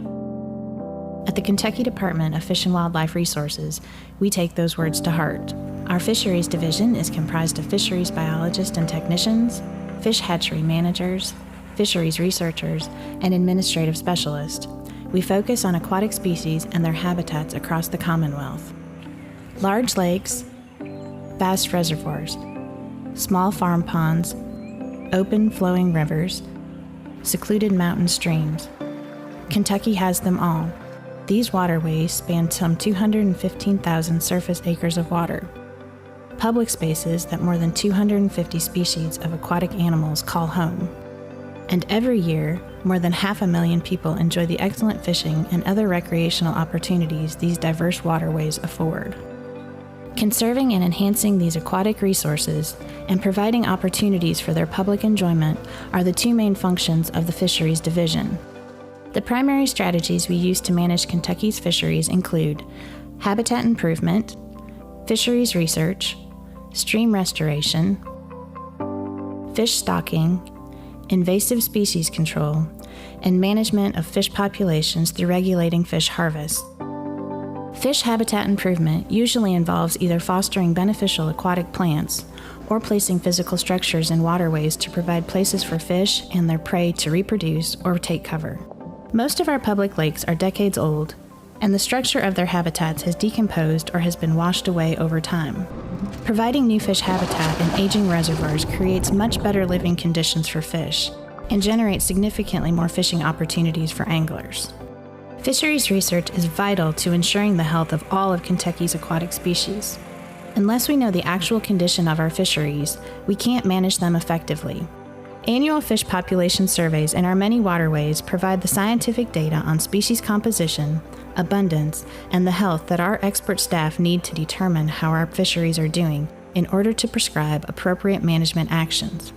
Relatively few of our aquatic species are harvested through recreational or commercial fishing, but the Fisheries Division is responsible for all of them. Researching and conserving Kentucky's lesser-known aquatic species plays a vital role in balancing Kentucky's aquatic ecosystem. Stream and wetland restoration is a key strategy that's spearheaded by the Fisheries Division's Stream Team. These restoration projects are accomplished through dedicated stream and wetland funding. Our stream team staff has overseen dozens of projects that have restored hundreds of miles of streams by stabilizing eroding banks and restoring original stream flows. These stream improvements not only benefit hundreds of fish and wildlife species, they also conserve soil and nutrients and improve water quality. In addition to improving the structure of waterways and monitoring the health of aquatic species, the Fisheries Division also uses fish stocking to help keep the fishing great statewide. We stock more than 5 million fish every year, from catfish to muskellunge, striped bass to trout. Fish are stocked across the state to help meet the strong recreational demand of Kentuckians and our visitors to enhance the fishing experience for everyone. Some stockings are aimed at returning native species that have been depleted, such as lake sturgeon and alligator gar. In time, these species will be added to the tremendous variety of fishing opportunities Kentucky offers. We intensively stock more than 40 urban lakes through the Fishing in Neighborhoods, or FINS program, in towns all over Kentucky. The FINS program is a partnership with local governments in which we provide the fish and our municipal partners provide access and maintenance. For many anglers, a FINS lake is the place they learn to cast a line or catch their first fish. Conserving the state fisheries also depends on decreasing threats to aquatic ecosystems. Controlling invasive species reduces the adverse impacts of harmful non-native species, like invasive carp, and is a must in the fight to keep Kentucky waters healthy and thriving. New technologies and innovative practices are helping Kentucky win the fight against these harmful species, which compete with desirable fish. A final key strategy in the Fisheries Division's work is the regulation of recreational and commercial fishing to ensure the health and sustainability of our fisheries for present and future generations. Fishing regulations govern legal fishing methods and place limits on sizes and numbers of fish harvested. Regulations are developed using the best available biological data and input from the public, including key stakeholders who are directly affected by the regulations. A unique combination of skills, experience, and dedication allows our Fisheries Division to strive for optimal management of all of the aquatic species that call Kentucky home. We are the Fisheries Division. We conserve and enhance Kentucky's fisheries and provide outstanding fishing opportunities across the Commonwealth. Passionate and mission-focused, that's who we are. Serving people, conserving fish and wildlife. That's what we do.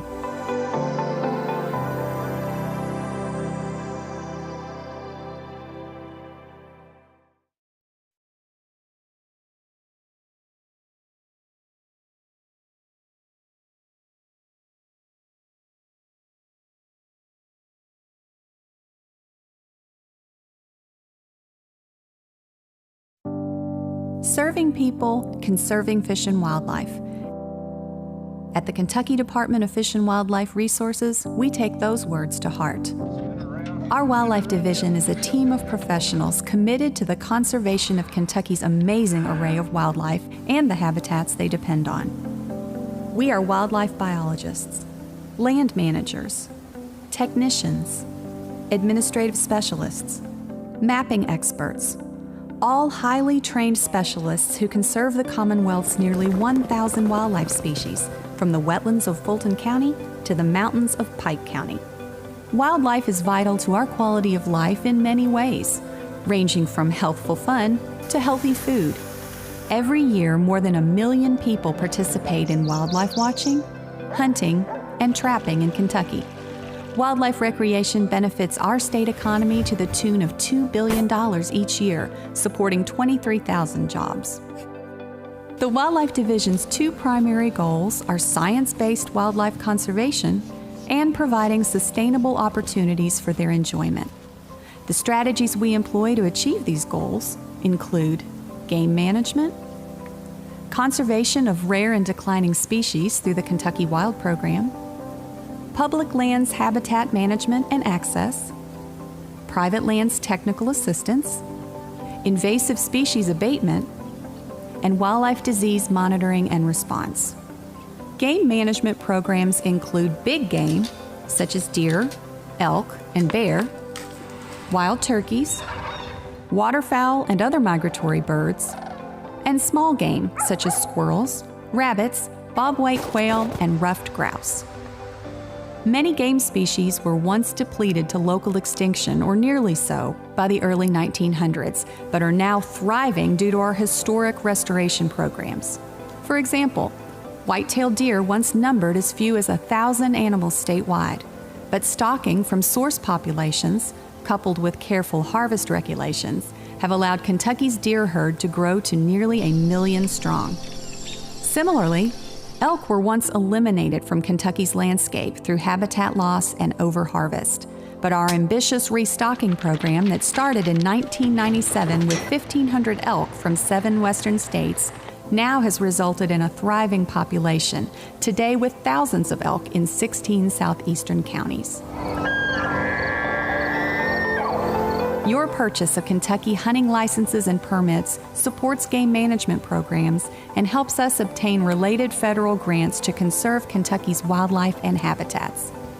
The Kentucky Wild program conserves a wide array of species that aren't hunted, fished, or trapped. These include songbirds and raptors, reptiles like turtles, lizards, and snakes, amphibians such as salamanders, toads, and frogs, and freshwater mussels, fishes, and butterflies. These species contribute to a healthy environment for people and wildlife. Our Kentucky Wild team raise and restore mussels and small fishes that provide clean water, develop quality habitat for birds and insects that pollinate our food crops, and monitor and protect bats that help control insect pests. You can support these efforts by joining the Kentucky Wild program today. Public lands protect important habitats for wildlife and provide public recreational access for hunting, wildlife watching, and other compatible uses.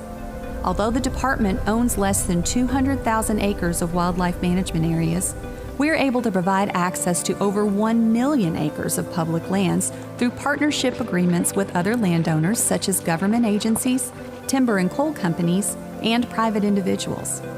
The Wildlife Division enhances habitats on many of these areas through plantings, prescribed burning, forest improvements, wetlands creation, and placement of animal nesting structures.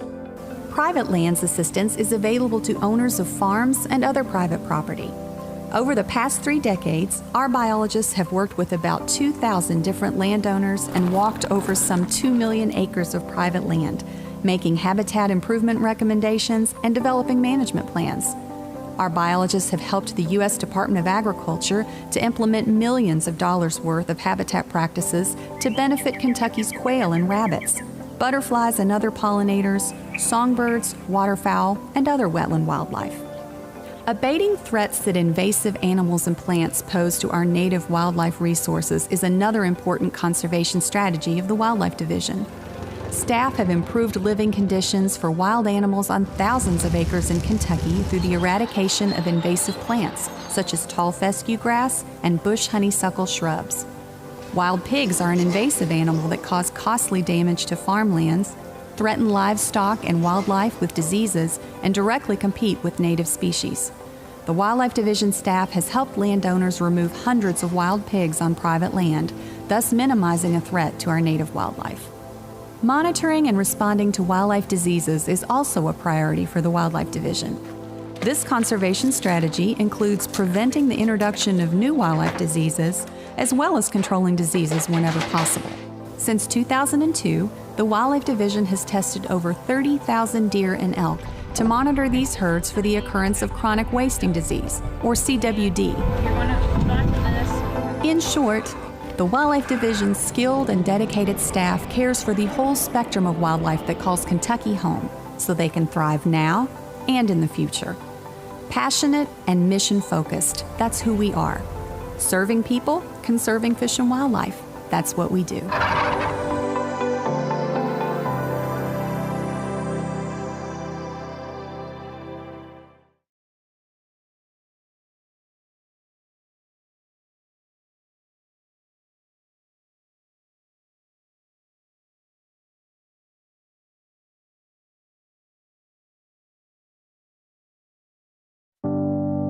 Serving people, conserving fish and wildlife. At the Kentucky Department of Fish and Wildlife Resources, we take those words to heart. The department's Information and Education Division, comprised of educators, communicators, and information specialists are committed to developing and enhancing awareness and appreciation for Kentucky's diverse natural resources. Its efforts promote responsible attitudes and actions that help to sustain the conservation of the Commonwealth's wildlife and fisheries. A little better fish than mine. If you view or read something from Kentucky Fish and Wildlife, it likely was produced by the Information and Education Division. Kentucky Field TV, Kentucky Field Magazine, press releases, regulation guides for hunting, fishing, and boating, and informational videos. They are all developed by this team of communications professionals. Kentucky Afield, a program designed for sportsmen. Kentucky Afield TV is the longest running hunting and fishing show in the country, on air since 1953. Wow, that happened fast. The Emmy award-winning show's goal is to showcase hunting, fishing, and other outdoor opportunities across the Commonwealth that folks can experience for themselves. Nice job, man. Thank you. We also highlight the work of agency biologists and other staff who work to enhance those opportunities and conserve Kentucky's vital natural resources. The show is available to over 8 million households weekly and can be viewed on YouTube and Roku as well. I'm Chase Winiker, host of the podcast. Lee McClellan, co-host. The Kentucky Afield podcast brings in Kentucky Fish and Wildlife experts to talk more in depth about the resources and the abundance of opportunities that they present. Kentucky Afield Magazine is one of the premier publications produced by a state fish and wildlife agency. In circulation since 1945, it was formerly known as Happy Hunting Ground. Articles in the magazine dive deeper into relevant topics among outdoor enthusiasts across Kentucky, ranging from personal interest stories to step-by-step how-to articles. Examples of written pieces include the restoration of elk in eastern Kentucky, how to properly maneuver a kayak, and how to cook your own wild harvest. Every cover of Kentucky Afield magazine since 2000 has featured the artwork of Rick Hill, Kentucky Fish and Wildlife's resident artist. Rick's paintings feature vibrant outdoor scenes and detailed depictions of the native Kentucky fish and wildlife species. Some of the most important publications for Kentucky's more than 1 million outdoor enthusiasts are the hunting, fishing, and boating guides, which summarize regulations that must be followed while in the field or on the water. Need to know the statewide size limit for largemouth bass? That's in the Fishing and Boating Guide. How about when and where you can bear hunt? Look in the Hunting and Trapping Guide. 5 different guides are produced annually by our Information and Education Division. Hard copies of some of these guides can be found at local licensing agents such as sporting goods retailers, bait and tackle shops, and gun shops. All of the guides are posted on our website in PDF format for viewing electronically or to print out. In 2021, the first Spanish version of the Fishing and Boating Guide was developed, eliminating a potential barrier to participation so more people can enjoy our public waterways. Do you have a question that you just can't seem to answer using our regulations guides or our website, fw.ky.gov? Then call our Information Center at 1-800-858-1549 or email us at info.center@ky.gov. Available 5 days a week from 8 a.m. to 4:30 p.m. Eastern Time, our experienced and friendly staff will help you get answers to your questions. A major focus of the Information and Education Division is raising the levels of awareness of and interest in fish and wildlife conservation by all ages through education. And our education efforts take many forms.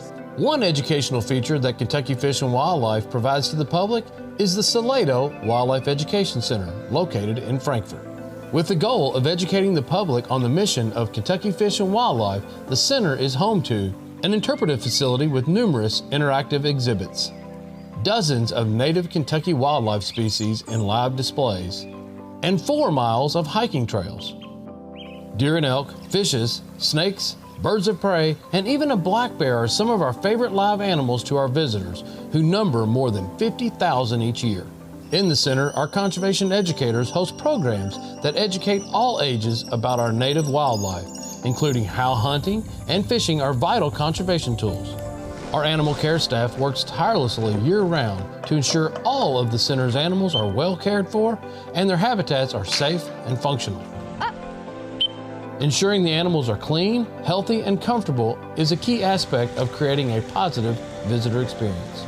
As part of that experience, you can borrow fishing rods and reels from the center to wet a line in 2 stocked fishing lakes on site. You can even get your fishing license at Salado. The Information and Education Division is committed to continuing the hunting and fishing heritage in Kentucky. One way is by helping Kentucky citizens learn how to be safe and ethical hunters by providing hunter education courses. Every year, about 10,000 people take the course to get Hunter Ed certified. Nearly 1,000 volunteer Kentucky hunter education instructors offer about 400 separate classes and require range days each year, all across the state. Another way we help sustain hunting and fishing participation is by hosting about 5,000 4th, 5th, and 6th graders at our 3 conservation camps each summer. During the school year, our conservation educators visit hundreds of schools, speaking to about 65,000 children on important conservation topics. Then, those same educators spend all summer at camp hosting classes on fishing, Look, I caught a fish. Oh. archery, boating, marksmanship, and other outdoor recreation subjects. But the education doesn't stop there. Recruitment, retention, and reactivation, also known as R3, is a national effort to increase participation in hunting, fishing, trapping, boating, recreational shooting, and other wildlife-related activities. How do we do this? Our educators host in-person, You just drop it in the chamber. Now pump the gun forward. and virtual events to provide access to anyone wanting to learn more about hunting and fishing. Programs such as Hook and Cook, Field to Fork, and Becoming an Outdoors Woman provide opportunities to experience hunting and fishing for the first time, and our educators help participants gain the skills and confidence they need to participate on their own. Kentucky is also home to the National Archery in the Schools program, or NASP. Created and launched in Kentucky in 2002, the program has expanded to 47 states and 11 countries. In Kentucky today, NASP archery classes are offered in roughly 700 schools and 45 community programs, teaching archery to nearly 150,000 students. Numerous staff from Kentucky Fish and Wildlife teams up with the NASP staff and volunteers each year to host a state tournament for up to 10,000 student archers who compete to earn college scholarships as well as tournament trophies and other prizes. Kentucky Fish and Wildlife's Information and Education Division brings together a diverse staff with a unique combination of skills, experience, and dedication to enhance public awareness and appreciation for Kentucky's fish and wildlife resources and their conservation. Passionate and mission-focused, that's who we are. Serving people, conserving fish and wildlife, that's what we do.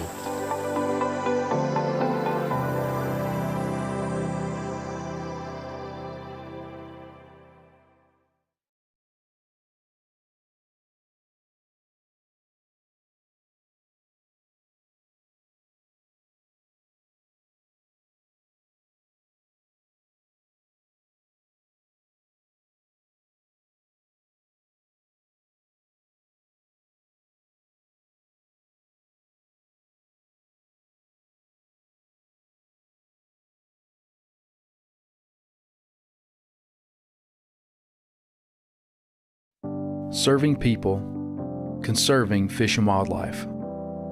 At the Kentucky Department of Fish and Wildlife Resources, we take those words to heart. We are conservation officers, wildlife and fisheries biologists, conservation educators, engineering, IT, communication specialists, marketers, administrators, and customer service representatives.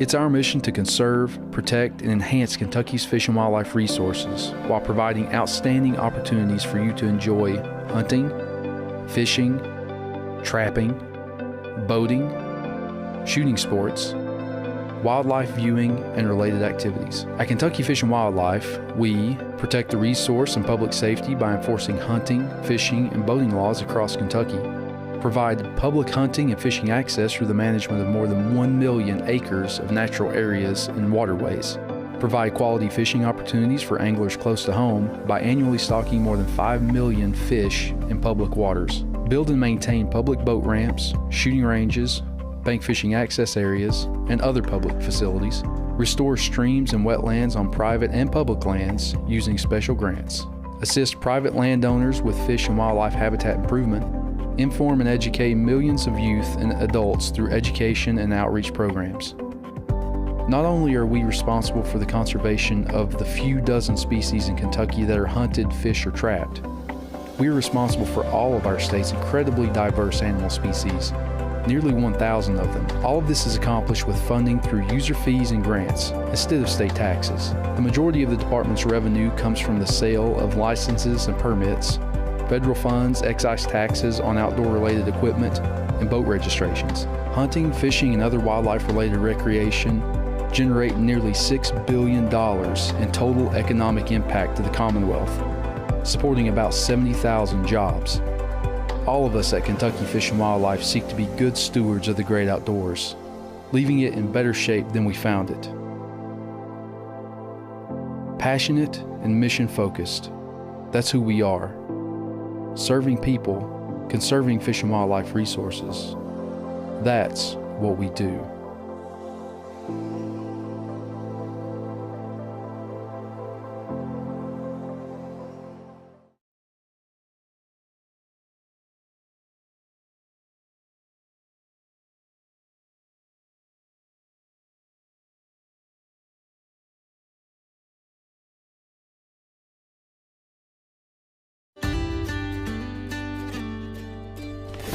Got one. Get him in there, Annie. Get her, Sadie. Get in there, Sadie. Jeez. There's turkeys all around him. Double point, they're in there. There they go.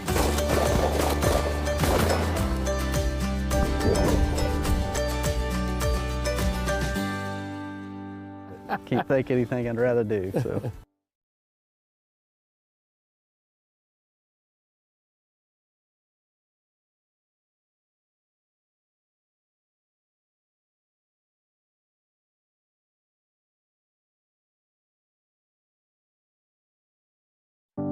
Serving people, conserving fish and wildlife. At the Kentucky Department of Fish and Wildlife Resources, we take those words to heart. In our Engineering, Infrastructure, and Technology division, computer programmers, engineers, skilled technicians, heavy equipment operators, administrative specialists, and project managers carry out the design, construction, and maintenance of the agency's buildings and facilities across the state, as well as manage department software and website functionality that are critical to our agency's data processing requirements. The Kentucky Fish and Wildlife website, fw.ky.gov, is visited by more than 2 million users each year. The creation and maintenance of the electronic applications, databases, and content that keeps the website operating smoothly is dependent on our highly trained computer programmers.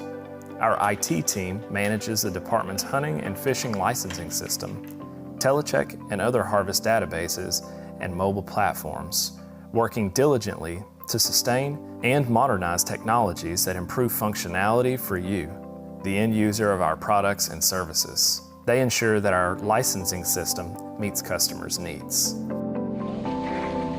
Engineering and maintenance staff work across the state to construct, service, and enhance the infrastructure used by hundreds of thousands of recreational participants across the Commonwealth every year. This includes roads, parking lots, buildings, shooting ranges, boat ramps, docks, and canoe and kayak launches. Often working with local governments seeking a new boating or fishing access point in their community, the EIT division provides oversight and technical guidance for the project, designs, gathers permits, and procures agency signage, leading the project from start to finish.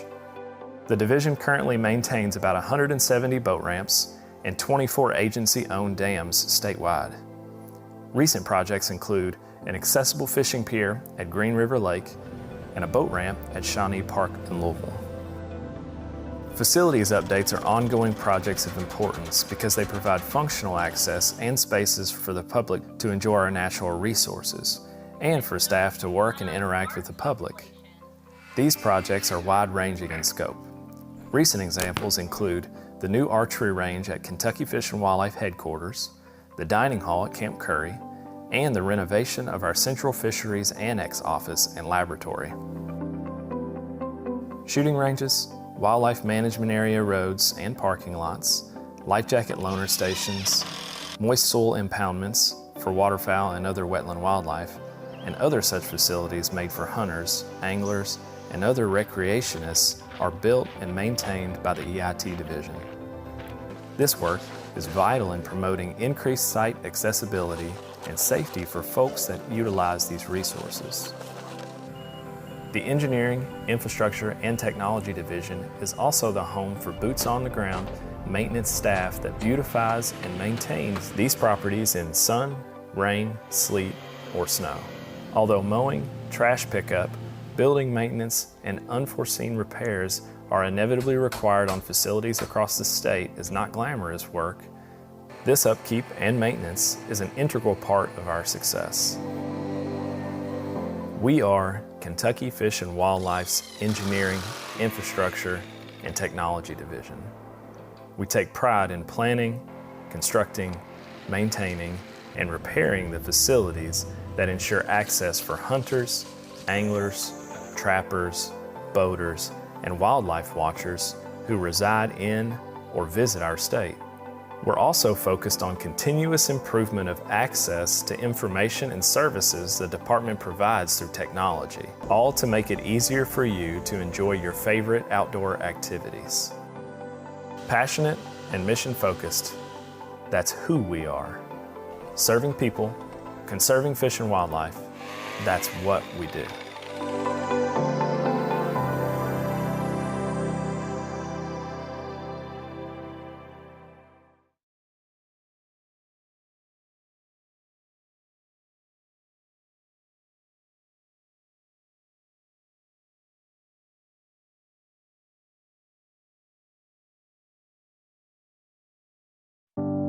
Serving people, conserving fish and wildlife.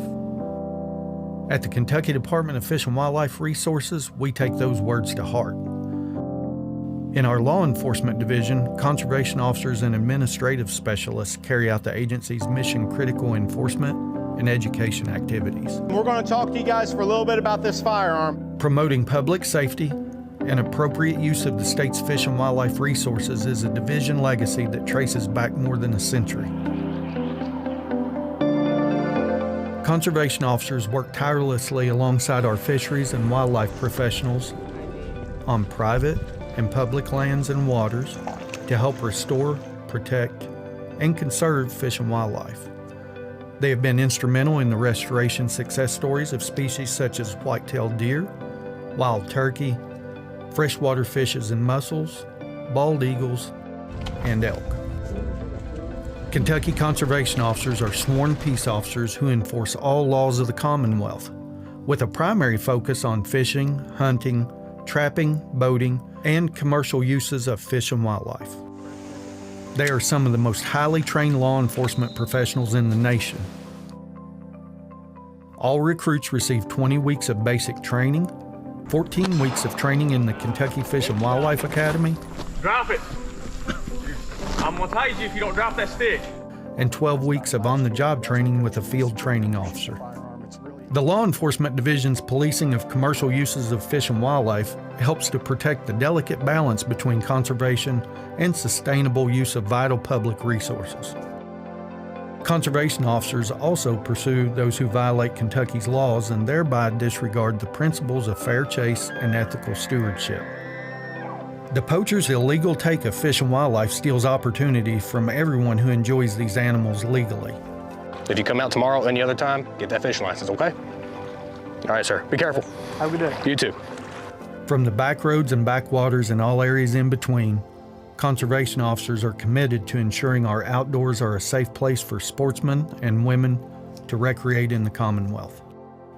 Tips regarding suspected unlawful activities related to fish, wildlife, or boating are welcome into the Law Enforcement Division.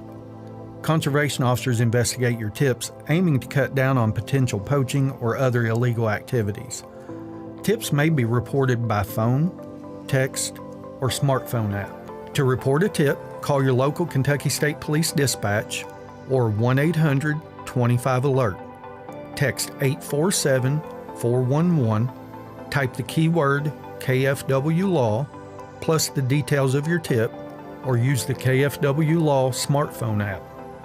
It's available in your app store. Your tips often result in cases that help discourage illicit activities.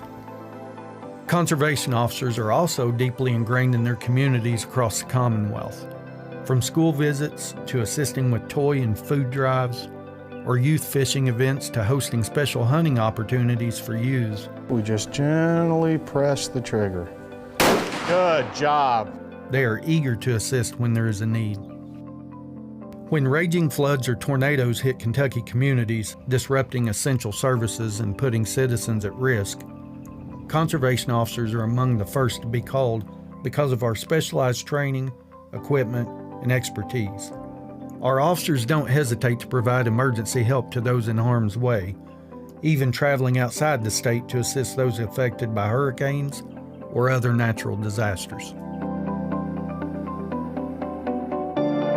They are the lead first responders on more than 2,000 miles of navigable streams and hundreds of lakes statewide. Kentucky conservation officers spend thousands of hours annually on boating enforcement, helping to ensure impaired boaters don't negatively affect the recreational use of our waterways. The environment our conservation officers work in daily also puts them in harm's way. Sadly, 10 officers have lost their lives protecting the natural resources and people of the Commonwealth. These 10 officers represent the immense dedication it takes to serve in this role, and forever reminds the public of the dangers that Kentucky conservation officers face every day. In 2014, a fallen officers memorial was dedicated on the campus of Kentucky Fish and Wildlife in Frankfort, and every year we honor those individuals that paid the ultimate sacrifice.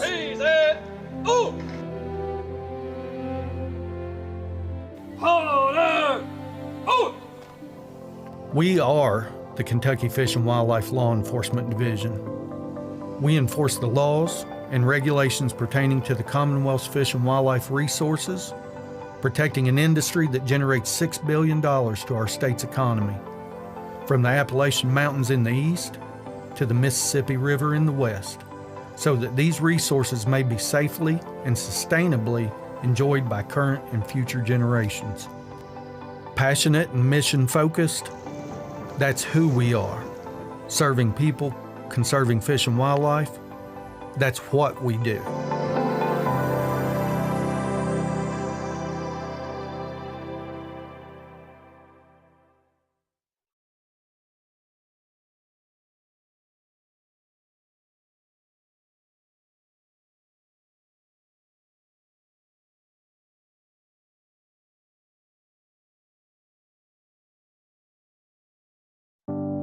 Serving people, conserving fish and wildlife.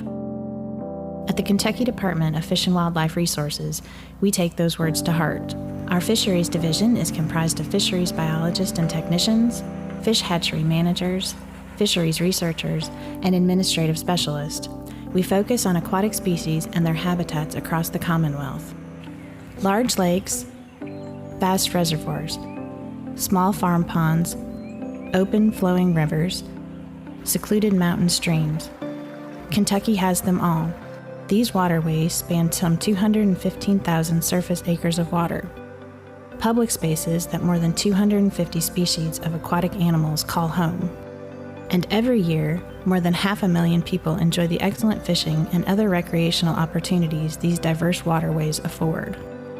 Conserving and enhancing these aquatic resources and providing opportunities for their public enjoyment are the two main functions of the Fisheries Division.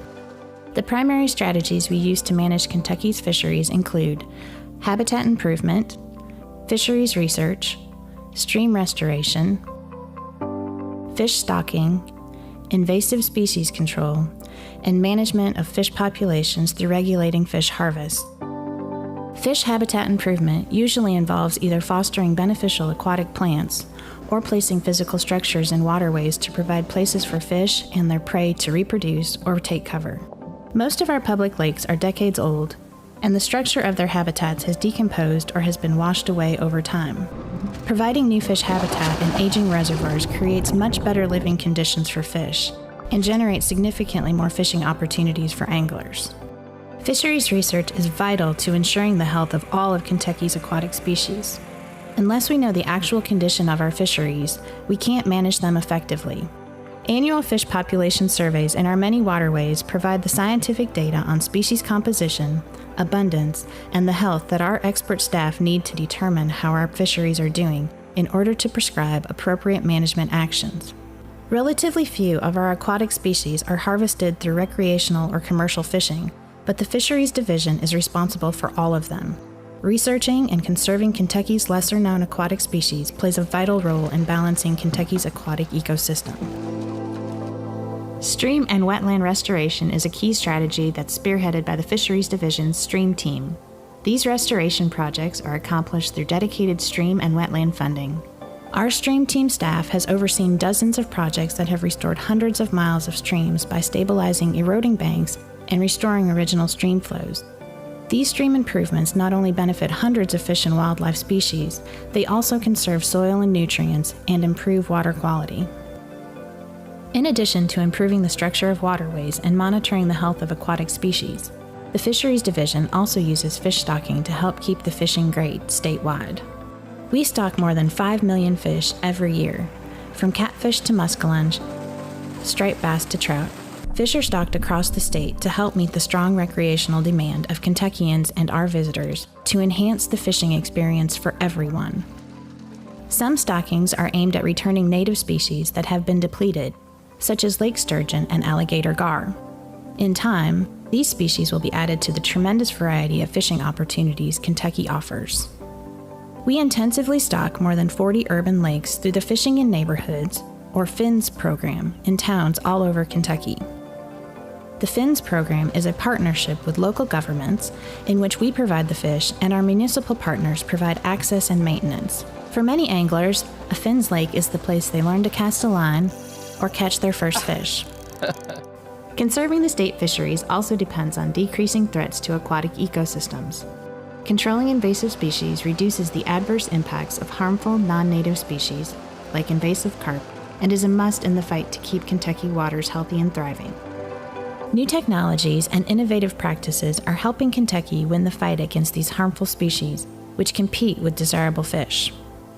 A final key strategy in the Fisheries Division's work is the regulation of recreational and commercial fishing to ensure the health and sustainability of our fisheries for present and future generations.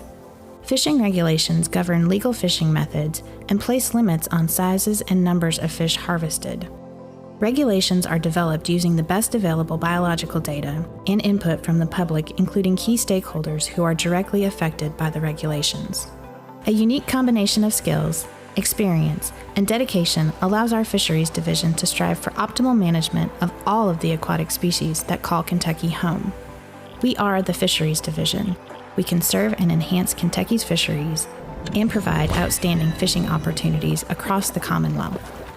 Passionate and mission-focused, that's who we are.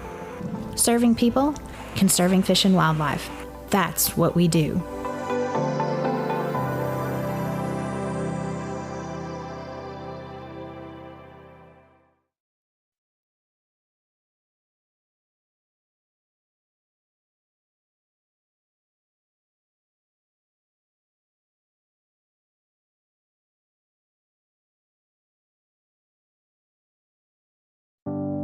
Serving people, conserving fish and wildlife. At the Kentucky Department of Fish and Wildlife Resources, we take those words to heart. Our Wildlife Division is a team of professionals committed to the conservation of Kentucky's amazing array of wildlife and the habitats they depend on. We are wildlife biologists, land managers, technicians, administrative specialists, mapping experts, all highly trained specialists who conserve the Commonwealth's nearly 1,000 wildlife species, from the wetlands of Fulton County to the mountains of Pike County. Wildlife is vital to our quality of life in many ways, ranging from healthful fun to healthy food. Every year, more than 1 million people participate in wildlife watching, hunting, and trapping in Kentucky. Wildlife recreation benefits our state economy to the tune of $2 billion each year, supporting 23,000 jobs. The Wildlife Division's two primary goals are science-based wildlife conservation and providing sustainable opportunities for their enjoyment. The strategies we employ to achieve these goals include game management, conservation of rare and declining species through the Kentucky Wild Program, public lands habitat management and access, private lands technical assistance, invasive species abatement, and wildlife disease monitoring and response. Game management programs include big game, such as deer, elk, and bear, wild turkeys, waterfowl and other migratory birds, and small game, such as squirrels, rabbits, bobwhite quail, and ruffed grouse. Many game species were once depleted to local extinction, or nearly so, by the early 1900s, but are now thriving due to our historic restoration programs. For example, white-tailed deer once numbered as few as 1,000 animals statewide, but stocking from source populations, coupled with careful harvest regulations, have allowed Kentucky's deer herd to grow to nearly 1 million strong. Similar. August or any of the Fridays in September, but please, as Rich alluded to, there is a lot of hunting activity that's happening in September, so the end of August would actually be probably a better time for us to do that. So I'll be thinking about those dates, and we'll confirm what that's going to be. So, are you ready, Nathan? I'll go ahead and make the motion to pass the land acquisition. Well, hold on. We got to get back on live real quick, Chuck. But yes, you can do that. With the not acquisitions, it needs to be projects. Yeah, land projects. You need. You have to say land project. Yes, sir. All right. You guys ready? All right, here we go. Go ahead. I'll go ahead and make the motion on the land project. We're coming back now from closed session, and we have Chuck has made a motion for us to proceed with the 3 land projects that we discussed during closed session. So I would need a second to that motion. Second. Second by Jerry Farrell. And then, Jerry, can you do a roll call, please? Sure. Commissioner Floyd? Aye. Commissioner Raymer? Aye. Commissioner Rhodes? Aye. Commissioner Cecil? Aye. Commissioner Farrell? Aye. Commissioner Meade? Aye. Aye. Commissioner Robertson? Aye. All right, so that's unanimous. Thank you, guys. Well, now that we've done that, the next thing that we have on our agenda today is actually for us, we're going to take an ethics course. So those of you that are watching can see that as well. So I would like to welcome, I apologize, it's Susan Clary. I'd like to welcome Susan Clary. She's going to provide us with some ethics training today. So Susan, the floor is yours. Well, thank you very much. Fish and wildlife is always near and dear to me, literally, because Rick Hill, who is in your department here, his wife, we've worked together at the Supreme Court for 30 years, and I stole her over to ethics. So you all are loaded up with friends over at ethics. I think we sit here and wonder, why do we need ethics training? We're all professional people. We all are ethical people. Coming from the judicial branch, we had a judicial ethics code. Lawyers, we have our lawyer ethics code. Seems like people have different views about what rules to follow. So I think ours are pretty straightforward for you and not too difficult to navigate compared to some I've seen, is all I can say. And we actually started with executive ethics with Bob Trot. I don't know if any of you are old enough to even remember Bob Trot, but it was a national scandal that happened in Kentucky with our legislature. And the BOP part of it was business, occupations, and professions, and the trot was a trotting track in Henderson. and they were trying to ensure that their session stayed without any competition, and there was a thoroughbred track that was getting some off-track betting. So they came to the legislature and were turned down for any relief, but a senator offered them to help fix it for them. And the owner, instead of allowing them to fix it, went to the FBI, and the FBI did fix it. And 12 legislators went to jail or wore beautiful ankle bracelets for a while out of that. And in 1992, then the Ethics Commission was started by Governor Brandon Jones. And that's, let's see here. All right, what am I doing wrong? You can count on me. I just want to advance it. Arrow's not working? No, it's not working. That's okay. That's all right. Might just tell me I when can he talk, can yeah. Okay, yeah. So we got Chapter 11A, and that applies to the governor on down. Everyone in state government, in the executive branch, about 30,000 people are covered by this ethics code that we have. We also have regulations that apply to all of our employees, full and part-time employees, and it's overseen by the Executive Ethics Commission. There are 5 of them, 3 appointed by the governor. Governor Beshear has allowed the auditor and the attorney general to recommend folks, so we have 2 that are then picked from those lists. So we've got a bipartisan, just a really great commission that works together on that. And we do education, like today. We give advice. Give me a buzz. We do formal advisory opinions. And then, of course, we do investigations and prosecutions. We also register lobbyists, and if anybody in the room's an officer, you probably send me a statement of financial disclosure. I know the commissioner up there has done that. Let's see if there was anything else I was going to tell you about that. I think that's it. This brochure covers boards and commissions, and you wonder how you got covered. Well, Executive Order 2008-454 and 09-882, Governor Beshear decided after a few instances that boards and commissions would be covered by the code, except only in 2 areas, as this brochure points out. There's a prohibition against self-dealing, and that's conflicts.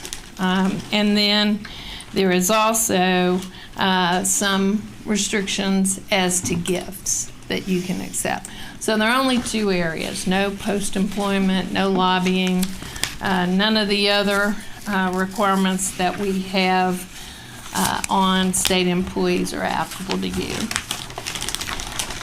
And so what is Chapter 11A 020 looking for?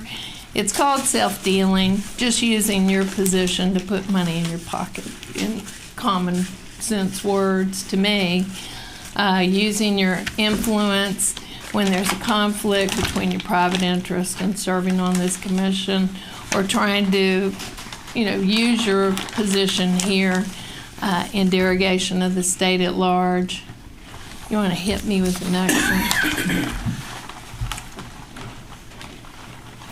Yeah, you may have to punch them.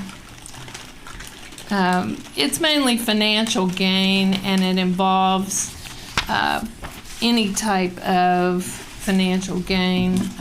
The one that we look at that's mentioned in the brochure is when you have 5% or more controlling interest in any type of a business. That's an automatic conflict of interest that you would need to be divulging and looking at.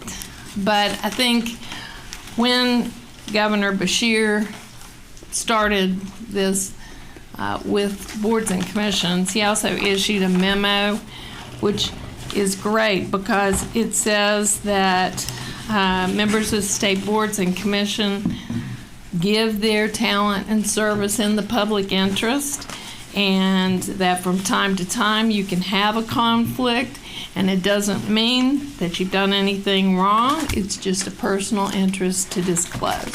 So the conflict is not the problem, hardly ever in the case. It's how somebody does or doesn't deal with it. And that's what we're for, to help if you do have one of these raise their head with your dealings here. You can go on with the next one. This is more for, yeah, probably. If it doesn't move, just hit it again. State workers, we're to avoid conduct which would lead members of the general public to conclude that we have a conflict of private interest. And if you want to give us the next slide, this is what you actually do if a conflict. You disclose in writing to this board, or you can just abstain during a board meeting. And because I know how it is, we have lots of cases in the Ethics Commission and at the Supreme Court. Oftentimes you don't know that you got a conflict till you're already starting down the road with the case, and then the judges would, take themselves out of it. That's all you got to do. Just say, I'm sorry, my brother-in-law works for this company. I don't think it looks right. I won't vote on this one. Things to look at are on the next page. Can you really be independent? Will it cause some backlash perhaps on this commission if you stay on? Will it actually impact the disposition of the matter? And then number 4 is a different one, because if you do indeed have particular knowledge, which many of you do, areas you may want to be involved and advise the committee perhaps of, some type of informational, but then you wouldn't be involved with the decision on it. And I think the next one just tells you if you've got any questions to give me a buzz. We do have a couple provisions that are in the code, the next one, that do involve criminal offenses. And we've had some folks have these problems. If you have confidential information and then use that confidential information in any way, or we also have had folks that have used funds, obviously, if you use any funds from here. Both of those are criminal actions. In addition to, we can prosecute you for $5,000 a count. Criminal prosecution is much more severe than having the Ethics Commission come after. All right. Now, does anybody have any questions on this? Kind of clear. It's normally, you can't obviously contract with Fish and Wildlife in any business in which you or a member of your family has 5%. And family's a little bit broad. It doesn't just mean your child. It means kind of your blood relations, but not your uncles and aunts that are there for Thanksgiving. But it will include siblings and in-laws, folks that you influence in your sphere. An example of this, of all of these, we had a commissioner on the Racing Commission. His son worked for a law firm. They were trying to get the last harness track racing permit, so stakes are pretty high. On the face of it, good friends with him, said on the face of it, it's not your nuclear family, but it's going to look bad. And they didn't need his vote anyway. He recused and stayed off of it. The Bob Baffert case, you all probably heard about that when he was trying to get his license back. That ALJ heard the case for 10 days. It was over. Mr. Baffert's attorney, who was not a Kentucky lawyer, I would say, went to the Keeneland sales and bought a horse that the judge owned a part interest in. And then assured everyone that this was just per chance. You know, you work for the world's most famous trainer and it's per chance. That judge asked what he should do. He divulged, you know, this conflict, and the Racing Commission asked him to get off. I told him he needed to get off because to me that's money going right in your pocket. But I give you that example. He had done nothing to cause that. Sometimes you just have to react to what happens to you, you know, or what the situation is. So I think that's good with what it said. I'm going to go to gifts because sometimes that can be a bit confusing for all of us. When I was at the Supreme Court, no one gave us gifts, and when I'm at ethics, no one gives me gifts. But you all are probably a lot more popular than we were. You may have to bounce it up there. Gifts are more than just money or a box of candy. They can be payments or advances or services. So it's really anything of value.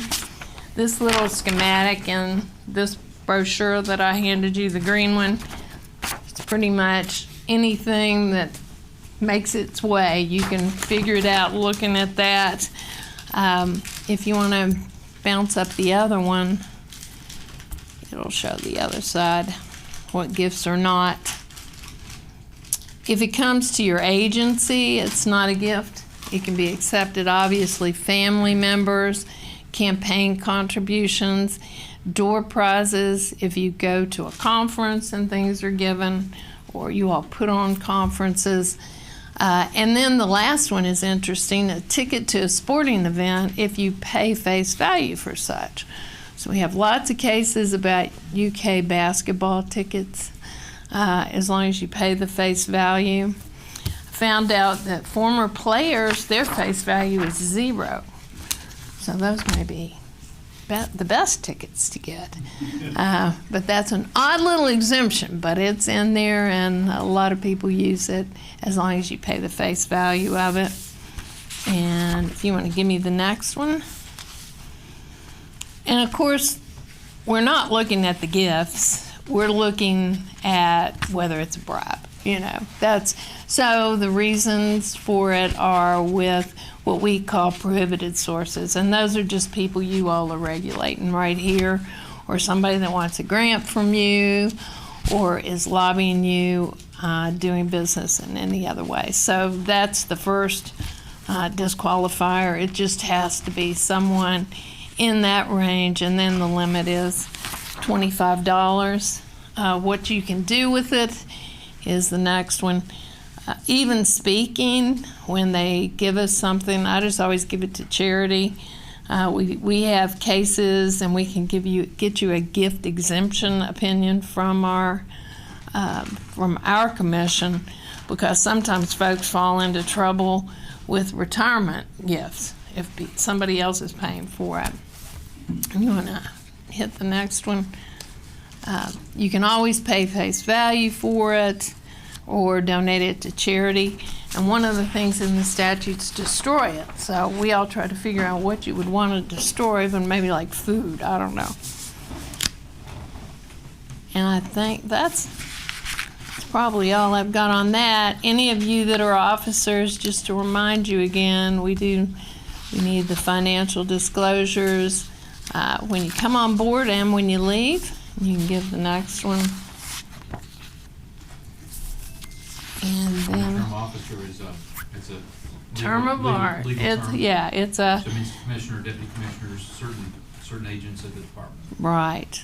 And then all of the constitutional officers file those with us, and those are of public record, which you can look at anytime you would so choose, along with the executive branch lobbyists are of public record with us. So that's neat and tidy what applies to you. Does anybody have any questions? That's great. Well, thank you for letting me come. Since you've got your new members, get started off, and feel free to give us a call because things do come up, I know. Sure. They may be thinking like, okay, how broad or how narrow are these things applicable to me? I'll just share a few and welcome your feedback. Also, in my mind, like a few particular areas apply to them. You covered gifts well. For example, they award special permits to nonprofits that they would then go and use for fundraising. So they may have the nonprofit, if they have a Cherokee County license, and they do a raffle, or they may auction it. And so this nonprofit, hypothetically, could try to give a gift to a member that's worth more than $25. Again, we hope that would never happen, but they might do it even innocuously to communicate to the member about their interest in getting one of these permits for their fundraising for their organization. But that could be a conflict because it could be construed that they're trying to influence the members awarding those permits or voting for those permits. It can be. There are some, that's why I'm saying call me if you get stuck, because there are some special rules under 45A about some of those things, and we'll try to work with you on them, honestly, to get you around that when you're working with the charity. Or we do gift exemption opinions, and we can do a gift exemption, opinion and then it's stated what the purpose of it is, in that opinion. In other words, it's very unlikely, but it's theoretically possible. You mentioned a member recusing themselves from a vote that affects some financial interest of theirs. The commission does vote on acquisitions of property for the department, land, for wildlife areas. And so hypothetically, if a member had interest in a property or a family member had interest in that property, they would want to recuse themselves if they had more than 5% or had a relation. They would, definitely would on that one. And that one, I felt like, because it was Commissioner Worley, who I've known forever, was on the Racing Commission. I said, this protects you from getting this story, but it also protects the commission from just kind of getting a black eye. It probably doesn't have any impact at all on anything. No one wants to read that in, but I think it's kind of like that Bashir memo says, it looks better if you deal with it. Okay. Well, Susan, thank you so much. Well, we thank really appreciate your time today. Sure. You need to give it to the Supreme Court. Huh? Give his class to the Supreme Court. Oh my gosh. Yeah, I said our judges in Kentucky have a code, and then they also have it in the statutes. And then the United States Supreme Court doesn't have anything and doesn't seem to think they need anything. So, They can't be held accountable, I guess, so whatever works. Well, at least we're ahead of that here. Thank you so much. Thank you. I'm going to take my water for the road. Thank you. Yep. All right. So the next thing on the agenda, gentlemen, is to set the date for the third quarterly commission meeting. I'd like to just throw out there August the 30th. That's the last Friday in August, and it gets us away from all of the hunting seasons that start up in September. Does that date work with all of you guys? Does for me. Okay. So then we will set. Squirrel season's in. It is in. That's September. Yep. So that's good. We'll go ahead and make the next commission meeting set for August the 30th of 2024 at 8:30 in the morning. And with that being said, I just need to get a motion for adjournment. Make a motion to adjourn. I second. All those in favor, please signify by saying aye. Aye. Aye. All right. Well, thanks everybody for your time today. For those watching at home, get out there and do some fishing in this weather. It's really awesome. It was really nice to meet all of the new commissioners face to face today, except for you, Chuck. I'm looking forward to that as well. If anybody needs anything from me between now and our next meeting, please give me a call. And we will see you guys in August. Thank you very much.